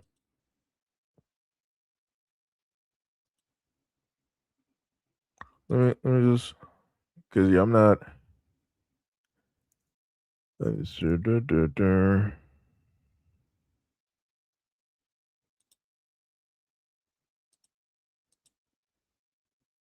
Yeah, because I'm not doing that. So, I guess you can come back in like 24 hours. Because I'm not doing that. Because I'm like, nobody's gonna pull up to the same. Like I said, I can be as nice as can be. I can try to be as accommodating as possible and all these other types of things. But the moment in time that you try to sit up and tell me I better not make you mad, it is what it is. Like I don't understand how people think that this whole situation basically works. Like I'm not understanding. Like it's a little bit weird to me. That's quite weird to me to pull up on the scene of somebody that you say that I like the platform, being here, been here since day one, and then in a drunken stupor you decide that you want to tell me not to sit up there and tempt fate, knowing how I am and how I've been directly on this platform, regardless on who it is that's directly up here. Like I said, never at a point in time would I ever sit up there and pull up to the scene and go to somebody. Like just imagine if I decided if I wanted to sit up there and go to Sister Lisa Cabrera or brother Torian. Tareen. Tareen. I keep butchering them. Like I said, my apologies. Um Brother Reigns. If I went to or True Royal, if I went to any of their platforms and I started talking like out of my face, they would be looking at me like I'm crazy. And they would not have the patience or try to even have the understanding that I have. It's like, no, one strike, you out of here. And rightfully so. And this is why I sit up there and tell people before that it doesn't, in a sense, really pay to be like a nice type of person, because you got a lot of folks out here that will look at that as some type of weakness, which is crazy to me. Like I said, you're out of here for 24 hours, and you can sober up and figure yourself out.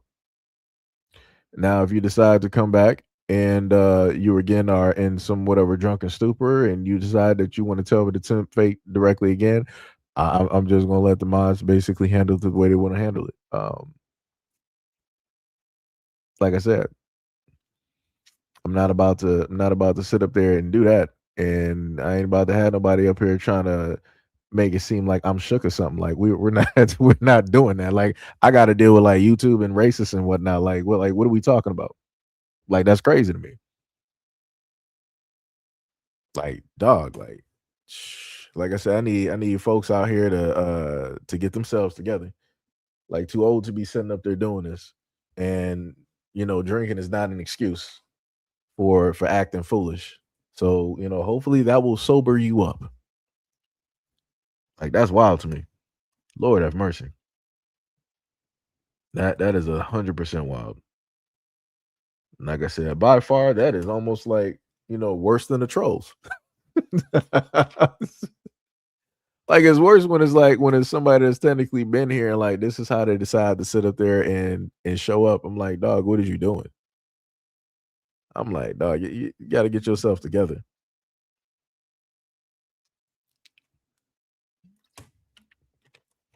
Yeah, Tippy's like, yeah, when I'm entering chat, I code switch. LOL, I can't act up there. No, you can't.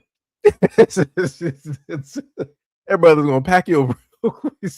Yo, like I said, he does not have patience for no type of foolishness, but the way that he conducts it is vastly different than I do. That's why I sit up and tell people, like a lot of other people, when it deals with doing live streams and stuff, a lot of other people are better than me. And that's just me pointing out, what it is. Like I said, the way that they conduct themselves and everything, it's like, for me, I had the patience and time, but it's like I got to the point where I'm like, nah, I'm just about to start returning the exact same energy. But like I said, everybody is different, so I guess within that, I still need to work on my maturity. It's going to be an uphill battle, I guess. It's going to be an uphill battle, but it'll be like that. But like I said, that's why I always would give shout outs to and much love to Brother Rain and Miss Cabrera and True Royal and and everything of the sort, for the work that they do, every single day and everything. So yeah. What was it? D Love said, it is worse because it's like the house cutting up. Said, yeah, that's how I felt when we had the whole thing with Cece. Like I was like, yo, this cannot just be life right now. I'm like, man, I thought we was on a good road right now. Like let me tell you, I lost it. What is it? Is I lost to her? Oh man, I'm trying to figure out. I'm not sure if Shan was there for that live stream. I'm not sure who was there. I'm not sure which one of the mods was actually there for that live stream, but I went off. I went fully off on everything. I think that was about a good 2 or 3 hours. I was just yelling because I just couldn't believe that. I'm like, I just could not believe what happened.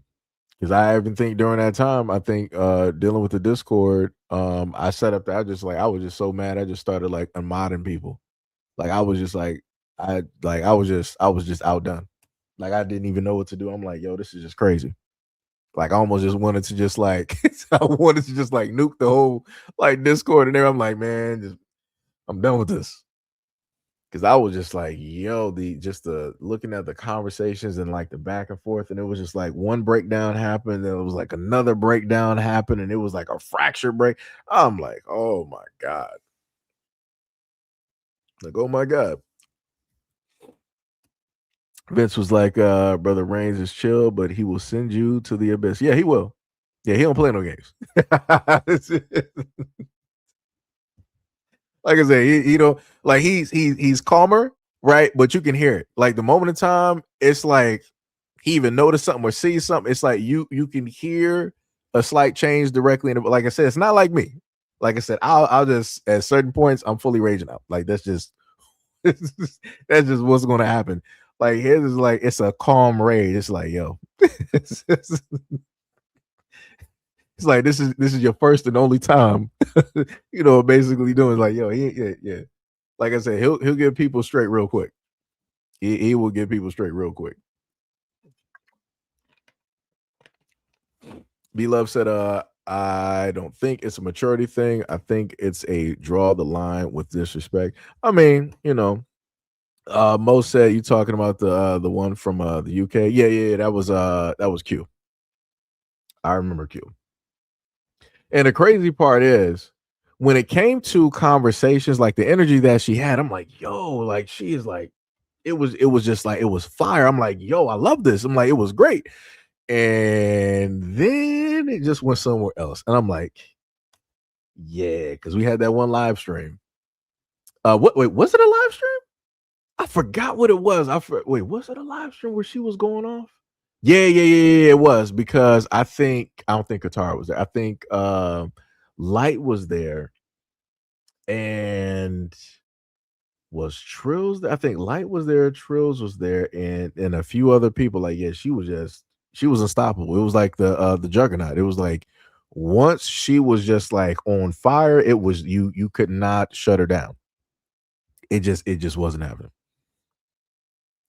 it was not happening. Like, man, like I said, it's a lot of times like I'm looking at people, I'm like, yo, I see a lot of potential. I see a lot of potential. And I'm like, man, if only things could have went differently. If only things could have went differently. Like she could have really, like with the energy that she had, she could have really had, her own platform and whatnot. And that energy that she has would have drawn people there. Like I could see it. But, it'd be like that. Tippy said I was trying to calm you down, LOL. Okay, so you were Tippy, are you talking about the live stream or are you talking about okay, you might be talking about the live stream. Yeah. D Love said I missed that live. Yeah, that was years ago. That was was that during the pandemic? That might have been during the pandemic when that happened. D Love said crazy part is he's a mod, so like the rest of us, he's seen you bad outros. Oh, you talking about Brother Reigns? Yeah. Brother, hey, Miss Anderson, what is up? You said I think I was there for it. I'm not sure. Yo, did you look here? I've been trying to get into contact with you, Miss Anderson. So, like I said, let me know what's going on again. So, just in case people don't know, Miss Anderson is another mod directly on the channel. She also has her own platforms directly as well. So, we're going to figure out some stuff, directly, for and whatnot, try to get some things, moving and everything. Dang, you on your third shift? Jesus. You need some milk. Let me tell you something right now.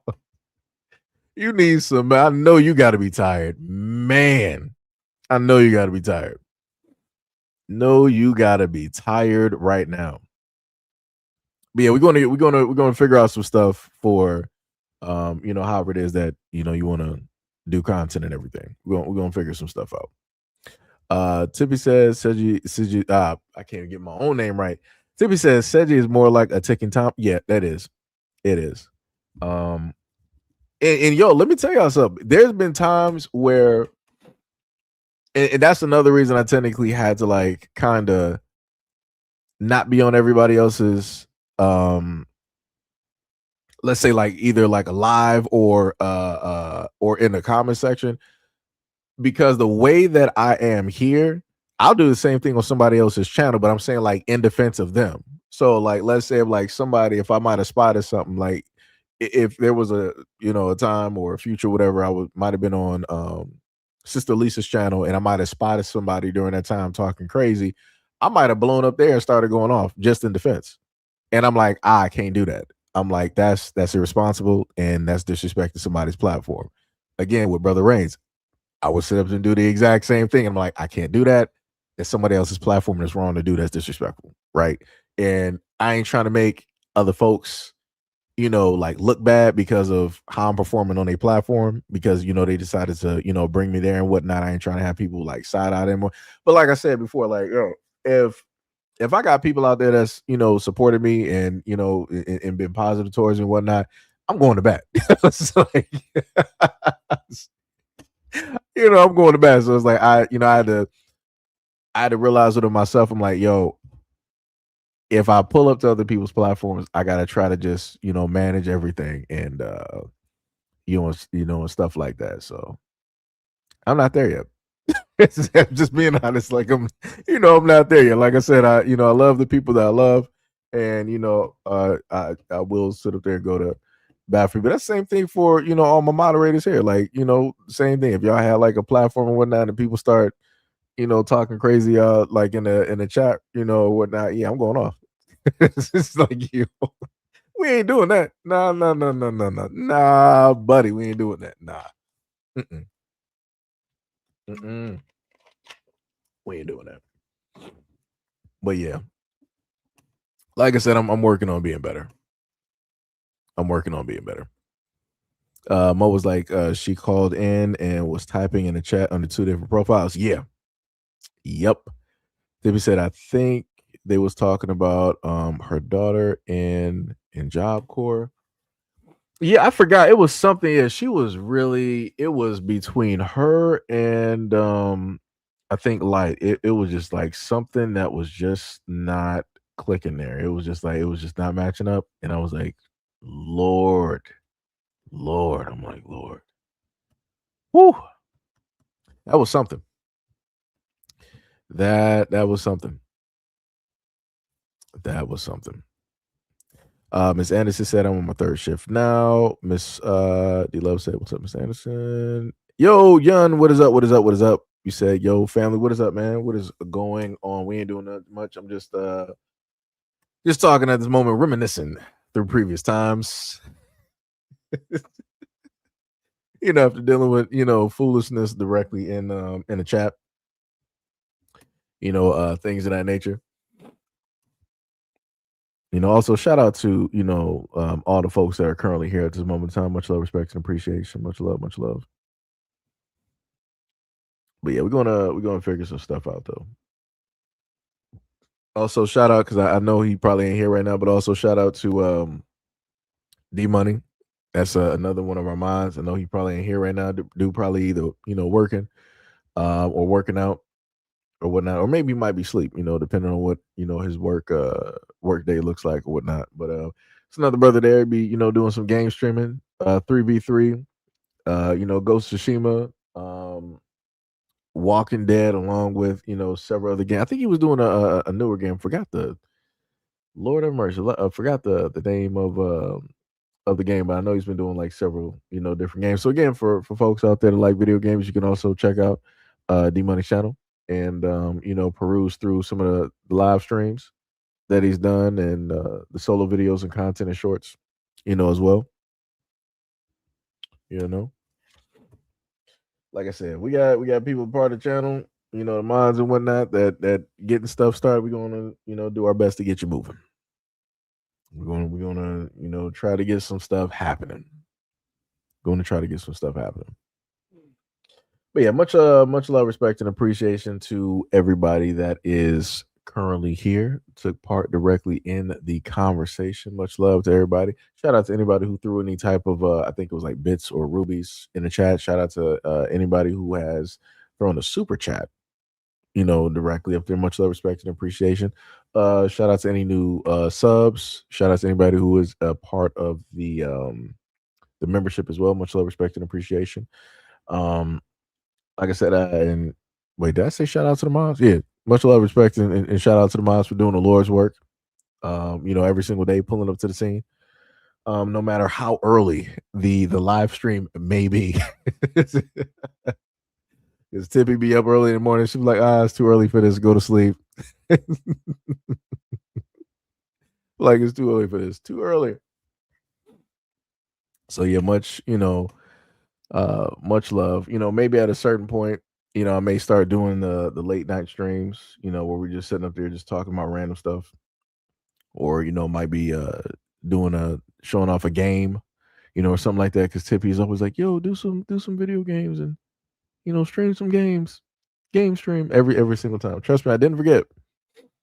I just gotta be in the mode, to sit up there and do the game stream.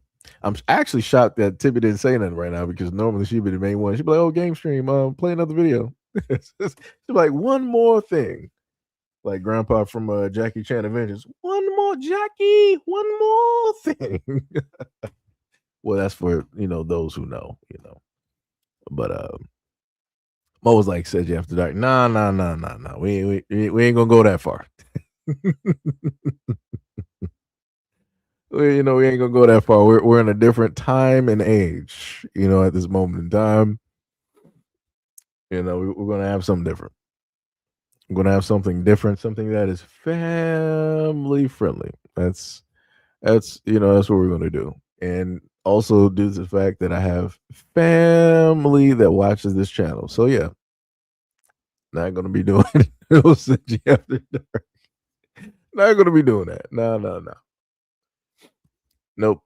Not at all. Can't be doing that. Can't be doing that. Tibby said she ain't saying that because I'm cooking. Mo was like, I miss those days. Yeah. You know, the funniest thing is a lot of things, if certain things didn't transpire on the channels, a lot of stuff would have been still going. But due to the fact that we started having complication issues, started having to, try to figure some stuff out and whatnot. So, like I said, but the good part is at least, we have different time periods, that, experiment with different types of content and different things like that on the channel. D-Love sitting up here laughing. Wait a minute, D-Love, were you there for were you there for those days? I swear. It's like, it's a lot of names I remember, especially during those, for whatever reason, everybody would show up on those live streams. I don't know what it was. Like we always had an influx of people during those times in those live streams. Like chat was just like it was moving. Crazy work. Diabolical. Tippy said, but since you mentioned it, D Money took your spot, so I'm good otherwise. Yo, Rabbit said, I love Jackie Chan Adventures, great cartoon. Oh yeah, classic. D Love said it was during the pandemic. I pop out from the bushes here and there. Yeah, because I was like, I know I saw I swear I was like, I know I saw your name directly up in there. Like I said, it was a lot of folks there. It was a lot of folks there. Like I said, fun times. Great days. Like I said, pandemic, that was, was completely different. Completely different time. Full of togetherness. And random reckless conversations. D-Love said because your trolls are crazy. During those live streams? I don't think they were really there during those live streams. It was more so like actual people that was pulling up and just, they was like looking at the conversation, like, oh, this is the conversation. Oh, I'm about to sit up and be in here. Like people was really pulling up. I'm like, man, it's a lot of like the conversation is really booming right now. It was like you had like 1,000 comments just like flying directly through. I'm like, wow. I'm like, I wish I could get this on normal videos. And I'm like, I could just never get it to, really pop off like that. I'm like, well, it'd be like that. Mo was like, we pulled all-nighters talking about any and everything. Yeah. Conversations will be moving. Like even if I was talking about something different, like everybody would have like their own conversations and stuff. And for me, that was the one thing I did like about that, where, people would, it was in a sense like a home for people to just chill. People were just able to just, come through, say hi to folks like, hey, yo, I ain't been here in a couple of days. Like, yo, what's up, people? And people, are just like catching up, having conversations and talking. And then we would have people like King, who is another mod. I ain't seen the brother in a minute, but he was another mod that's a part of the channel. And he was a truck driver. And he would just pull up and we would see him just truck driving. And, he would, say stuff here and there, depending on what the conversation is. And if he couldn't talk, then we were just watching, him just, truck drive, whatever, which is pretty cool. And then from there, we would even have like information where other people were like, yo, how do you get in the truck driving and all this other, like I said, information was getting shared and everything. Like I said, it was dope. It was very, very dope. Tippy said, you missed when you showed us how to make salmon. Or you got jokes. You keep bringing up the salmon, right, Tippy? This one we got jokes. Third said, y'all get rid of the drunk sleeper yet? Yeah, I put him in a timeout for like 24 hours to let him sober up. Cause I'm like, yeah, you're not about to sit up there and like tell me that like don't tempt fate. Like we ain't doing that here. We're not doing that here. I'm like I said, it's like you taking like steps way too far. Way too far. Like I said, it was all fine on a whole Pan-African and all that. Like that was cool. It's whatever. Right. But then when you're trying to sit up there and tell me something, no, we're not doing that. We're not doing that. D-Love said, oh, yep, you're right, Seji. But that is why. Oh, yeah. Oh, you talking about the trolls. Yeah. Third said, y'all get rid of sleeper cell yet? Tippy said I was nervous on StreamYard, but it was fun, LOL. Yeah, Tippy was nervous. Tippy was heavily nervous, but then she started, getting used to like being up. I think you was up there for like multiple days, Tippy. And I think at certain points of the live stream, you'll be like the first person showing directly up there. You'll be the first person showing up there. And I think I want to say during those times, I want to say like Sham was there, but I don't think Sham wanted to go up there yet because of her voice. But now, Sham is pretty much like golden now, so she's completely fine. So now anytime that something is basically happening, Sham is like, yo, send me a link and so I can get my piece. Along with banning that person. Like Sham don't be playing. Like Sham would be out here. She would pull up real quick. She'd be like, oh, what that person say? Let me give me 5 minutes to go find them and read these comments real quick. Let me do my detective work and come to a determination real quick. Like Sham does not like, yeah. That's why I be trying to tell people when they pull up to this channel, I'm like, yo, I'm really trying to be a better person, but I feel as though that a lot of the mods ended up, getting a lot of that early energy that I had where I was just like raging out and I didn't have patience. I feel like that is now infused in a lot of the mods. And it's like, my apologies. My apologies. I should have really set a better example. It'd be like that though, but yeah, it's funny. It's funny. Mo said, yep, that's the only time I jumped on camera. Yep, Mo was there too. Who was able to hear Mo for the first time. We tried to get Gail up there. Gail was having some technical difficulties, getting up on stream. Who was it? We had King, we had Tippy directly up there. Nini was up there, K5, Trill, Q, Kia was up there, and I think we had Kia, and then I think we had Kia or whatnot. Like I said, we had 2 Ks directly up there. Technically, the third we also had Qatar, Light. I'm trying to figure out, did Ty ever come? I'm trying to figure out I think we might have had Ty and Hack up there at one point. I think. I want to say everybody might have at a point in time, every one of the mods might have made their rounds directly on a live stream at a point in time. I want to say. I think the only one that never got a chance during that time to pull directly up was with Miss Anderson. I think that was like the only person at this point.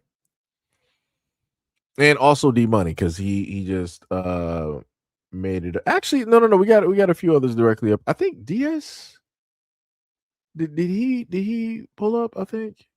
Like I said, it would take me a minute to like really think, but I swear we had quite a few pull up and speak on a variety of topics and whatnot.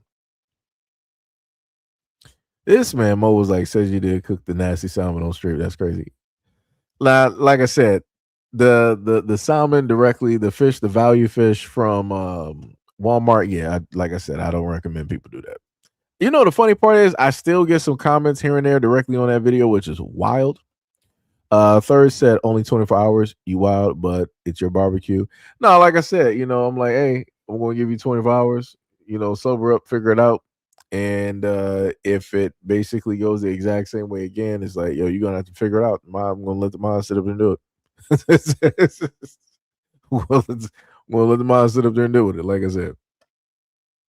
Hey, Tippy said it because I didn't like how I sounded. I told you, Tippy, you have to get used to your voice. Trust me, when I first started doing recording videos, I had to hear my voice. I'm like, wow, this is how like it's weird. Like I tried to tell people before, like how you sound, like how I'm talking right now.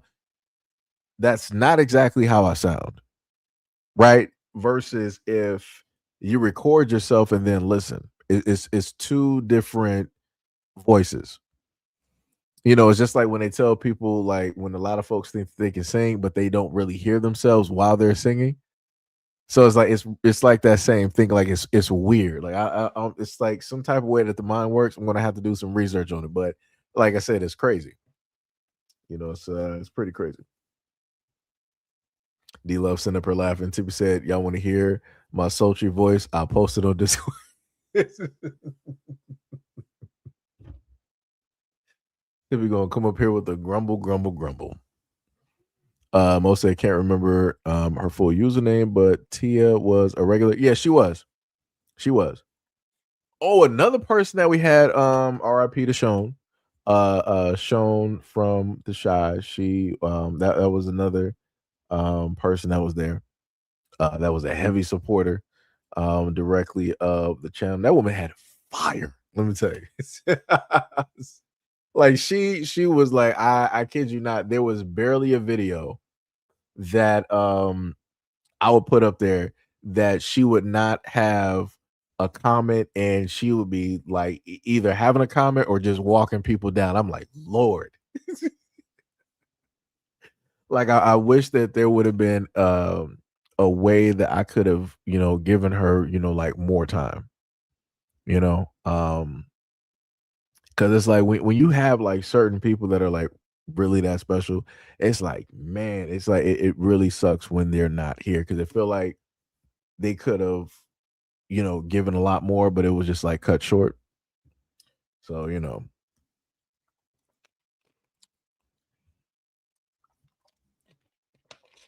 Miss Anderson said, "Yep, I never have." Yeah, we got you. Like I said, we want to get you straight. We want to figure some stuff out. We're gonna get stuff together for you real quick, lady. We're gonna get stuff ready. Tippy said Nene was one of the ones who said you look like the dude from Belly. Oh yeah. Nene, of course she started it. Oh, that just remember. Okay, yeah. So we had Nene up there, and we also had Ash. Ash was another awesome person as well too. I remember Ash. I'm not sure. Wait, is Sham still here? I'm not sure if Sham remembers Ash, but the one main thing that they both got in common is, in a sense, working for the community, and in a sense, looking after and adopting kids. Because I remember that Ash was doing. I thought that was dope. I thought that that's very, very powerful. I think she still has her IG directly up there, but I know that she said that she was busy with kids and everything of the sort, so she would pop in here and there when she can and whatnot. D Love said, "Yeah, you don't look like him." No, they do that to me all the time. Nene was hilarious. Lord have mercy, that woman is hilarious. Nene, Gail, and Tippy, they would always clown me for no reason, especially Gail. Every time, let me tell you, for years, Gail was just sitting up here clowning me. Like it's crazy work. King is Queen, what is up? You said hello, Seji. I'm late. Will you be keeping this video up for me to catch the beginning? I mean, yeah, you can roll back and I mean, that's about 4 hours long. So that's gonna be a long catch up. Like by the time you get through that whole video, that's probably gonna be about like 5 o'clock. Unless I mean, if you're speeding through it, it's a little bit different. But yeah, that's still a long while. Long while. What was it? I remember Mocap. I think that was her username. Wait, you talking about for Ash? I thought her name was wasn't it just Ash on here or something like that? Tippy sent up her laughing. King's Queen said that's fine. Yeah, I mean, if you're at work, you good. You can just listen directly through and you're solid. You got something to get you through a portion of the period. Who else? Oh, we also had Officer Haku, aka I was gonna say, yeah, Outlaw, or Family Time, Black Family Time, and Haku, the Drop Spot, Black Family Time, Brandon v World, and I swear it was like another name that he had directly for a channel. But yeah, that was another brother right there too. I think He might have been a part. Yeah, I think he pulled up to a live stream before. I think it was audibly, and but we also had about like 3 to 4 videos directly up there. It was talking about more so black men and black fathers and also our experiences, being black men and stuff like that. What else? I'm trying to remember. I'm trying to see if I can dig far enough and remember. Like I said, it's been a lot of stuff that has happened. Like I said, for me, the way I look at it, I look at more positive than negative in a sense. For me, looking at everything that has transpired so far. But yeah, what else? I don't know. I think that's it. Oh yeah, and also you guys clowning me when I was playing Call of Duty. I think it was Vanguard. Call of Duty Vanguard. I'm not sure if I played Battle. Yeah, I did play Battlefield 6 on live stream. I think I did. Yeah. The other thing too, I got to figure out, Tippy, is if I'm going to do the standard issue, horizontal, if I'm going to do vertical. That's the other thing that's been messing with me for this point in time, because it's like if I happen to do vertical, like you basically see right here, then I got to set it up a certain type of way, and in a sense possibly have like 2 screens, one that's just going to be like the larger screen, and then the other one that'll probably be like the overhead map or something like that. Like I said, I have to figure it out. I was set up to do it. Tippy said, I remember those lives with the green background and the room being dark. LOL. Oh, you talking about the green screen? Yeah. I was supposed to get another one at a point in time, get like a whole nother a more up-to-date green screen and better lighting, so that if I'm playing like the game, it'll just appear on the green screen instead of just however it was that I was doing that. But yeah, like I said, I still got things that I'm gonna sit up there and do. Everything takes time. But the moment of time, like if things happen to change on the channel and pick up, it's a little bit different. We can start moving a little bit quicker. Like I said, I still got the plans that I wanted to do. I think since the pandemic, or like the tail end of the pandemic, I still got those plans I want to do. I just gotta wait. Of course, Tippy's going to do that. She was like, "Hey, what's the next video?" There is no next video. We already played every single video. We already played every video. But yeah, I probably I do got some other videos that I gotta separate and put directly up there for y'all. I gotta get back on doing that, because I'm looking at the amount of videos I've done. I'm like, yeah, that ain't good. I gotta really start posting. I've been slacking just a little bit because I've been just doing more longer live streams, about like 3-4 hours, and then putting up a video, and I'm like, yeah, that's not happening. Gotta do a little bit more. But yeah, what was it? D Love said, I like the lives. No, trust me, I like doing the lives, as well too, because I like the interaction. I like being able to check in on you guys, see how you guys doing, and talk about the different topics and see what you guys have to say about stuff and whatnot. That's the whole of the reason I liked having people directly up. I mean, or the way I could probably just do it is that I would just pull up certain people that I've seen so far, that's like, all right, yeah, I can pull them up and whatnot. Like I said, I got a few people in mind that I've seen over time. Like, all right, if I happen to see them and depending on the topic or the day, I'm like, all right, we'll probably try this out. Because like we had the one brother up there. Oh my god, I think what was the brother's name? I think it was like Dorsey. I think it was Lord. I'm sorry if it is wrong, but I could have sworn it was Brother Dorsey that came up there, and he was speaking on a few things. I think who else did we have up there? I think it was like a random woman that was sitting up there talking on that live stream too. She was saying something crazy or something like that. I forgot what it was. I would have to look back, but I know some folks in the comment section might know what I'm talking about. But yeah, like I said, I love the live streams as well too. Like I said, I miss doing the longer ones. We used to have, like 8, 10 hour, 15, 24 hour, live streams. Well, that 24, that was like a once type of thing, because the sleep that I was running on was crazy. It was like, all right, we did like 1 8 or 10 hour live stream. Let me go to sleep for about a few hours, and now let me wake up, and now we're doing another one. I'm like, man, I don't know what I was on during those times. I gotta really sit up there and take some time to go look back at those live streams. I'm like, yo, what was I talking about those times for 10 hours?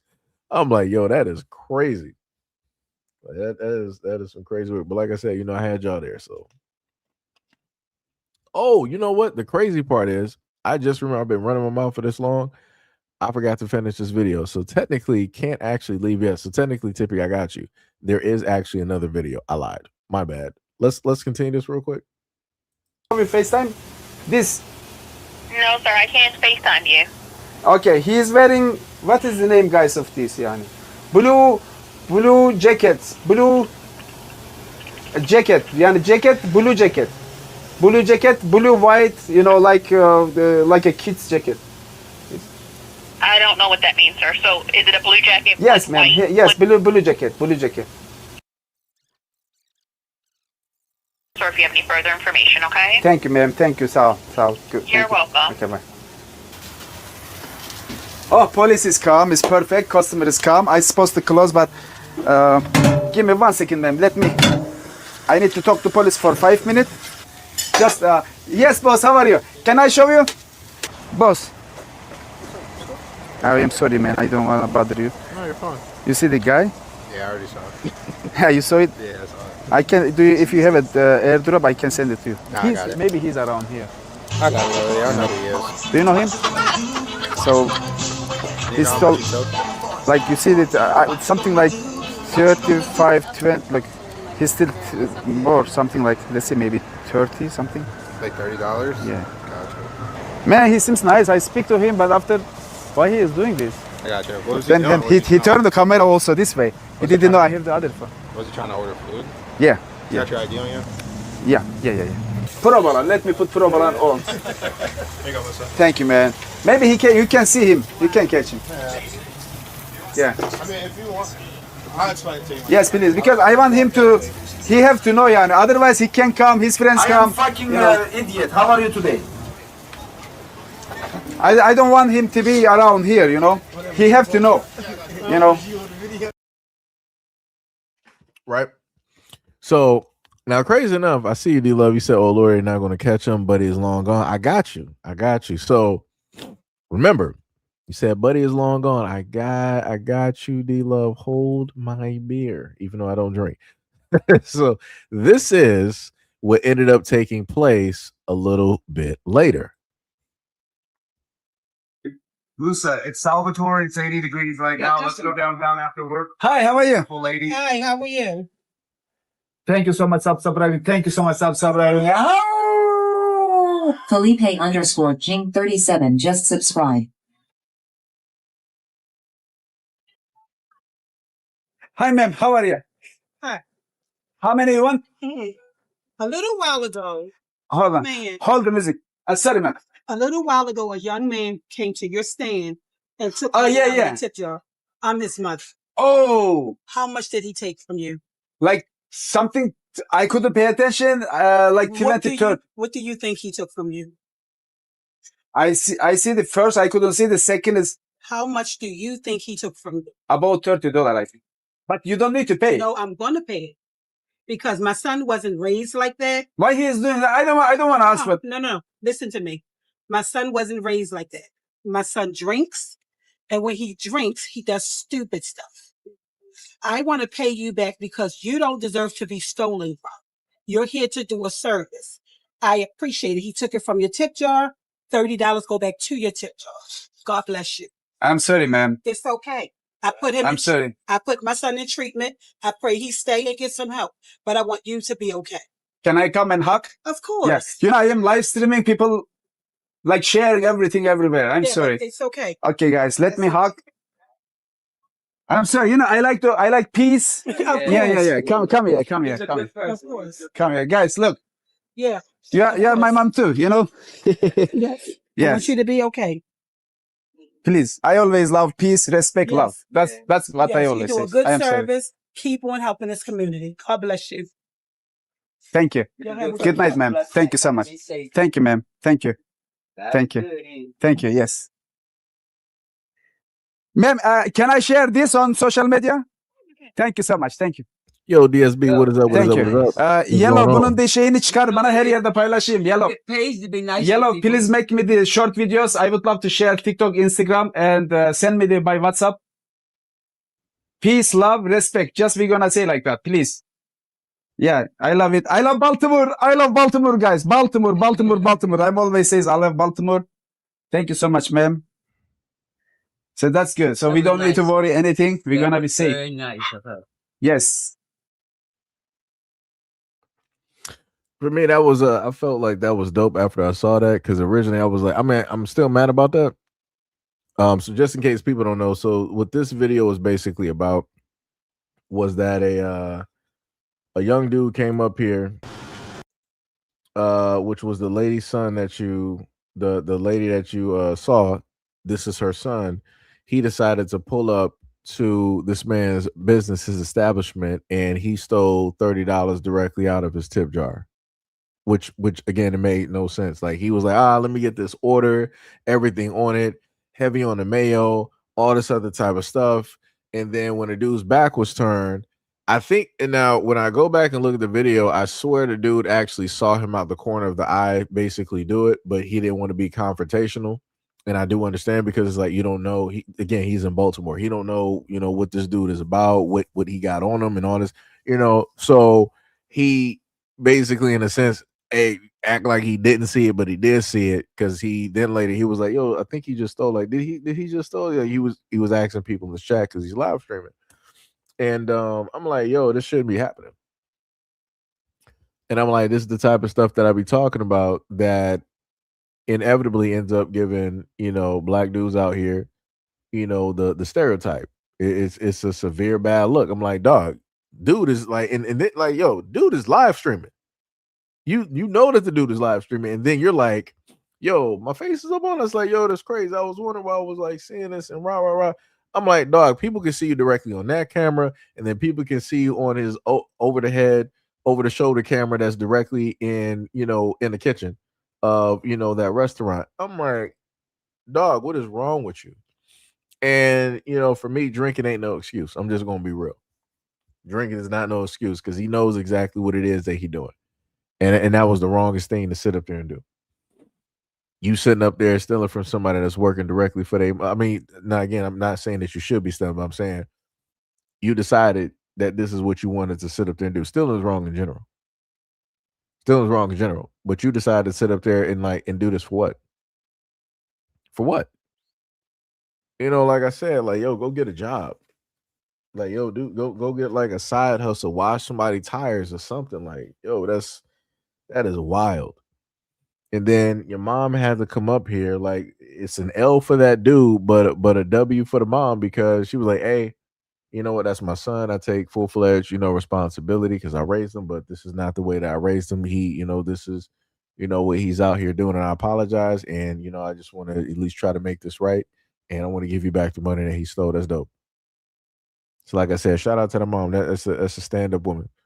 And like I said, it's a shame that, she inevitably ended up with a son like that, because that dude is not appreciative of the type of mother that he has. Like, that woman right there, she seemed like she would be full. Like, if he was doing like the right things directly out here, she would be 100% supporting that dude. She would probably do everything possible to make sure that, he's, able to do what it is that he needs to do. Like, if he's trying to, go to college and become, a physicist or something like that, like, or a rocket scientist, right? She'll be right behind him. Like, let me sit up there. I might have to put a second mortgage on this house to sit up there and help him with, college. Like, I really feel like she would really be, really behind him 100% and supportive. Like I said, some people, really don't deserve the parents that they got. Like, it's crazy. It's like, a lot of people, the wrong people get, the right type of support, which is wild. It's it's 100% wild. Shout out to DSB becoming a member. Much love, respect, and appreciation. Much love, much love, much love. Third Eye said the whole issue wrapped up like an 80s TV show, complete with a happy ending. Yeah, and I love to see it. Like I said, I love to see it. And this is when I set up there and said before, when it deals with people that's just like simply here and they're doing the right things and they just trying to work, I don't have no problems. Like I have no problems. Like to me, the dude working the the food business, like he doesn't look problematic to me at all. At least from like the actions that I was able to see directly in the video, he don't look problematic. Like I said, I wouldn't have no problem with the dude, and I would have zero problem. Like even after he was getting robbed, like he did not really want to try to describe the guy, right? Like I said, hey, like I said, shout out to the guy in his food truck, and shout out to the mom. Um, realistically, if the dude is going through, alcoholism or whatnot or whatever for a variety of reasons, like yeah, I do want him to get help, but as well, I feel like he should he should have to go through something for running up there stealing. Like even if it's like 30 days. I'm like, hey, you stole $30, 30 days in jail. That's fair. I think that's fair. Like, so, like some people may feel like, man, that's too harsh. It's not even that. No, it is that serious because if he's comfortable enough to do that, and again, he did it on camera. What else do you think that he's comfortable enough to do?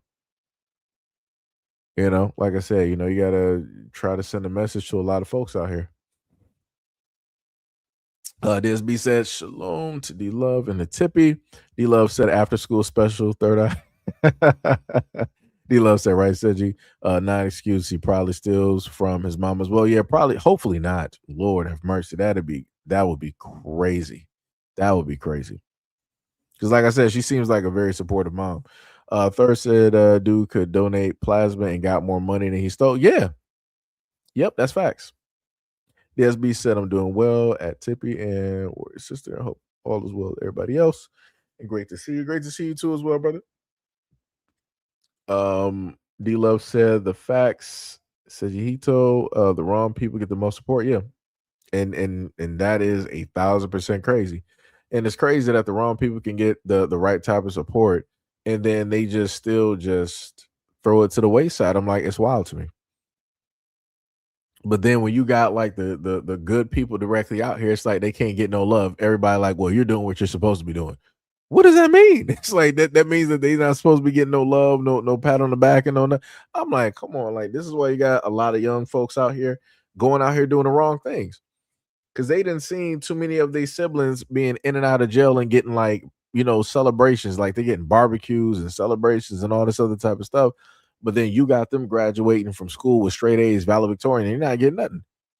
Nobody's sitting up there giving them a pat on the backs and saying like, yo, you did a great job and all that. They're not doing that. I'm like, yo, that's wild. I'm like, yo, the wrong types of behavior get celebrated. Like, dog, if you put yourself in jail because you murdered or because you robbed for somebody or a stick up, dog, you shouldn't be getting no barbecue and no celebration. Like, yo, welcome home. We glad you are. Bro, you put yourself in there. How is that a celebration? It ain't. Like I said, celebrate the kids like that's sitting up there like just getting through like pre-K and preschool and first grade and fifth grade and and getting through with like straight B's or straight A's or something. Like you sitting up there, bringing home an A+ on a science fair project. Like, yo, don't celebrate them. Like I said, certain things that need to stop directly within the community. That's number one. Like I said, because of that backwards BS, you got too many kids out here doing the wrong things. And that's crazy to me. Like, I ain't seen it too many times, dog. Like, it's wild. It's wild. Vince said, yeah, you stealing from your mama, you going straight to the below. Third said, you get out of college, people look at you to get a job immediately so they can leech off you. D Love said, yep, they are super ungrateful. Bars. I just noticed I looked at the time and said that it is clearly 1 o'clock. Yeah, let me let y'all go. It's 1:38 over here. I wasn't trying to keep y'all here this long. It's almost about to be touching like about a hot 5 hours. So yeah, let me cut these videos directly for y'all so y'all can have something to look at solo wise and whatnot. Because I don't think that previous video did too well. I mean, I expected that. And be like that sometimes. Let me see. Yeah. So let me go back and look really quick. Oops, I wasn't trying to hit that. Darn it. All right, hit the wrong what's the name? Oh, let me go back. Also, shout out to some new any new subscribers. We are at currently 49.8K. So, much love, respect, and appreciation. Much love, respect, and appreciation. So let me go back and look real quick. I just forgot what I was looking for. Just real quick. I've been up for a little bit too long, I guess. I think I was going here, right? Oh, okay. It was the previous video. That's what I was looking at. Okay. Yeah. Lord. So you know I've been up for too long. Also technically, I guess happy. I was gonna say happy April Fools to everybody out there. Let me see how the video do. Oh, that bad boy did horrible. I mean, we got some comments up there though. Shout out to those who to folks out there that pulled up to the scene to leave a comment on the video. Much love, respect, and appreciation. Like I said, I was technically hoping to see the folks out there that normally, get mad at me for posting up those videos. So I was waiting to see what they were going to have to say.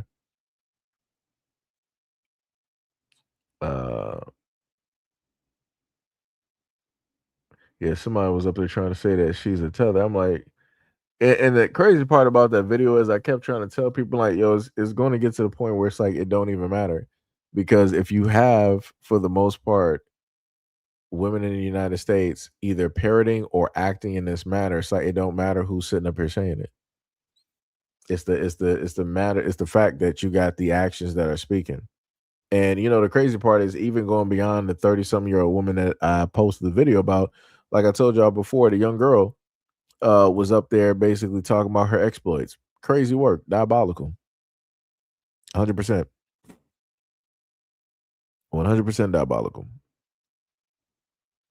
Shamba said, "Oh, they didn't come through today." Nah, they didn't. Especially not on that last video I posted. Nah, they wasn't doing that.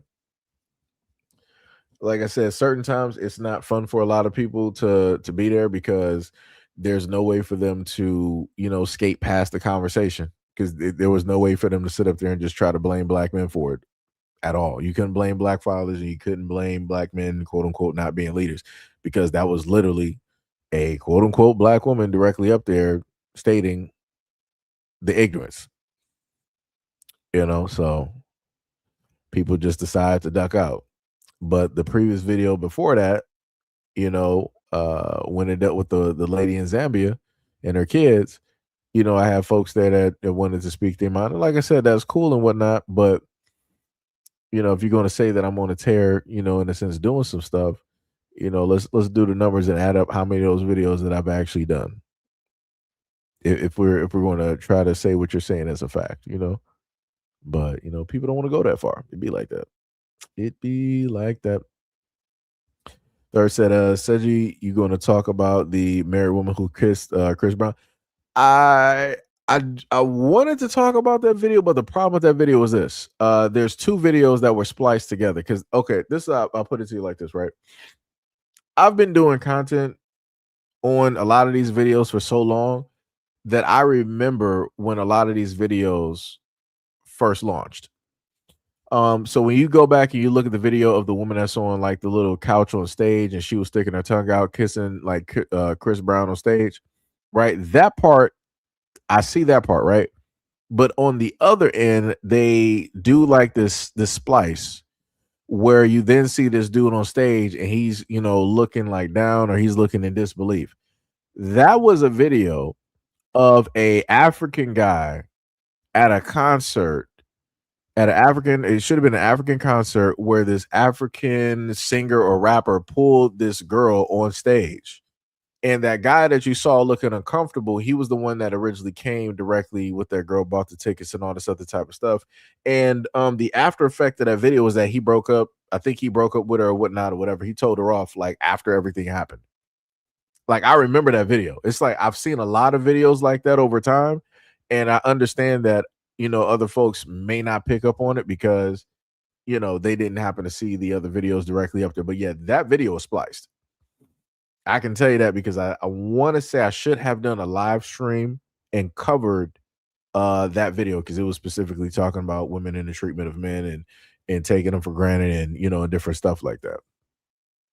But hopefully the woman on stage wasn't married, because if she was, like, yeah, there needs to be a divorce. Because I'm like, dog, that's minus that other portion of the video that they spliced in there, just dealing with the one part where she was on stage kissing Chris Brown. Hopefully that woman was hopefully she was single with no significant other, meaning like no boyfriend and no engagement. And again, hopefully she was not married, because if any of that was the case, whoever that guy is, you either need to break up with her, you need to get your ring back for that engagement if you got to take her to court, or you need to be filing for divorce. Because I'm like, that's crazily disrespectful, 100%.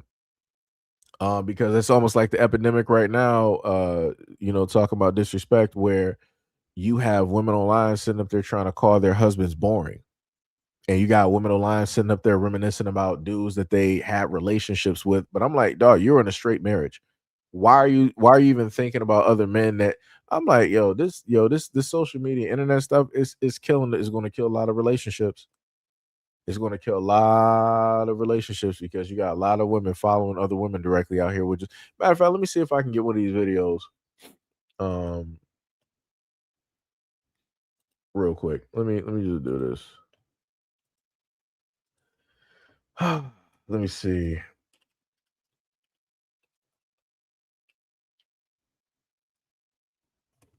Yep. And that came directly up too. But let me see.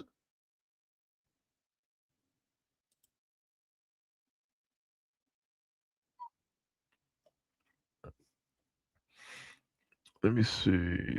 Another one. My husband is boring. Should I have an affair? Did she really ask that question?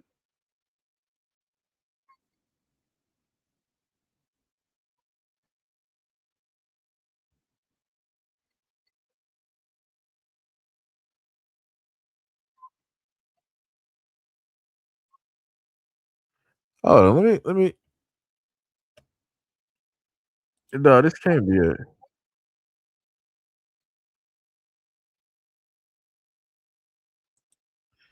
Yo, I just want to know. When I look at a lot of these videos, I notice that it's always women that want to call somebody boring. But I'm like, nobody ever questions if the woman is the one that's boring. And I'm like, and this is why I always go to the main thing before, where I'm like, it's this is the whole reason why you have a lot of women that like the quote unquote bad boy. This is why. It's like this is why I sit up and say, like, you got women out here that'll sit up and say that they want the safety and they want a guy that's secure, but then also at the same time they consider the dude to be boring. But then they would rather be with somebody who's quote unquote exciting and unstable, but then he can't give them security or technically the things that they're really looking for. Like, it's so ridiculous out here. Like, these conversations out here are just wild. Let's just look at this real quick. Oh wait, I can't put that up. I got 10 videos. Okay, let me pull some stuff down. Let me go through and pull some stuff down real quick.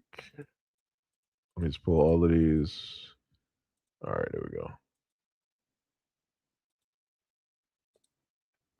Thing that I think more people need to talk about is that when you're in a long-term relationship, apparently this woman is in one, lots of children as well.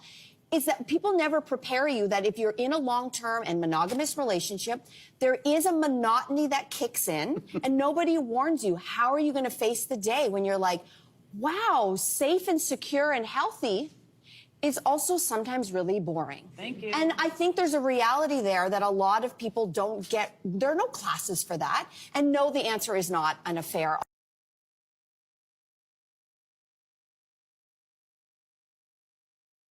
Can I just say the ridiculous part is that there was a woman in the background that was like, thank you. As soon as she said that safe and security is also boring, she was like, thank you. I'm like, what are you saying thank you for? Are you slow? Are you stupid? Like, dog, how old are you sitting up here saying thank you? Like, none of these women up here look like they're in their early 20s. I'm like, dog, you can't be that dense to think at the prime age that you're at that you need to be sitting up here ripping and running through the streets with some dude. I need to feel excited and the thrill and da da da da. I'm like, dog, that's how you get an early grave. That's how you get murked out here. That's like, yo, you're not gonna be living for long. Like, yo, come on, dog. What? Like it's crazy. And then the craziest part is the people, like I said, the women that ask for this are the ones always complaining. I'm like, you have to be kidding me. I'm like, so, but what if it's not the dude that's born? What if it's you?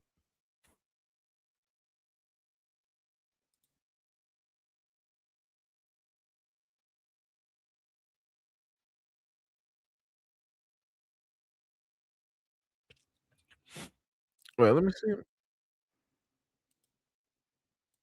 Oh, I have a trouble playing the video. Come on, brother.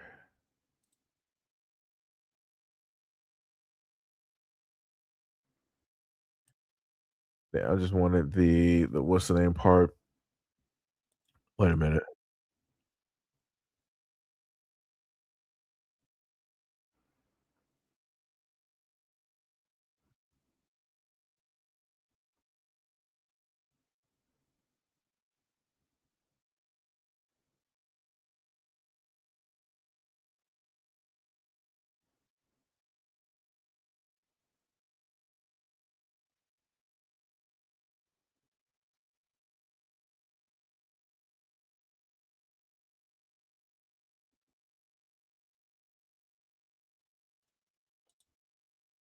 Lord of mercy. Like I'm looking at some of the women. Somebody said my marriage is so boring. I just posted a question asking, do healthy relationships get boring? You got to be kidding me. Like these are the conversations.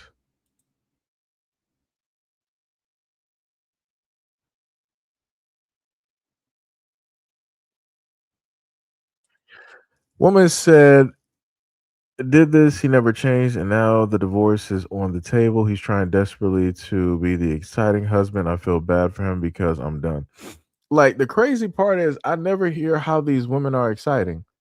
I always hear how the dude is boring, but I never hear how any of these women who are complaining are the most exciting things directly out here. It's always dependent on the guy.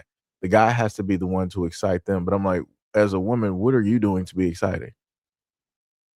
I'm like, I'm a little bit like, how is this just like a one-way street? Like the dude has to like what? Now this is gonna send me down like a whole other rabbit hole right now. Husband becomes the boring uncle. Unfortunate incidents, but it does happen.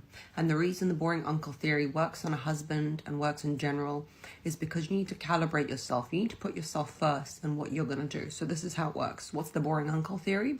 Is that when someone's mistreating you, ghosting you, not being kind to you in the husband situation, you know, not helping you, doing all those things that hurt you, you've communicated, you've talked, he's calling you a nag, he's telling you that this is not on, all this stuff, right?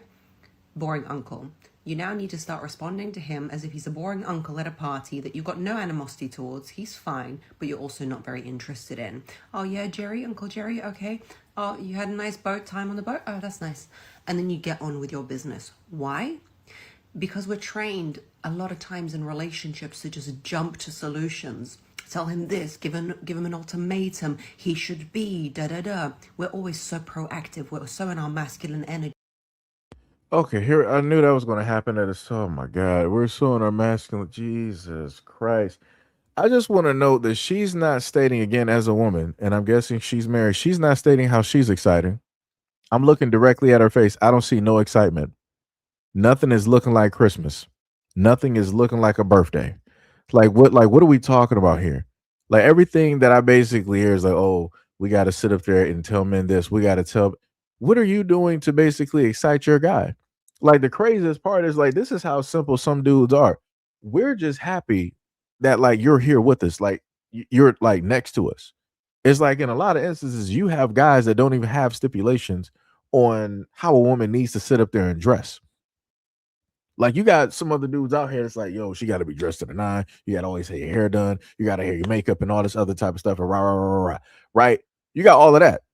That dudes be forcing out there where it's like, all right, if you can't match up with this, I ain't sitting up there dating you. We can't sit up there and talk and all this other type of stuff, right? But then you'll have women that'll sit up there and be like, yo, I need a guy got to be able to accept me as I am. You know, I got to be, in a bonnet, a holy shirt, holy jogging pants and the ankle socks and this that and the third and rah. But I'm like, all right, cool, the dude can accept that, but I'm like, what are you doing outside of that? Are you sitting up there, doing things to excite that guy, like the same way that women say that, oh, I need excitement in my life, I need a guy that's always excited. What are you doing to excite that guy that you're with? Are you dressing up? Are you going out there and getting your hair done certain types of ways that he'll sit up there and like, or buying and wearing stuff that he'll basically like that'll directly turn him on and stuff? Chances are they're not doing that. But on the flip side, they're like, the guy got to do everything to sit up there and get me going. He gotta do some stuff to make me interested. And I'm like, but aren't you married? So you were already interested. So he has to do stuff to keep you interested. It's not just you love him and all this other type of stuff. It's like that's weird. Like I said, one of the women in the comment section underneath this video, she was up here saying like, yeah, the guy, the husband that she's with, he was the born uncle, and now the ultimatum of the divorce, I already put that on the table. And this goes back into what a lot of dudes said. When it deals with divorce, women 70 to 80% of the time, well, 70% of the time with a high school education, 70% plus, are the ones that initiate divorce. It heightens up to 80% when it deals with women who have degrees. So women initiate divorce more than men. Women in that comment section specifically said that let me just do this because I don't even got time. Right? Let me go back. This woman right here. Because that's what's so crazy about this whole thing. Like this is wild. Let me just give you an example of what it is that I'm talking about. Unbelievable. Woman right here, she was like, I did this, listening to the woman in the video. She was like, I did this. He never changed. And now the divorce is on the table. He's trying desperately to be the exciting husband. I feel bad for him because I'm done. This is why. So if women want to understand why it is that a lot of dudes don't believe in marriage no more, it's stuff like this. It's stuff like this. This is why a lot of dudes, why women talk about like, oh, why don't men want to commit and why don't men want to get married? Because they don't see what's the worth of it. It's like, what's the use of sitting up there getting married and then one thing basically is not happening and now women are like, divorce. And then when a woman gets divorced, I'm taking Social Security, I'm taking whatever's coming from your paycheck, I'm taking whatever from your IRA, I'm taking whatever from your investments, I'm taking the house, I'm taking some cars. Like they're basically getting everything for nothing. But they're the ones that initiated it. And like I said, she didn't say that the dude cheated. She didn't say he did anything wrong. She just stated that he was boring. And that's the reason that she's getting the divorce. Like, no, you should have never got married, brother. Like, you should have just been single. Like, you just wasted both people's time, but you especially wasted that guy's time. But like I said before, she's not saying what she was doing to be the exciting like woman and whatnot or whatever. That's wild to me. But the dude is the one that's born. Every single time, I want people to notice, every single time you hear a lot of these women talk directly online, they always state it's the man that's boring. But what about them? What about their personality? What about what it is that they're doing? I don't really hear how a lot of these women are saying that they're outgoing and this, that, and the third. Like I said, wow, but let's keep going. to solve the situation, trying to tell him if he doesn't shape up, then we're done. This is a marriage. This isn't a joke. You need time to process and think what you're going to do. And ladies, come close, because I'm going to tell you the truth. Men respond way more to silence, introversion, and a step back than they do to you constantly going on and on at them. And the men in the comments are going to disagree, and they say, no, it's about communication. Those aren't the men we're talking about. We all know the men we're talking about, because we've all bloody communicated till we're blue in the face, and it's like making blood come out of a stone. It does not work. So what you need to do is boring. Oh, let me just freeze that real quick. So you're saying that as women, talking about them here. So you're saying that as women, you specifically chose guys that you cannot communicate with. The amount of stupid that is coming directly from this woman is immense. So you had your selection of guys directly out, because she specifically said, she was like, there's two different types of guys.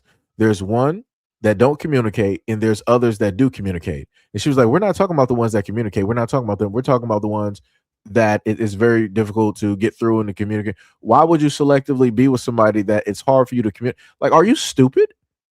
And then you want to sit up there and complain when things are, oh my God. This is why I sit up there and say, at the end of the day, in a lot of cases, women are the causation of a lot of their own unhappiness and things that happen in these relationships, because you are literally saying that you're able to see the difference between the men out here, but you chose the most difficult one to sit up there and be with.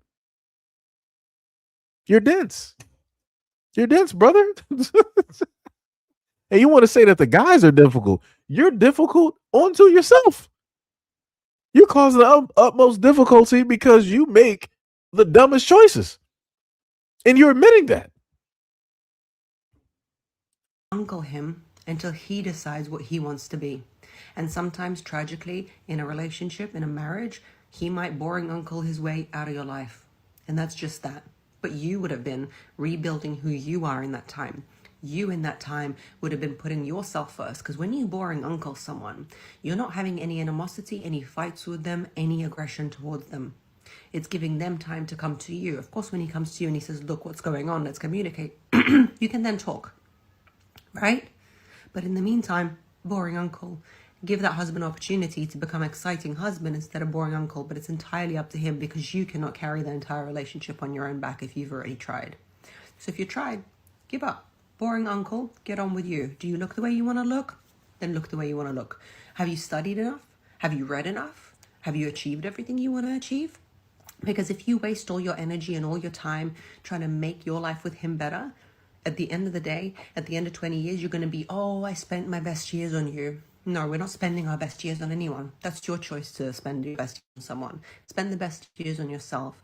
Do what you need to do. And give him the space and the choice to become an exciting husband. Or he can stay a boring uncle forever.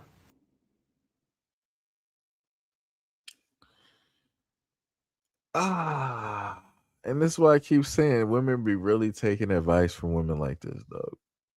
Like, this is wild. This is so wild. This is so wild.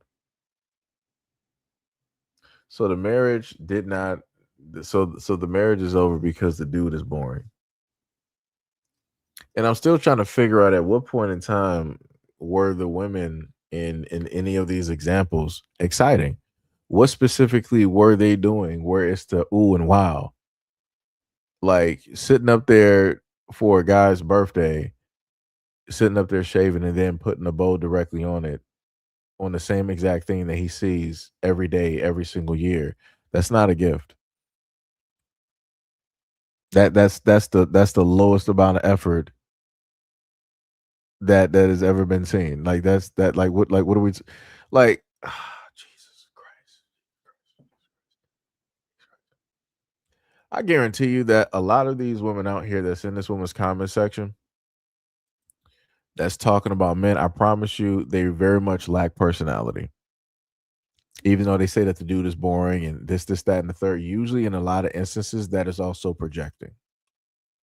Because like I said, it's already hard. Like case in point, like when it deals with dating, normally it's difficult for guys, to start up a conversation, but we can sit up there and do it. Like I said, we take a lot of L's in order, to get to where we need to sit up there and go, right? In order to get to our full potential, right? On the other hand, when you got women out here when it deals with dating, 9 times out of 10, women do not have game, right? I'm not sure if folks have really seen women out here like even going back to high school. If you ever seen a girl try to sit up there and hit directly on a guy, it looks very awkward. It looks like a car crash that you cannot look away from because it's crazy. It's just like, what are you even talking about right now? What are the weird sounds that you're sitting up there making? It's like, are you going to say anything? Like it's all over the place. Like people are freezing. They don't know what to sit up there and say. It's awkward laughs. Can't even carry on a conversation, let alone even start a conversation. It's looking crazy. And again, this is why when it deals with dating, you don't even see women. Well, at least in America, you don't see women here sitting up there doing it. Now, if you're dealing with, let's say, like Japan, or some other countries over there in Asia, or maybe some European countries where people do this back and forth. Both men and women are sitting up there going out there, hitting on each other and all this. Like I said, you're going to see a whole different thing. And like I said, that's a whole eye opener. Like I said, to even know that there's countries out there where you got both men and women just doing it. I'm like, whoa, that's what really? I'm like, that's the thing, because I'm like, that's not happening in America. That would never happen. Never happened. Never happened. Like I said, it takes a lot to sit up there and be able to, ask somebody out and whatnot. What is up, Shawnee Brown? What is up? You said how much you want to bet that she's not married? I looked at her hand. If I could slow it back, she has a ring right there.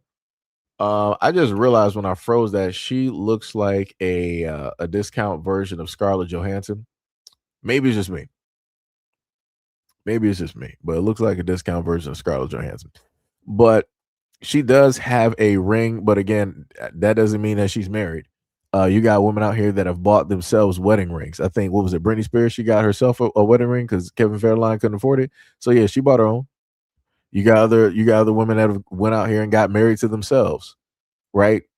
So hey, I guess we can to what Ms. Brown is saying, I guess we can do a 50-50. She may be married, but how she's married is a little bit different. Like we don't know. She could have married herself. She could have married a tree. She could have married the sun. She could have bought her own red ring. We don't know, right? We just know she got the ring on there. I guess maybe she might be smarter than the average. She was like, you know what? They're going to sit up there and try to question me and say that I'm not married while I'm giving this information. Let me just put on a ring and do this content so it's more believable. You got folks out here. You got folks out here thinking. Gail was like, SEIJIHITO, sir, my game was tight. I had a few fellas tell me I had them feeling like a female. I mean, I believe it. I mean, but see, Gail, that's the thing, though. That's a part of like the rare. That's a part of a rare woman.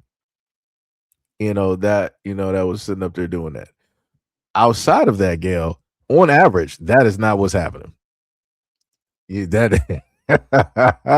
is not what's happening, especially if you have, like, going back to high school, because it's the easiest one to go to. Especially if you think about high school and girls are trying to talk to the guy that they very much find attractive. Yeah, they crashing and burning. Like, it's looking wild. They're making that dude look like a top 10 all-star. The way that they sit up there coming at that dude and just like malfunctioning. So it's crazy out here in these streets. Sham said, I'm not judging women who have sex outside of marriage because people are not religious all the time. Most people have sex outside of marriage nowadays. Third said, a lot of women, small talk game is horrendous, especially with a guy that they're yeah, exactly. Ms. Brown sitting up here laughing. Vince said, some 7 to be said. Yeah, you're right, but at the same time, they can't complain if they get an STD. That's why they say stop sleeping with strangers. Vince says some of these women marry themselves while getting gratification from BOB. I mean, yeah. Oh, also, I forgot to also list. You also got the I think what is it called, like a lavender marriage, where you got women that want to be married and they want to have that fairy tale life, but they don't want a guy that's actually attracted to them. So they'll get married to a gay guy. So they'll, have the quote unquote marriage on paper, but they're out there living separate lives. So the guy's out there doing his own thing and the woman is out there doing her own thing. I'm like, what type of stuff? I'm like, couldn't y'all just been like single and I'm like, I don't understand. I'm like, who are y'all doing this for? Y'all doing this for like God? Because I'm like, y'all just lying all over the place. Then are y'all doing it for your families? Because again, y'all lying all over the place. And are you doing it for yourselves? And I'm like, even still within that, you're still lying all over the place. I'm like, any which way it goes, it's just one huge lie that people are just trying to, keep up, which to me is crazy. I'm like, that's ridiculous. Like that's beyond peer pressure at that point. Like, I don't know. Like that's 100% wild. Let me see. Do we got another one directly up here? Like some of these comments. Let me see. How to detach from him while we are in a relationship? Serious question. I don't want to leave him, but I need to detach the way I'm too obsessive over. Wait, what? Ladies, find a hobby, date yourself. The more you live your life and ignore them, the better life. So instead of just finding a guy that matches with you, you're trying to tell women, what? Like, yo, this. Yo, these comment sections are comical. Jesus. So another woman said, not to be dramatic, but I would follow you into battle. Okay. You have the best advice ever. Lord have mercy. Somebody said, what if he provides financially, but he doesn't do effort for the relationship romantically and emotionally? I mean, but you knew that. I'm a little bit so you married the dude or you're with the dude for financial gain. So you already knew what comes with that. You already knew that when it dealt with romantically and emotionally that he might be lacking in that area because he's probably been focused the greater portion of his life just, working with money in the business. So like I say, you like that part, but then when it comes to what comes with the money afterwards, like, oh, I don't got the romantic side. All right, so maybe you got to fill in that gap. Maybe that's the work that you got to put in. He's doing all of the work for the money, so you can take trips, be on yachts, and all this other type of stuff, and you will be the person to initiate the love and all this other. I'm not understanding. Like it's crazy to me to look at comment sections. The women are like, I should just be able to exist and everything just fall directly in play. No, no, that's not how it works. It doesn't work like that for anybody. You can't just simply exist as a woman and just automatically just get stuff for no. No, brother. You have to work the exact same way that everybody else works for something. You got to sit up there and work for it as well too.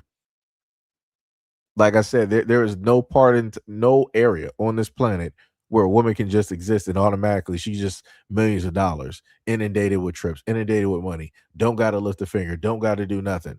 Ain't never have like no. Come on, man. People, like I said, I don't know what fairy tales people are looking at this moment in time, but it's crazy. Another person said he would immediately say, quote, why are you acting that way? You don't care about me or what I have to say and what to do. Like, I'm looking at women asking questions. I'm like, have they ever been in relationships? Because I'm like, you're asking somebody and you don't even know if her relationship is even good. You don't even know if she's even been in a consistent relationship because again, she's an internet personality. She could be lying about stuff. Like what? You said I started matching energy. My husband 2 years ago, I started putting myself first. He's very confused. You said I've actually been doing this and doing it and it feels better. They said the problem is even if they decide to change and put effort, my resentment doesn't leave. Once a boring partner, always one. How can I change? You're the problem. Like, are you kidding me?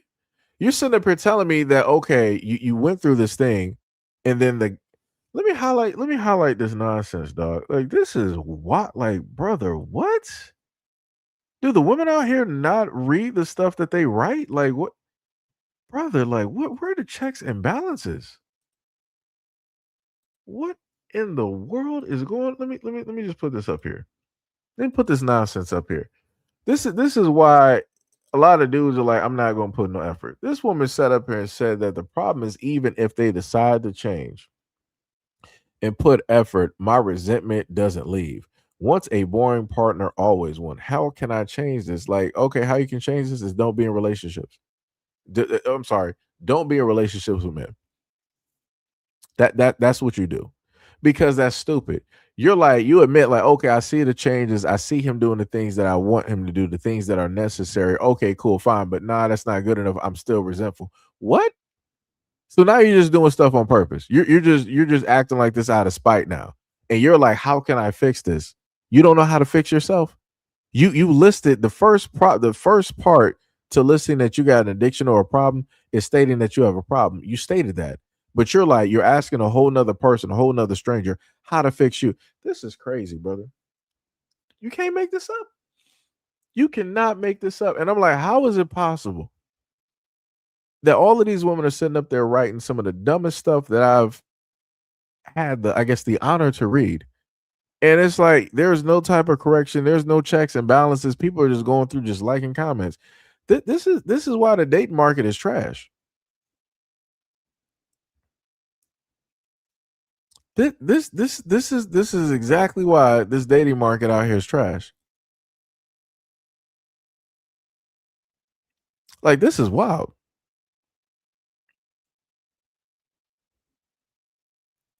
Like, what?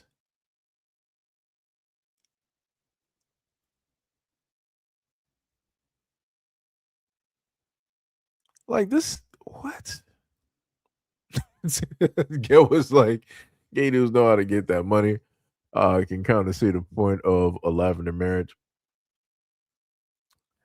Let me see. Vincent says some of these women marry themselves while getting right. And then you said some of the things women do is just weird. Tippy said, I saw a video of a doctor warning people on spring break to be careful, but one ear out the other. They pop it up in hospitals when infections, gonorrhea, and HIV is rising.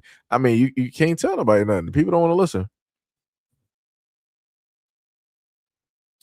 It was like, I saw a video of two lesbies on spring break. Literally says, if we don't come back with an STD, we didn't complete our mission. Hey, and this is why I did a video before where I was sitting up here talking about, like, people don't really know where a lot of those STDs and infections are coming from. Like I said, try to warn people. Like, that is crazy.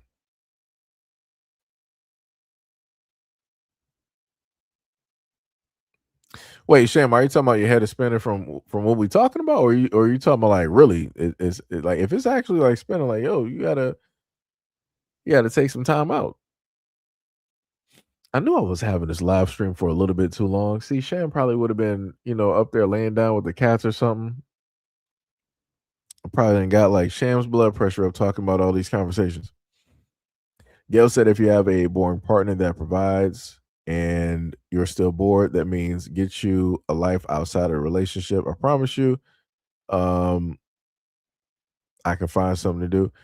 And that's the whole other thing that I'm talking about as well, Gail. Like, that's the crazy part. Like, a lot of these women, the dude is the one that's sitting up there providing, like, the house and all this other type of stuff. But it's like, you calling the dude boring. I'm like, I keep telling people, like, yo, when it comes to certain things that are like finite, like if the dude is doing all of like the money and the providing stuff, I'm like, all right, that's purely his role. Like, that's obviously all he knows how to do. Tunnel vision, that's what he's best at. He's going to lack and probably fall apart when it deals with things dealing with a relationship and emotionally actually being there, because he's never had to emotionally be there. He was there for the money. He was probably not even actually emotionally there for himself. So it's like a lot of stuff is just not going to register because he had to let go and subtract a lot of stuff in order to ascertain the money financially that he actually has. In order to get that financial stability, he had to sacrifice a lot. And I told people that when it deals with the stuff that you want in life, you're going to have to sacrifice a lot in order to get that. And a lot of people are not willing to sacrifice that much in order to get that.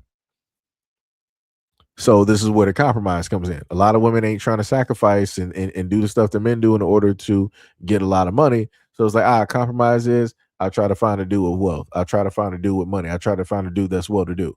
But I'm like, all right, if that's going to be a compromise, you got to play the role of like, all right, well, this dude is the money.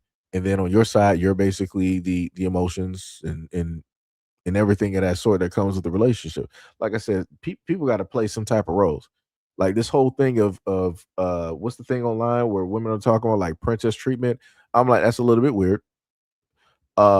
Because number one, usually when you think of a princess, you think of, technically a young girl. Right? When you think of a queen, you think of a grown woman. So it's like it's a little bit weird where you got grown women talking about they want to be treated like a princess, which is a young girl. And I'm like, huh? I'm like, shouldn't we upgrade the titles? Queen treatment or something like that? Like, but I forgot when you deal with queens actually put in work. Queens actually, have gotten their hands dirty. They've actually ruled and and sent down orders and this, that, and the third. But I guess I don't know. It's just, it's crazy out here. Sham was like, yeah, let me get my pillow and set my head down. Sham said, right, Gail. I'm like, itch. I need you to get a hobby. Stop harassing your husband.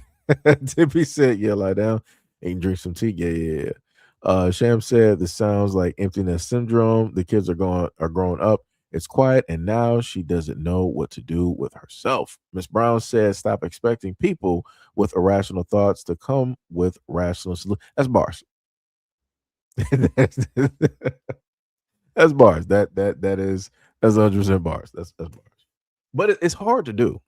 Looking at the comment section, it is very hard to do because again, I'm a guy, right? So you're fighting with the whole thing. Well, I'm really not fighting with it, but I'm just using it as an example, right? You got a lot of guys that fight with the whole thing where, men are from Mars, women are from Venus, women mature quicker than men and all this other type of stuff. So it's like you would think that if you read and see what a lot of women are talking about, it would be logical and it would make sense. And then I'm looking through a lot of these comment sections, out of the 743 comments that this woman got on this video, and a lot of this stuff is just stupid. Like it's crazy. One woman said that I'm a lady in dating that gives 3 strikes and I never announce these strikes. I'm out. What? What the dog? It's like, what even is that? Another person said, I did this with my first husband, spent 4 years just doing me and living the best life. He didn't care. Ha ha. Thankfully, I found a new wonderful husband. So what you're saying is that during the 4 years that you were with this guy and you had this whole thing of him being the boring guy, you were out there just seeing other dudes. Because I'm guessing that's where the ha thankfully he didn't care, because you were out there ha cheating during the marriage, and this is how you met the husband.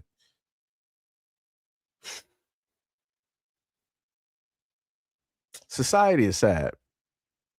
That's all I'm going to say. Society is sad. Society is sad.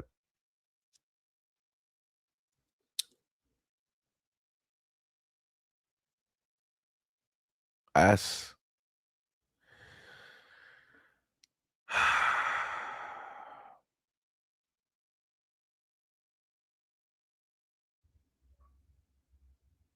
somebody said I was with my ex-husband for 20 years, and that's how I feel. I gave him the best years, bending over backwards to please him, yet it was never enough.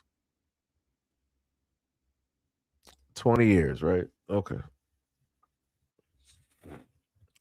Within that whole thing that she's saying, I ain't hear nothing about couples therapy or marriage counseling. I didn't hear her talk about like, hey, we took this vacation to like Fiji, and I ain't hearing nothing. All I'm looking at is folks saying that every single like this is my thing. This is my thing. Somebody else says she looks like Scarlett Johansson too. This is the other thing I noticed too, right? Nobody finds it weird that all of these women on social media and in these videos are all saying that the dudes are boring. So I'm like, so if women know how to pick dudes and they know what it is that they're attracted to, so in my mind, that means that boring attracts boring. Like normally attracts like, right? People who do drugs normally attract other people who do drugs. People who drink normally attract other people who do drink. People who work out in a gym normally attract other people that work out in the gym. So if I'm supposed to gauge this conversation with basic intelligence, and all of these women are coming with the exact same thing in this comment section right now, all of these men that they've dated or been with for years or married to are basically boring. I have to basically look at this is that all of these women are boring. That's the only way this makes sense. You're not going to sit up there and tell me that every single one of these women are exciting, and these exciting women just automatically snatched up all the boring men. What? Huh? Where they do that at? Yo, that is crazy. Vincent said princess is a title for daughters and not grown women. Facts. Sham said, I'm too dizzy to go get tea. I tried to stand up and fell back. Yeah, Sham, it might be blood pressure. So you just gotta just lay down for a minute. Take some breaths.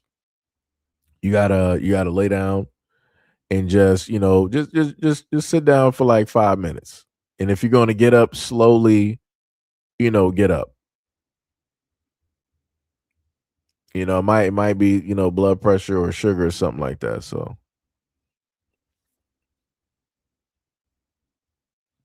Vincent said, this is why, because of the examples, why I am shamelessly single. Sham said, this sounds so tragic. Like, this sounds like a report I wrote on how social media has made people lose the ability to think creatively and critically. Yeah. Gail says she shouldn't have been over backwards in the first place. This is the thing. I've noticed that a lot of women would normally say in these relationships that they've done everything in the relationships to be the perfect wife. And I'm like, how is that possible when a lot of women sit up there and say that they're not doing anything for a guy? They were like, even if I'm married and have his last name, I'm still independent. I'm still single. I'm still out here living my life and moving the exact same way that I was when I was single before I was married. I'm like, then what was the point of getting married? I'm like, that doesn't make any type of sense. Women sitting up here saying, like, even if I get into a relationship with a good guy or whatnot, whatever, I'm still doing me. He still has to do everything for me. It's like I'm not entertaining no man. Then why be in a relationship and a marriage?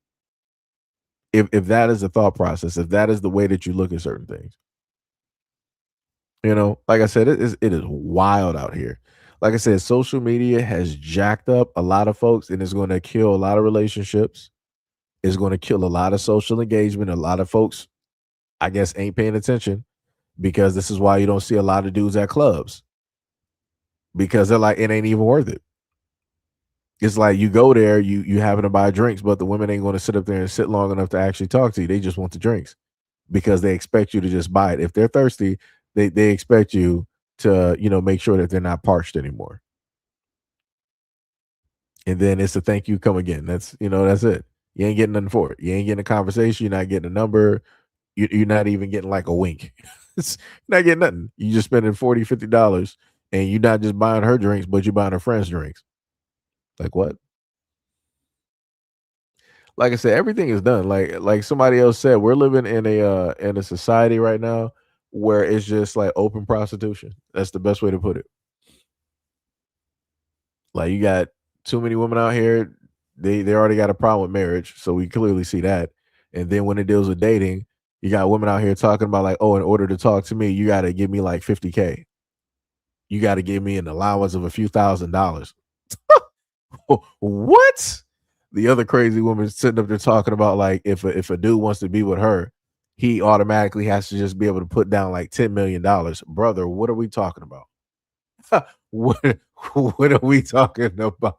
Like, yo, that's crazy. Like people making themselves as if they're like rare resource minerals on this planet. That's crazy. I'm like, what are we doing? I'm like, who raised these women out here? Like, this is egregious. I'm like, these prices, like that the old man used to sit up there and say, these guys' prices too damn high. Yeah, the prices for women out here is too high. And it's crazy I gotta say it like that. But I'm not wrong because again, women are saying that they got a price. I'm just saying I ain't wrong. I ain't wrong. Tibby said, let me clock out this conversation. I don't feel I should speak in on it. Sam said the conversation feels like it's coming from the older group, the older women, rather than thinking about or preparing for change. They just divorce out of there. Yeah, it's crazy. Shonda said prostitution all day. Yep. Sham said, yeah, men don't stand a chance. The young ones want you to be rich, and the older ones want you to be entertainment. Y'all just full of objects, toys, sex slaves at this point. I mean, yeah, remember I gave y'all that video before where a woman basically said that no. Yeah, it was in a live stream and it had to do with like feminists. It was like this one white woman. She said that men serve no purpose. All we are is just like walking dildos. And I'm like, wow. I'm like, that's it. I'm like, that's wild. I'm like, all right. You got it, coach. You got it. Like I said, you can't tell nobody nothing. Like I said, I feel sorry if any of those people that that think like that actually have. I feel sorry for that son if they actually have like a male child. Lord have mercy. God help you. Godspeed. Godspeed. Sham said, like, let's reverse the conversation towards women and all hell will break loose. Women would be out here objectifying men. Yeah, it'd be crazy. Like, and the crazy part is you don't have thousands of videos of dudes online talking about like, yeah, my wife is boring. My wife is just she needs to really entertain me. I'm like, man. I'm like, who really did this?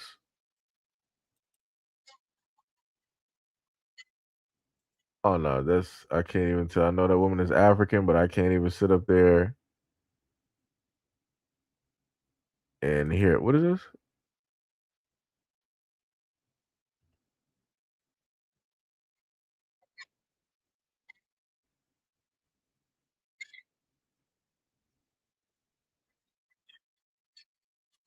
She said, my husband is a cancer, mentally drained me for years, boring, emotional, non-communicative, tries to make himself the victim and verbally abusive.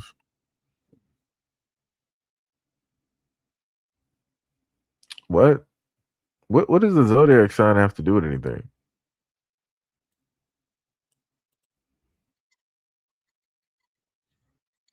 Like, is there like I said, I get that people like to believe in a lot of different stuff. That's cool, but I'm like, I've never heard people say that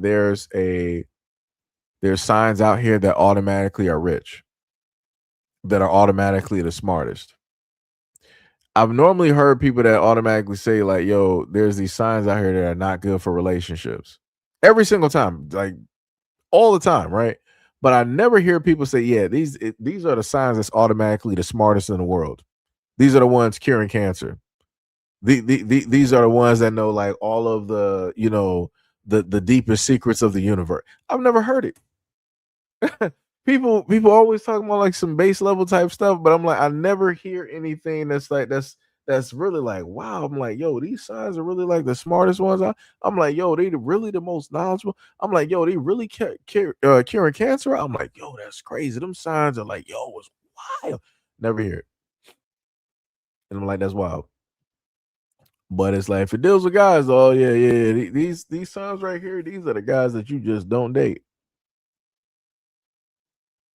Oh, of course. You got a thick beard up here. Let me see if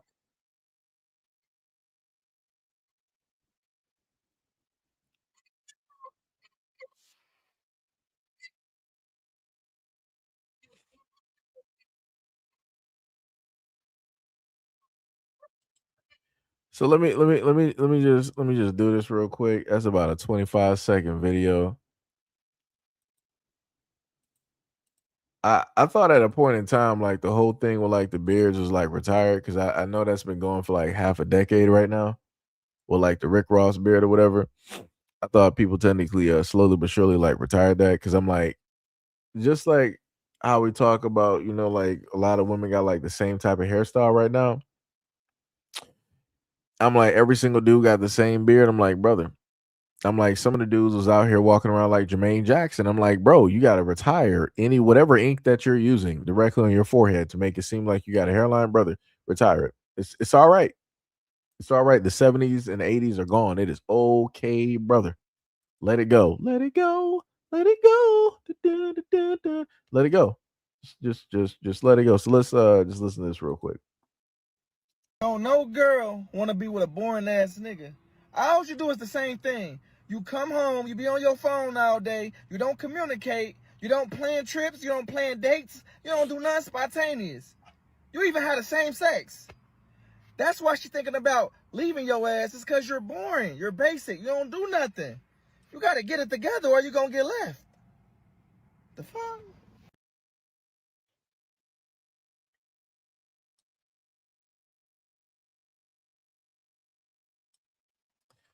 I'm just gonna say as an expert on hair and looking at things that's leaving, I can spot quite a few things directly in this shot, but I digress. The other thing I want to sit up there and state that along with the hairline sitting up there, and again as being the captain and the prince of all hairlines, I'm looking at a hairline receding like a sunroof. But you got the nerve to sit up there and try to call dudes boring and say that a woman is going to sit up there and leave them. That's wild. Your hair is leaving at this moment in time in quite a few areas. I promise you that 9 times out of 10 guys like this are single. They're not married. They make it seem as though that they are just the A1 dudes, but they are never A1 when it deals with a consistent relationship. These are the same dudes, one of which that I showed you 2 different videos. One where it was a dude just like this, where he had like, the chain and he had all of these bags. He was doing everything directly for his wife, and he was telling everybody like, yo, you need to do this. You need to be a 100% provider and do this and do that. And that's how you keep a woman. And then we found out that same dude that was doing everything and paying everything, his wife divorced and left him for somebody else. And I'm like, so how did paying for everything go for you? How did that work out for that marriage? Oh, that's right, it didn't. Oops. Like, it's crazy. It's crazy when folks like this get on social media and they make this type of image directly of themselves like they're an automatic relationship guru, and they don't really have a history of a consistent relationship. Or especially dudes like this, they don't even have a consistent marriage. Or dudes like this, they don't even have an actual consistent relationship if he has kids with their own kids. That's the wild part. They can be consistently inconsistent. That's the most consistent that they'll actually be.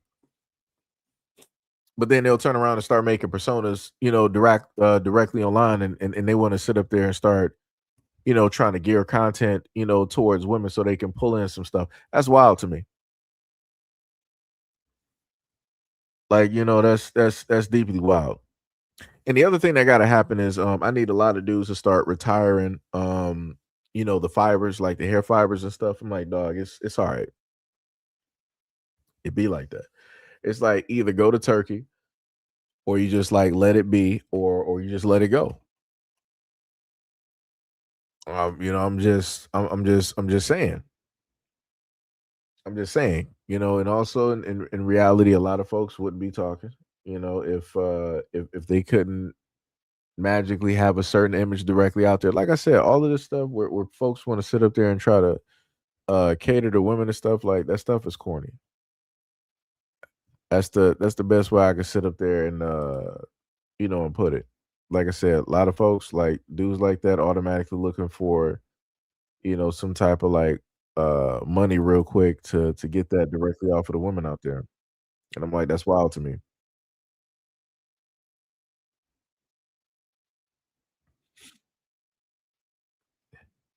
Oh, I remember her.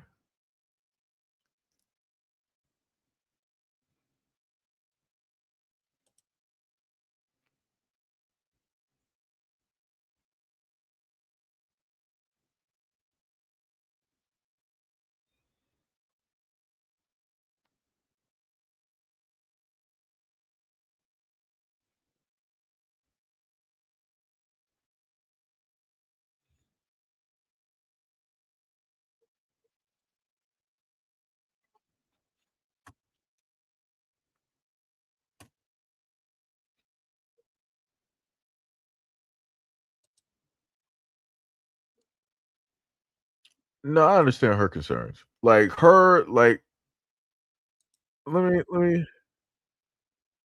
My husband unlocked a men's only store, and now I feel their pain.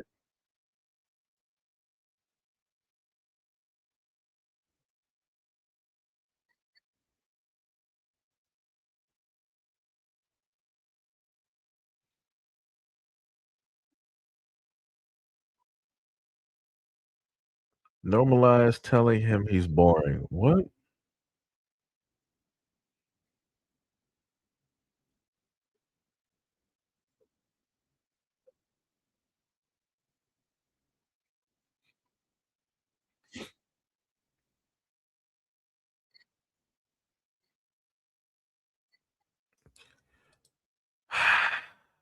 Gotta look at this one.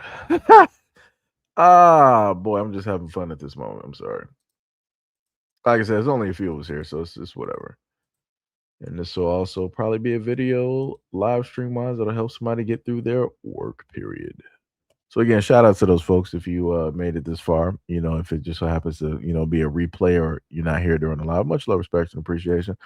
So let's take another look at another video real quick. If the guy that you're talking to is boring, tell him.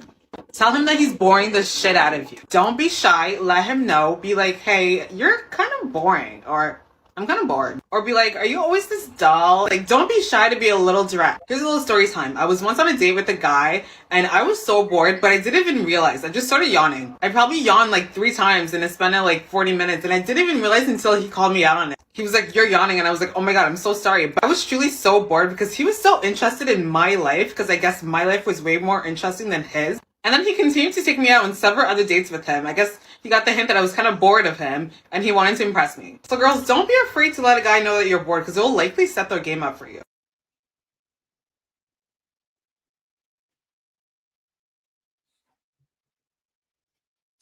That's wild. So we heard that, right? So let's just get this straight real quick. So the guy was interested in what she had to say. He was interested in what she had to do. I could have sworn that's what a lot of women stated, especially when they get degrees or they're earning money or they have a brand new house that they bought or a brand new car. They want people to be impressed. They want people to actually care. So she had a dude that actually cared, but she was like, I'm really just bored, just talking about myself, and you're not saying anything. You're really actually boring. You're not, da da da. You're not entertaining. Brother, you can't make this up. You can't make this up. You can't make this up. You can't make this, like I said before, this is what happens. This is what happens when guys out here start inflating these egos. This is what happens. This is exactly what happens. Lord have mercy. Lord have mercy. Lord have mercy. Like, that's wild.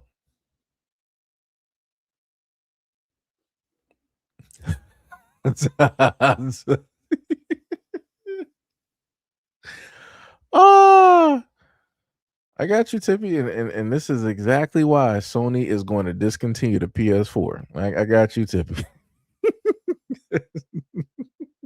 They're going to shut off your Sims. That is going to happen. They're going to shut the Sims off pronto. No more service for you, Tippy. No more. No more. What was it? Ms. Brown said, so she wants to normalize blatant disrespect. I'm confused. Exactly. Gail Jones is like, yo, that woman is a Dollar General Kenya Moore. At first, now, when I originally saw this woman, what was it? Anybody remember Coming to America? And when Arsenio Hall was basically cross dressing, that's automatically what came to mind. It reminded me of that character. It reminded me of that. Maybe it's just me though, but it reminded me of that character. Like, I just saw it as soon as I saw the forehead. I'm like, that's Arsenio Hall. I'm like, oh snap. Vincent said, the thing I want to know is, does any of this nonsense work? I want testimonies. Shem was like, LOL, Gail. Shem also said, LOL, none of this nonsense works. People aren't cookie cutters. Just one thing works for everyone. Sham said LMAO. Tip was like, why can't she ask him a question? They'd be sitting up here laughing at what I said. He was like, dang, that's a low blow. Oh, so now it's a low blow, Tippy? That's crazy. That's wild. That's wild. Sham was like, do you still play The Sims? Tippy sitting up here laughing. Sham was like, she looked like the character for real. Yeah, she does. Yep. Tippy was like, what about it, Sham? But yeah, that's like, yo, this stuff out here is crazy, man. This is just crazy. This dude made a video talking about even a good dude is draining. Let me see what else we got directly. I'm trying to find some stuff real quick.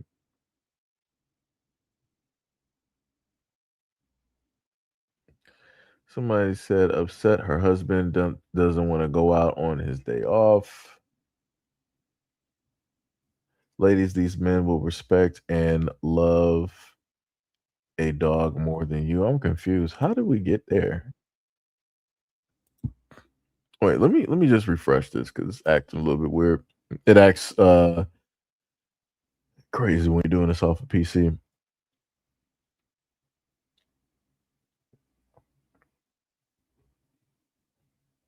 Let me see if I can find the same face of the woman that I was about to click on here. I saw firsthand how friendly husbands get themselves in trouble. Okay, that's a reckless life.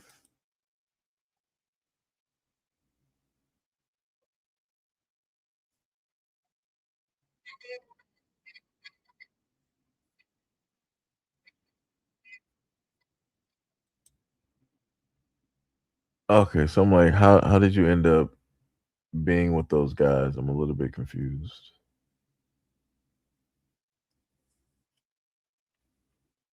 Let me see, no boyfriends.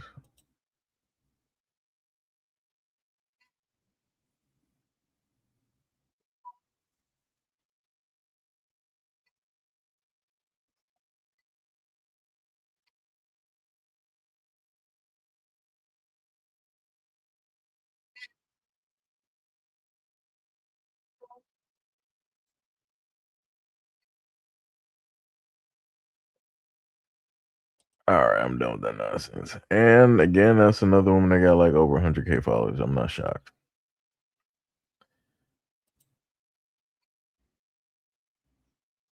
That this generation of men, it's been a long time since I've seen like Godzilla. Because every single time I see Godzilla, I always think about I think was it Mothra and the very large wings that Mothra has. And as soon as I saw this woman here and I saw the eyelashes, I automatically thought about Mothra. Because I'm like, those things are so ridiculous. I'm like, it doesn't make I can't even really focus directly on her. I'm looking directly at what's the names? Probably one of the most unromantic ass generations in the world. Like, you literally gotta ask a man for dates, ask them for flowers, ask them for time. Like, it be so rare I can that feel you the have a wind when she connection with blinks. somebody that want to do those things naturally. As a woman, I'm not telling you shit that you should already know. You should know that I like flowers. You should know that I like dates. You should know that I want time spent. Like, I'm not the bitch that you keep put up in the crib. I want to go out. I want to be seen. I want to have a time.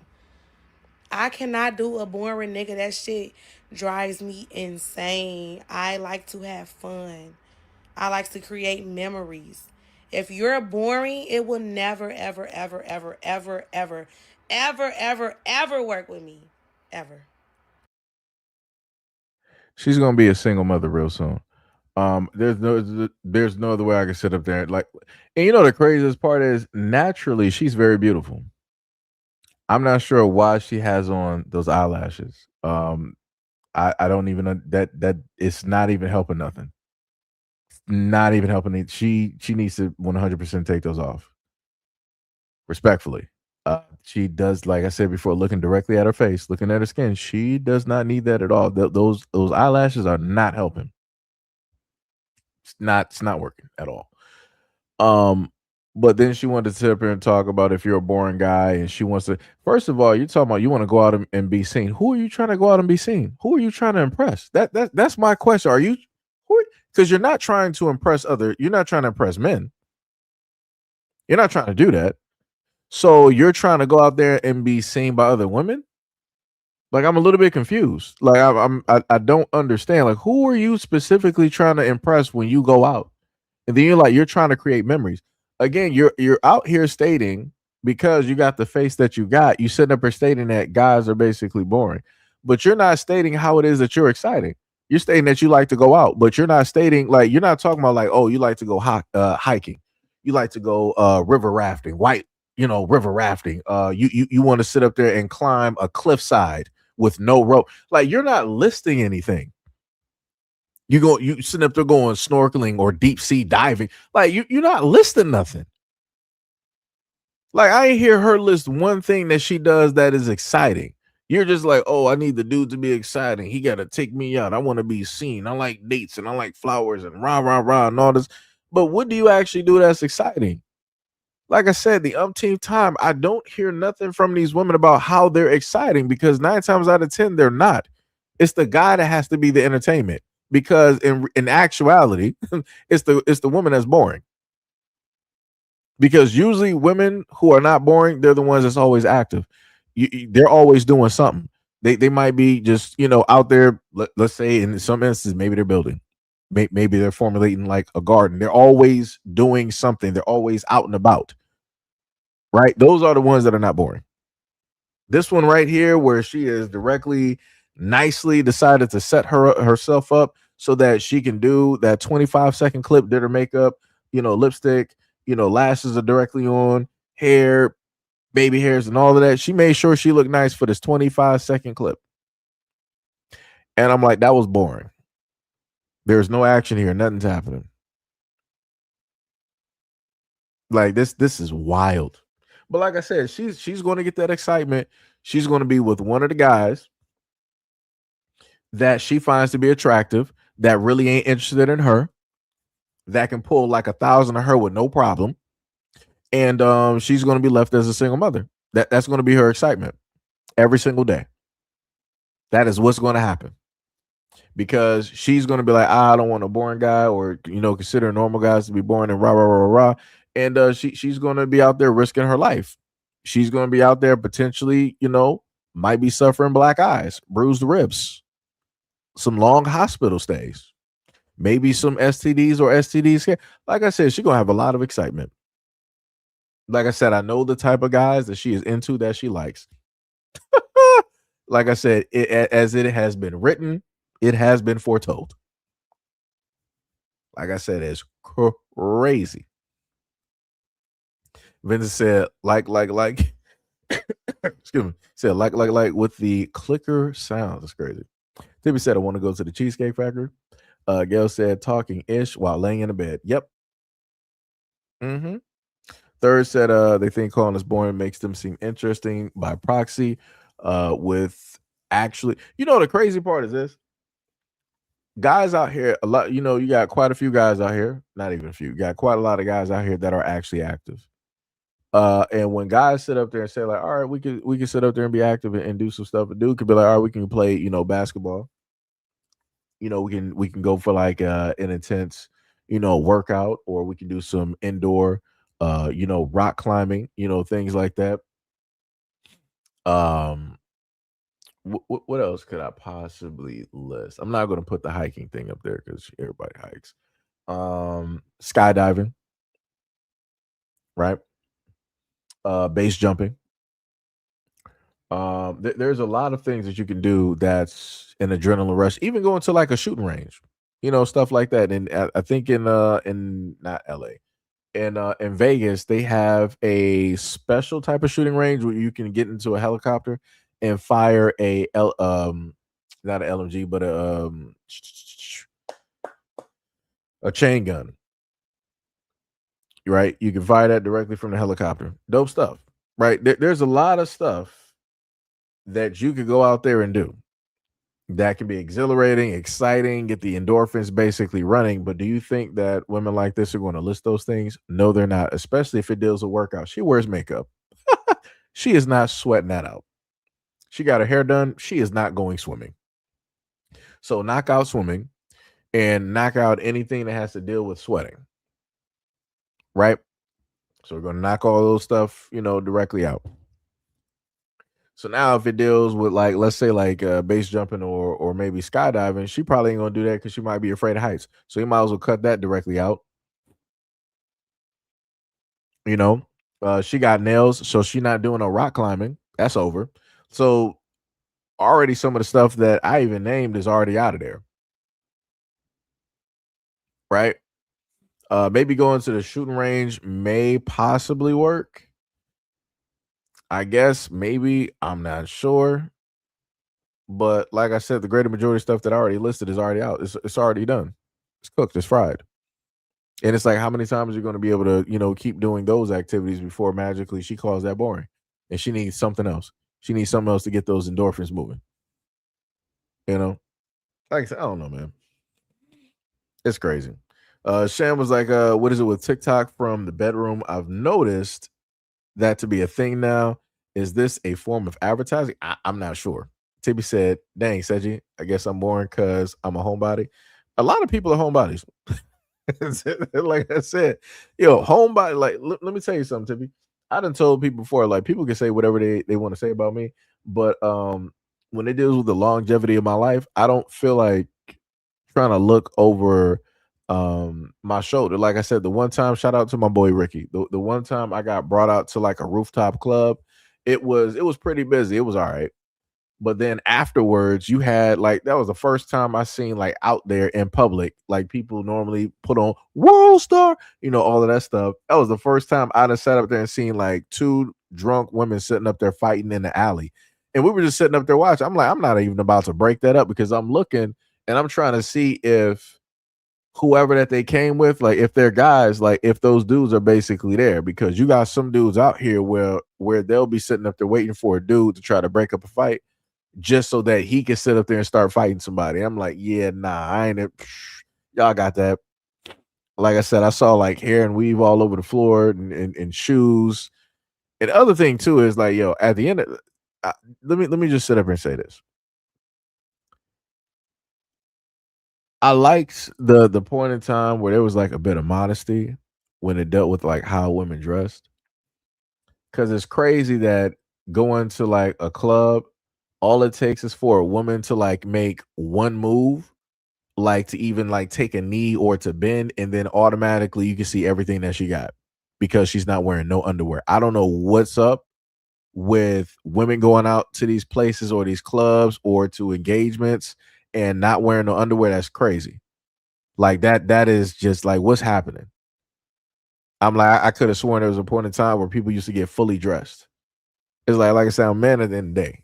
Everything looks great, but I'm not trying to sit up there and see everything. I'm like, bro, it's just like if that was the case, I could just go online real quick. I could just go to, to Twitter or whatever it is, and bam, there you go. Like I said, it comes to a point in time, even when it deals with guys, you just want to just see the woman. You ain't trying to see everything else. Everything you're like, hey, like I said, we've been seeing it. Different flavors, different colors, all of that stuff, right? Like a lot of times we just want to sit up there and just see like the woman as is. Right. Like I said, like a lot of people say, like sometimes like, hey, leave stuff to imagination or whatnot or whatever. I shouldn't be able to go to a club and, women get into a fight and then everything is just like falling out. And like I said, I don't know. Ms. Brown said she can't even hold any bullets at the shooting range. I mean, that's true. Like I said, the craziest part is whenever I see nails like that, I'm like, dog, how are people, like, if people got to go to the bathroom, how are they, properly even wiping? I'm like, I know that has to be difficult. And I'm like, your nails are long enough where it might be, it might capture or touch some. Like I said, this is why they don't allow nails when it deals with food handlers. This is exactly why, because you're not going to be able to properly clean your nails. Like you're just not going to be able to do it, and it's going to get in the way of a lot of stuff too. Vince said these women version include the following: traveling for no reason, going on dinner dates, which I find dull, and I don't want to watch you eat. Vincent said, hell, I'm a homebody. Tippy said, because I play video games too, and that's not boring to me. Games take your mind off of other places to other places of peace. That's true. Gail said the two women that were fighting ended up in bed together later on that night / morning. I don't know. They weren't lesbians. I can tell. I mean, maybe they might have been bi or tri. Possibly. I don't know. But I did know that they got broken up because they were in separate groups of women. Like, I don't even know what the fight was even over. That's how dumb it was. Like I said, people knocking into like garbage cans. Like, this is like, I would have thought like this was like WrestleMania or something. I'm like, yo, this is crazy. I'm like, she is really knocking her into that big green, giant trash can. I'm like, yo, this is wild. I'm like, this looked like some ECW stuff back from like the 90s. Like, it's wild. Gil said, okay, yeah. Tippy said, okay, hold on. I worded that wrong. Wait, what? Wait, what did you word wrong? You said games take your mind to another place of peace. I mean, I get what you're saying. It was there. It was there. He said games take you out of reality for a moment. I got you, Tippy. Third said I'm playing Warframe and Dead Zone Rogue. Yo, you know the funny part is, Third, I've had Dead Zone Rogue since they brought it to Xbox. I've had that for a minute. Had that for a minute. Third was like, her fingers stink. That's crazy. Tippy says she probably has scratches on her behind, possibly. Rabbit said, Seji, I play video games and collect exotic / luxury scented candles. Oh, that's dope. Yo, your house gotta smell great. Let me tell you, every single time people roll up in there, it's like, yo, you getting like bouquets of like flowers. You getting other stuff smelling like like the sea or like the forest, springtime and like in Sweden and something like that. Paris Cafe. Oh, you probably got like all types of scents there. Like, it's crazy. Revolution said too much Botox. Wait, where do you get Botox from? That's not how that works. You got black women that naturally have faces like this. That's not that's not how it works. Now, if you were talking about like white women, okay, yeah, I got you. Yeah, like Jennifer Aniston, yeah. It's crazy. What was it? Rabbit said I don't want to generalize, but she looks like the entitled big bags I grew up with. She been eating good. Her parents really told her no. No, she looks. I'll probably say I'm looking at like her arms. I'm looking at her. I mean, now looks could be deceiving, but I'm just judging off an arm. I say that she might be like 5, maybe like a 7, 8, or 9, and she might be about like 160, 170, because like weight is different on women. That's the one thing that over time I've learned. Like a 160, 170 on a guy is going to look drastically different versus if it's a woman, 160, 170, it's like, wow. It's like, that's wild.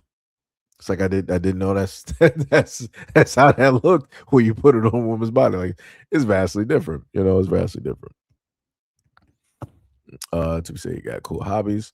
Thought I said they think I'm boring makes a oh wait, okay, so I went back up. Okay, that's what happened. My bad. Third said I kinda collect candles, but it can get expensive. Oh yeah, very expensive. Very, very expensive. Rabbit said, thanks. Yes, my neighbors have complimented me multiple times just by passing by my apartment. Oh yeah. Oh yeah. Oh, it's an apartment. Oh yeah, everything is funneled directly in there. Like, the scent in there is going to be drastic. Like, as soon as the scent hits the door, you're going to be having infused like combinations directly there. Trust me, I understand. I understand what it's like because I make my own candles, like I told people before. The favorite, because well, specifically, candles for like bathrooms. Um, so it's like people have to go to the bathrooms. Like you can light up the baby oil, scented candle, and that one because of the unique smell of that, because it is so strong.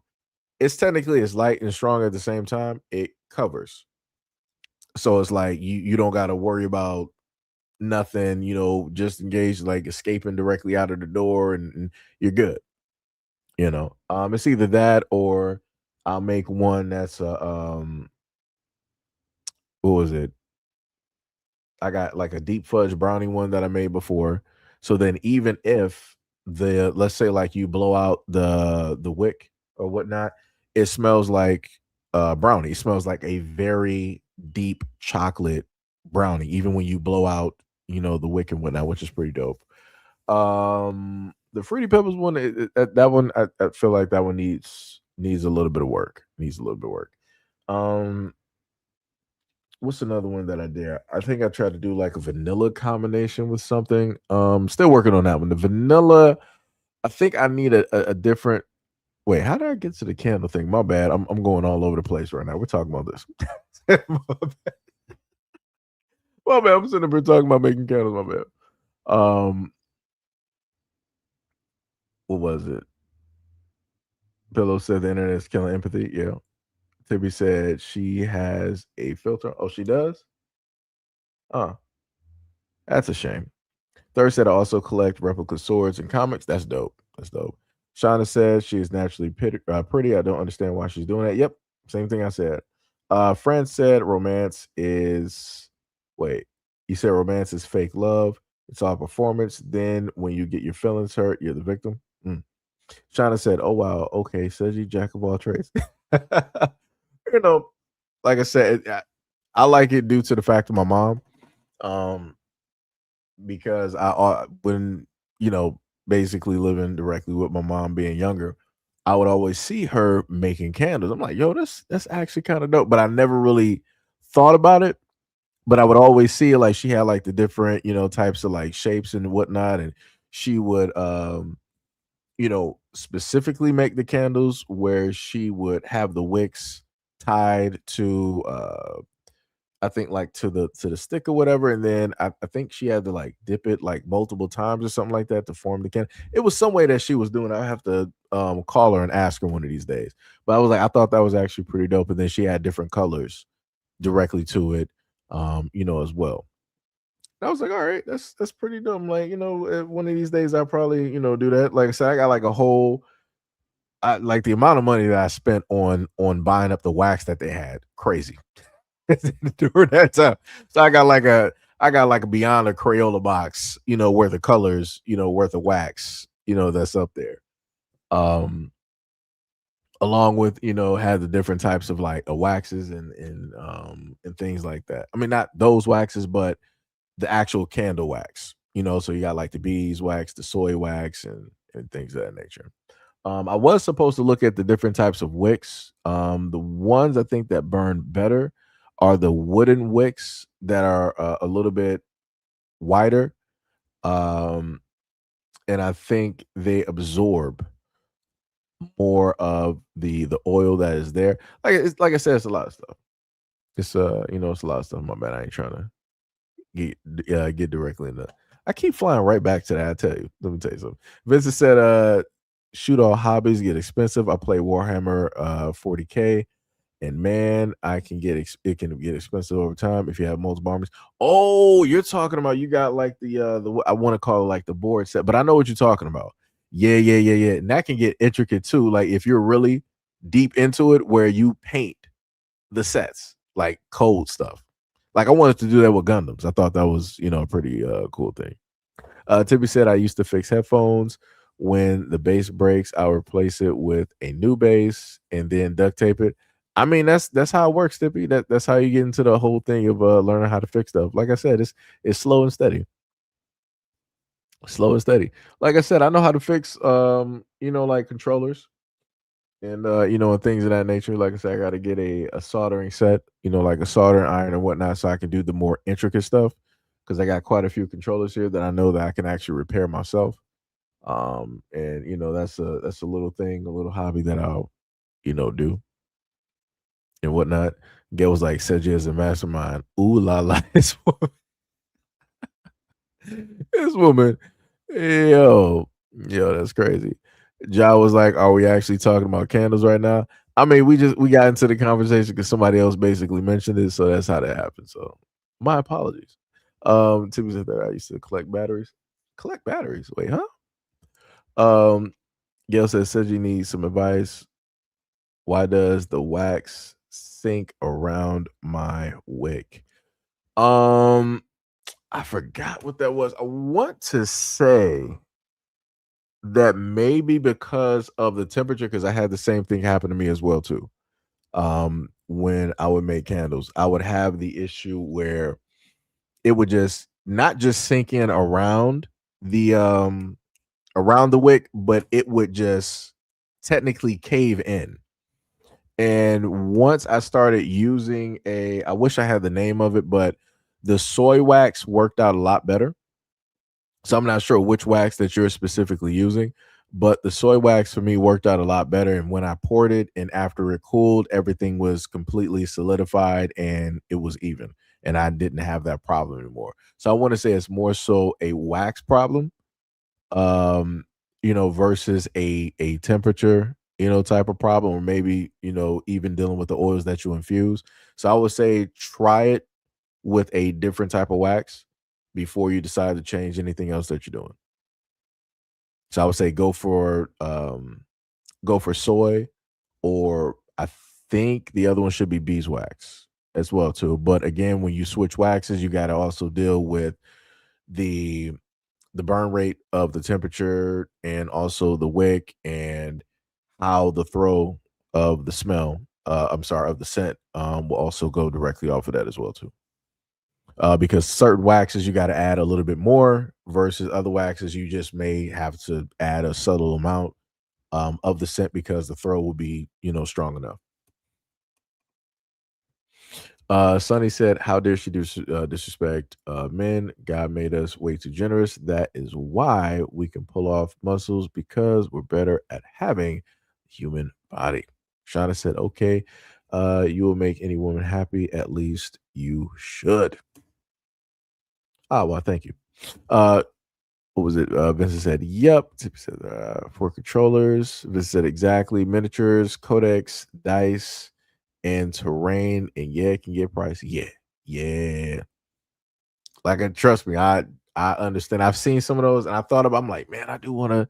That look kind of dope, and I might sit up there and think about it. But I'm like, man, I don't got nowhere to actually like have all of that stuff. Like, I would need like a whole wall because for me, I'm like, am I actually going to play with these, or am I going to sit up there and just like paint them and and decorate them and whatnot?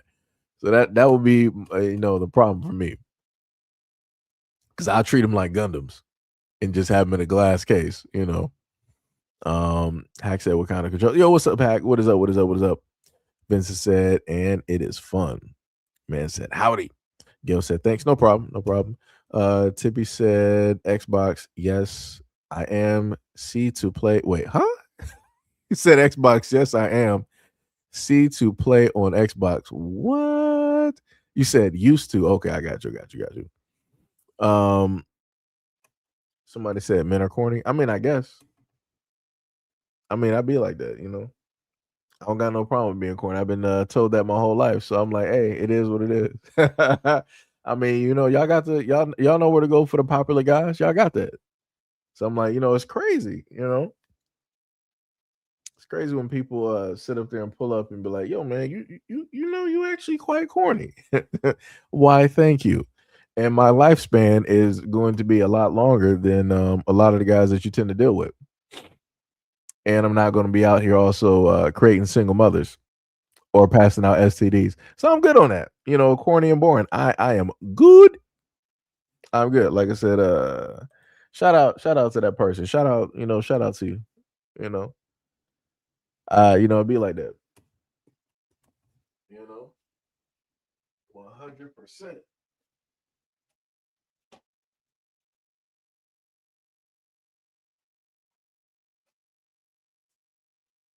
I said, you can't make this up though. I mean, but this is the thing though. If the thing is, if men are basically corny and as you say, why not just be with the women? Because I'm guessing, just to guess. Because if men are corny, then the opposite has to be exciting, which would be women. Why don't you just be around the women that you find to be exciting versus trying to tell men what it is that they are? I mean, that seems to be a little bit weird. And especially talking to guys that you know that you're not interested in. That's a little bit weird.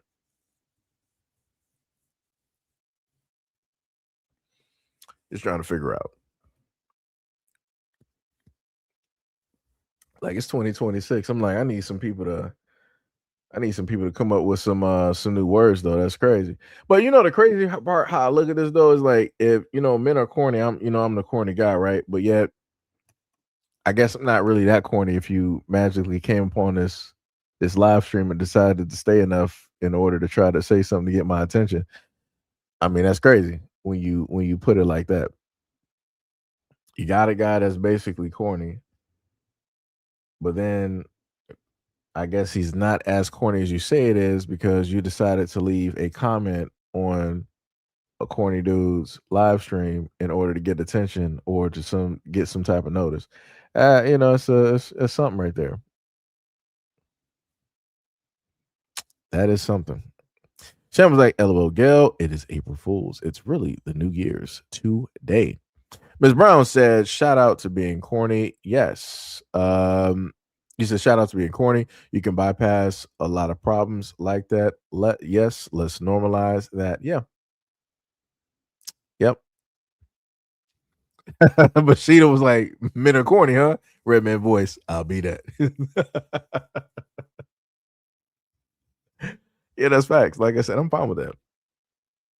At one point in time, like when folks used to be like, yo, man, you lame and da da da. It's like I got like a little bit offended, but then I'm like, it's whatever. Like I said, that'll be my security to make sure that I'm gonna make it to 60 and 70 and 80. Like I said, the uncorny ones, the cool guys, and all of that stuff, early grave. Every time, early grave. Like I said, live fast, live dangerously. And in a lot of instances, if they make it, past all of that dangerousness, they also live alone. Live fast, live dangerously, and then live old enough to live alone. That's usually how that works. So, like I said, hey, it be like that. Glory to the winner. Ain't no hate over here. Like I said, shout out to all the exciting guys, all the dangerous guys directly out here. Like I said, snatch up all of the women that want to be excited. Y'all got it. Like I said, I tip my hat to you. You got it. You are the winners that God made you. But even with winning, it has its limits and its time. But you got it. Like I said, you got it. What was it? Shauna said that's why y'all always miss great men. Like seriously, corny, really like aren't. Wait. Seriously, corny, really. Like, aren't we too old for that dumb ish anyway? That's facts. Sham also said, men, it ain't you. Women don't know what in the world that they want. We won't know ever. Wait. We won't know ever, and we'll be dead and still complain about the hairstyles. Yo, that's crazy. That's crazy. You said finding out what we want is like solving a Scooby-Doo mystery at this point. It'd be like that. It'd be like that though. Like I said, shout out whoever this person is. Shout out for being one of the greatest examples of the things that I was talking about through these videos. Shout out, like I said, I love these examples. This is why I love live streams, because a lot of these folks never pop up on any of the the standalone videos in a sense. They never happen to show up there where I can just pin the comment, which is wild to me. 100% wild. Crazy work. What was it? Shana said, "Hey, Seji, at least you lived." Bars. Yo, this man crazy. Oh, that's crazy. Because that is man right here crazy. But now, I think who was it? It wasn't Bushido. I forgot. It was a few others that basically said like, "Yeah, we got one more hour directly out of Seji." Technically, you got more than that because we were supposed to end this at 4, and we are now going 6 hours on this live stream. So I'm just going to heavily blame Tippy directly on this. When in doubt, blame Tippy. That's what I'm going to do. That is what I'm going to do. It's currently 3:18. So again, I was trying to, end this so that you guys got the rest, of this great afternoon. Well, I'm not sure where everybody is. It might be raining or whatnot, but y'all got the rest of this great afternoon to, order some food, figure out what you want to do, what you want to eat. Maybe go out to the movies or whatnot or whatever, get your day started. Maybe we got go workout plan. I can't even talk right because I know I've been up for too long talking. My brain is shot right now. It is completely shot. Hack said, based Seji. Much love, brother. Much love, much love. But yeah, I'm gonna let y'all go, and I'm gonna try to fight through potentially falling asleep because I did say I was gonna have a video directly up for you guys. So yeah, I'll try not to sound too drunk in my response to the video that I'm going to upload for today, because sometimes that happens, because a lot of times I'll do these videos, I'm tired, and yeah, I just be tired. So it's like my thoughts and words may not come across too clear, but I mean well. Like I said, it's tough. It is tough. Tippy says, Seji, I have a mod request. What would it be, Tippy? What would it be? What would it be, Tippy? Sonny said, putting a bunch of plastic and glues to feel like yesterday. Ma'am, lower your tone standards and that nail length.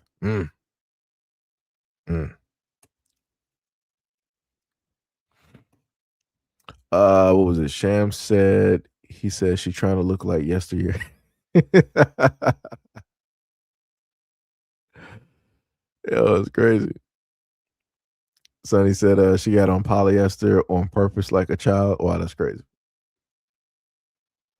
That's crazy. I know they got to be hot though, because it's like if you sweating that, oh yeah, it's over. it is, it is over. I'm trying to wait for Tippy real quick. This woman be slow typing. Let me tell you something. She is taking her time. Come on, Tippy.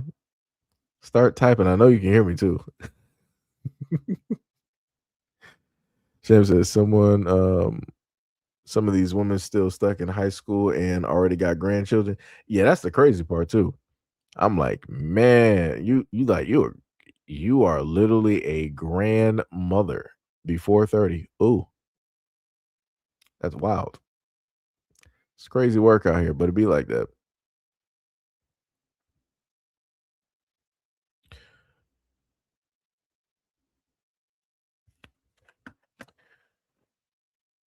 So Tippy said that we should add to the family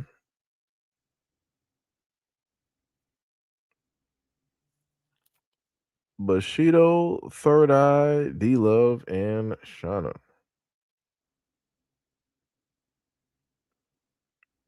I mean, folks have been here for a minute.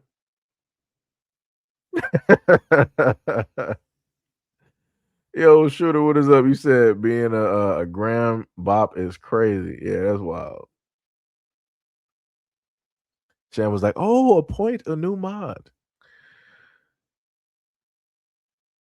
Let me see. Man, Third been cracking some jokes on me. I'm not too sure about that. I don't feel safe with Third. I don't know. Yo, let me see something real quick. Yeah, 6 hours and 30 minutes. It's been a minute.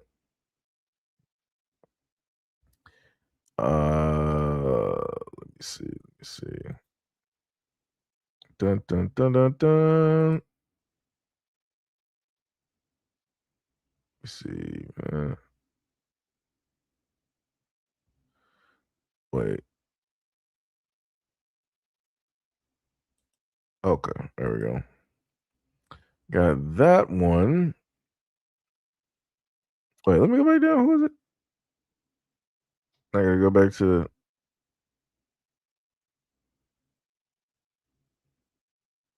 Okay. Third. Didn't I just get? I think I did just get Shauna. I think I did. Dun dun dun.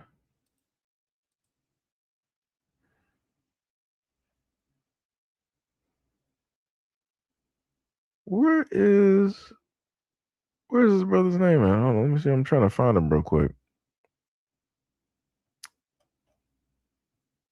What in the blue? Yeah, am I slipping? Why can't I not see?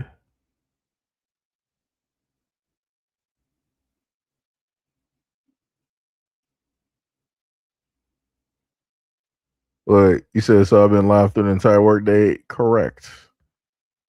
Correct. Yeah, I was looking for your name too. What is it? What was it? Okay, I'm trying to make sure I got all the names here. Let me see. Got that.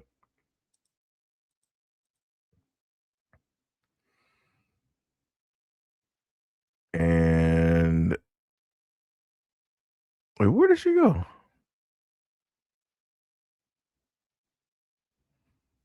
Okay, I think I need is D still here? Let me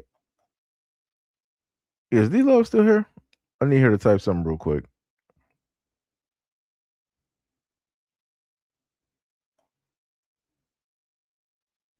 Okay, I got Shido third, got Shauna. Right. Okay, if Shauna is there, where is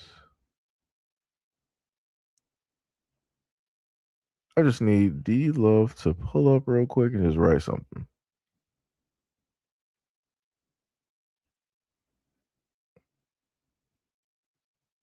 Let me see. Yes, third right there, right?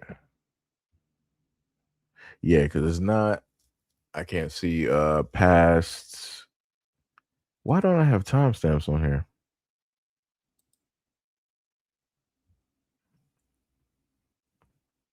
Okay, so we did that. Yeah, because they won't let me see past 257.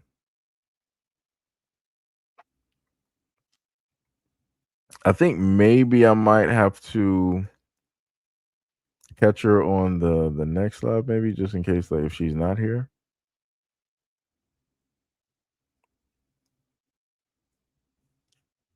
Yeah, I might have to. Yeah, I might have to sit up there and catch her on the next one. Ah, good job, Tippy. If only you would have said this earlier. You came up with this. This woman came up with this grand plan when people started leaving. Yeah. Oh my God, here we go. Tippy's like, now y'all acknowledge me for thinking.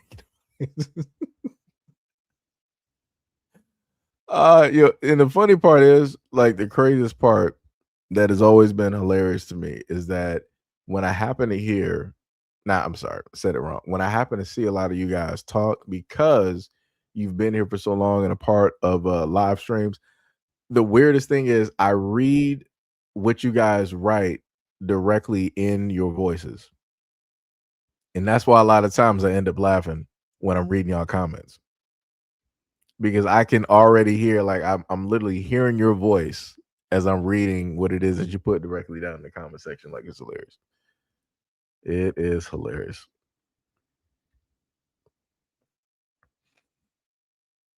Shan was like, don't be bullying new mods. Jill said, thanks, Sham. Thanks, Tippy. Shout out to Seji. Try to live up to the other minds. Kind of hard to do when Tippy and Sham are always on point with the trolls. This one right here, she said, we have our April Fool mod newborns. That's crazy. What? Oh, that's crazy. That is crazy. Sham was like, LOL, I forgot it's April Fool's. I mean, technically, I forgot, as well, but I figured that's why, I mean, not well. I don't know what happened with the video originally. I don't know. Can't even sit up and say it's because of April Fools. It just didn't work out. But like I said, shout out to all the folks that are currently here. At this moment in time. Also, shout out to all 32 people that pulled up directly to the previous video that I posted. And also, shout out to the 9K that pulled up to the previous live stream of yesterday. Much love, respect. Was it yesterday? I think it was. I don't know. Brain is just off at this moment in time. Much love, respect, and appreciation. Much love. This is almost like a full work day. At this moment in time, I'm just talking here right now. It's crazy. It is crazy.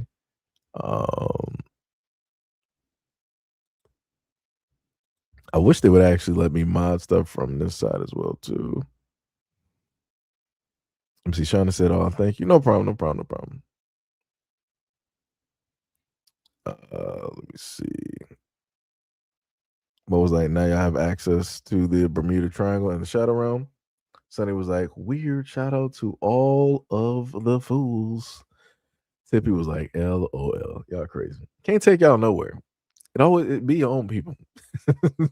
It be your own people. But anyways, now officially, Tippy was like, thank you, Seji. Yeah, so you can't say I don't read your comments and I don't acknowledge you, Tippy. I literally, you wrote something and I got you. So you can't say that no more. Shauna said I did too. But yeah, now officially I can actually let you guys go because we've been here for an extra 2 more hours. Whoa, you got a snowstorm coming? Sham was like, I got a snowstorm coming in the middle of the day. Wow, that is crazy. I mean, I'm used to Michigan weather, so it's technically not too crazy, but it's like, man, it's technically summer in a sense, sort of, kind of. Well, spring. But yeah, that's wild. Shannon was like, be like that. Yeah, do. They do. Shannon was like, yeah, they just sent out the alerts on my phone. That is wild. Well, you know what? I'll put it to you like this. I would rather you have a snowstorm, well, a small, little snow flurry or whatever it is, versus having like a flash flood.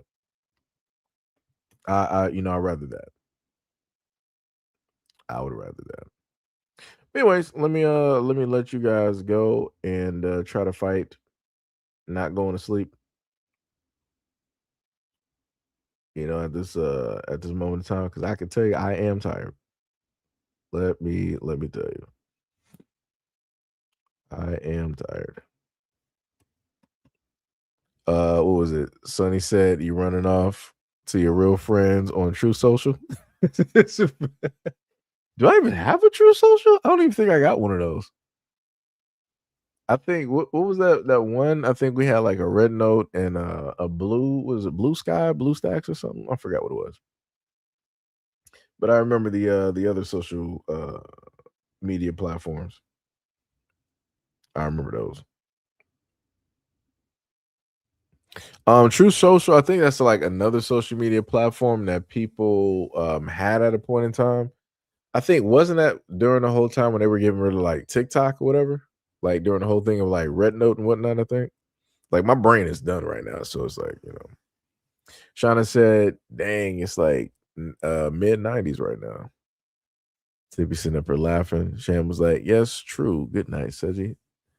Tippy was like, "Oh wow." Sham was like, "What's True Social?" Sham was like, "Don't Trump on that."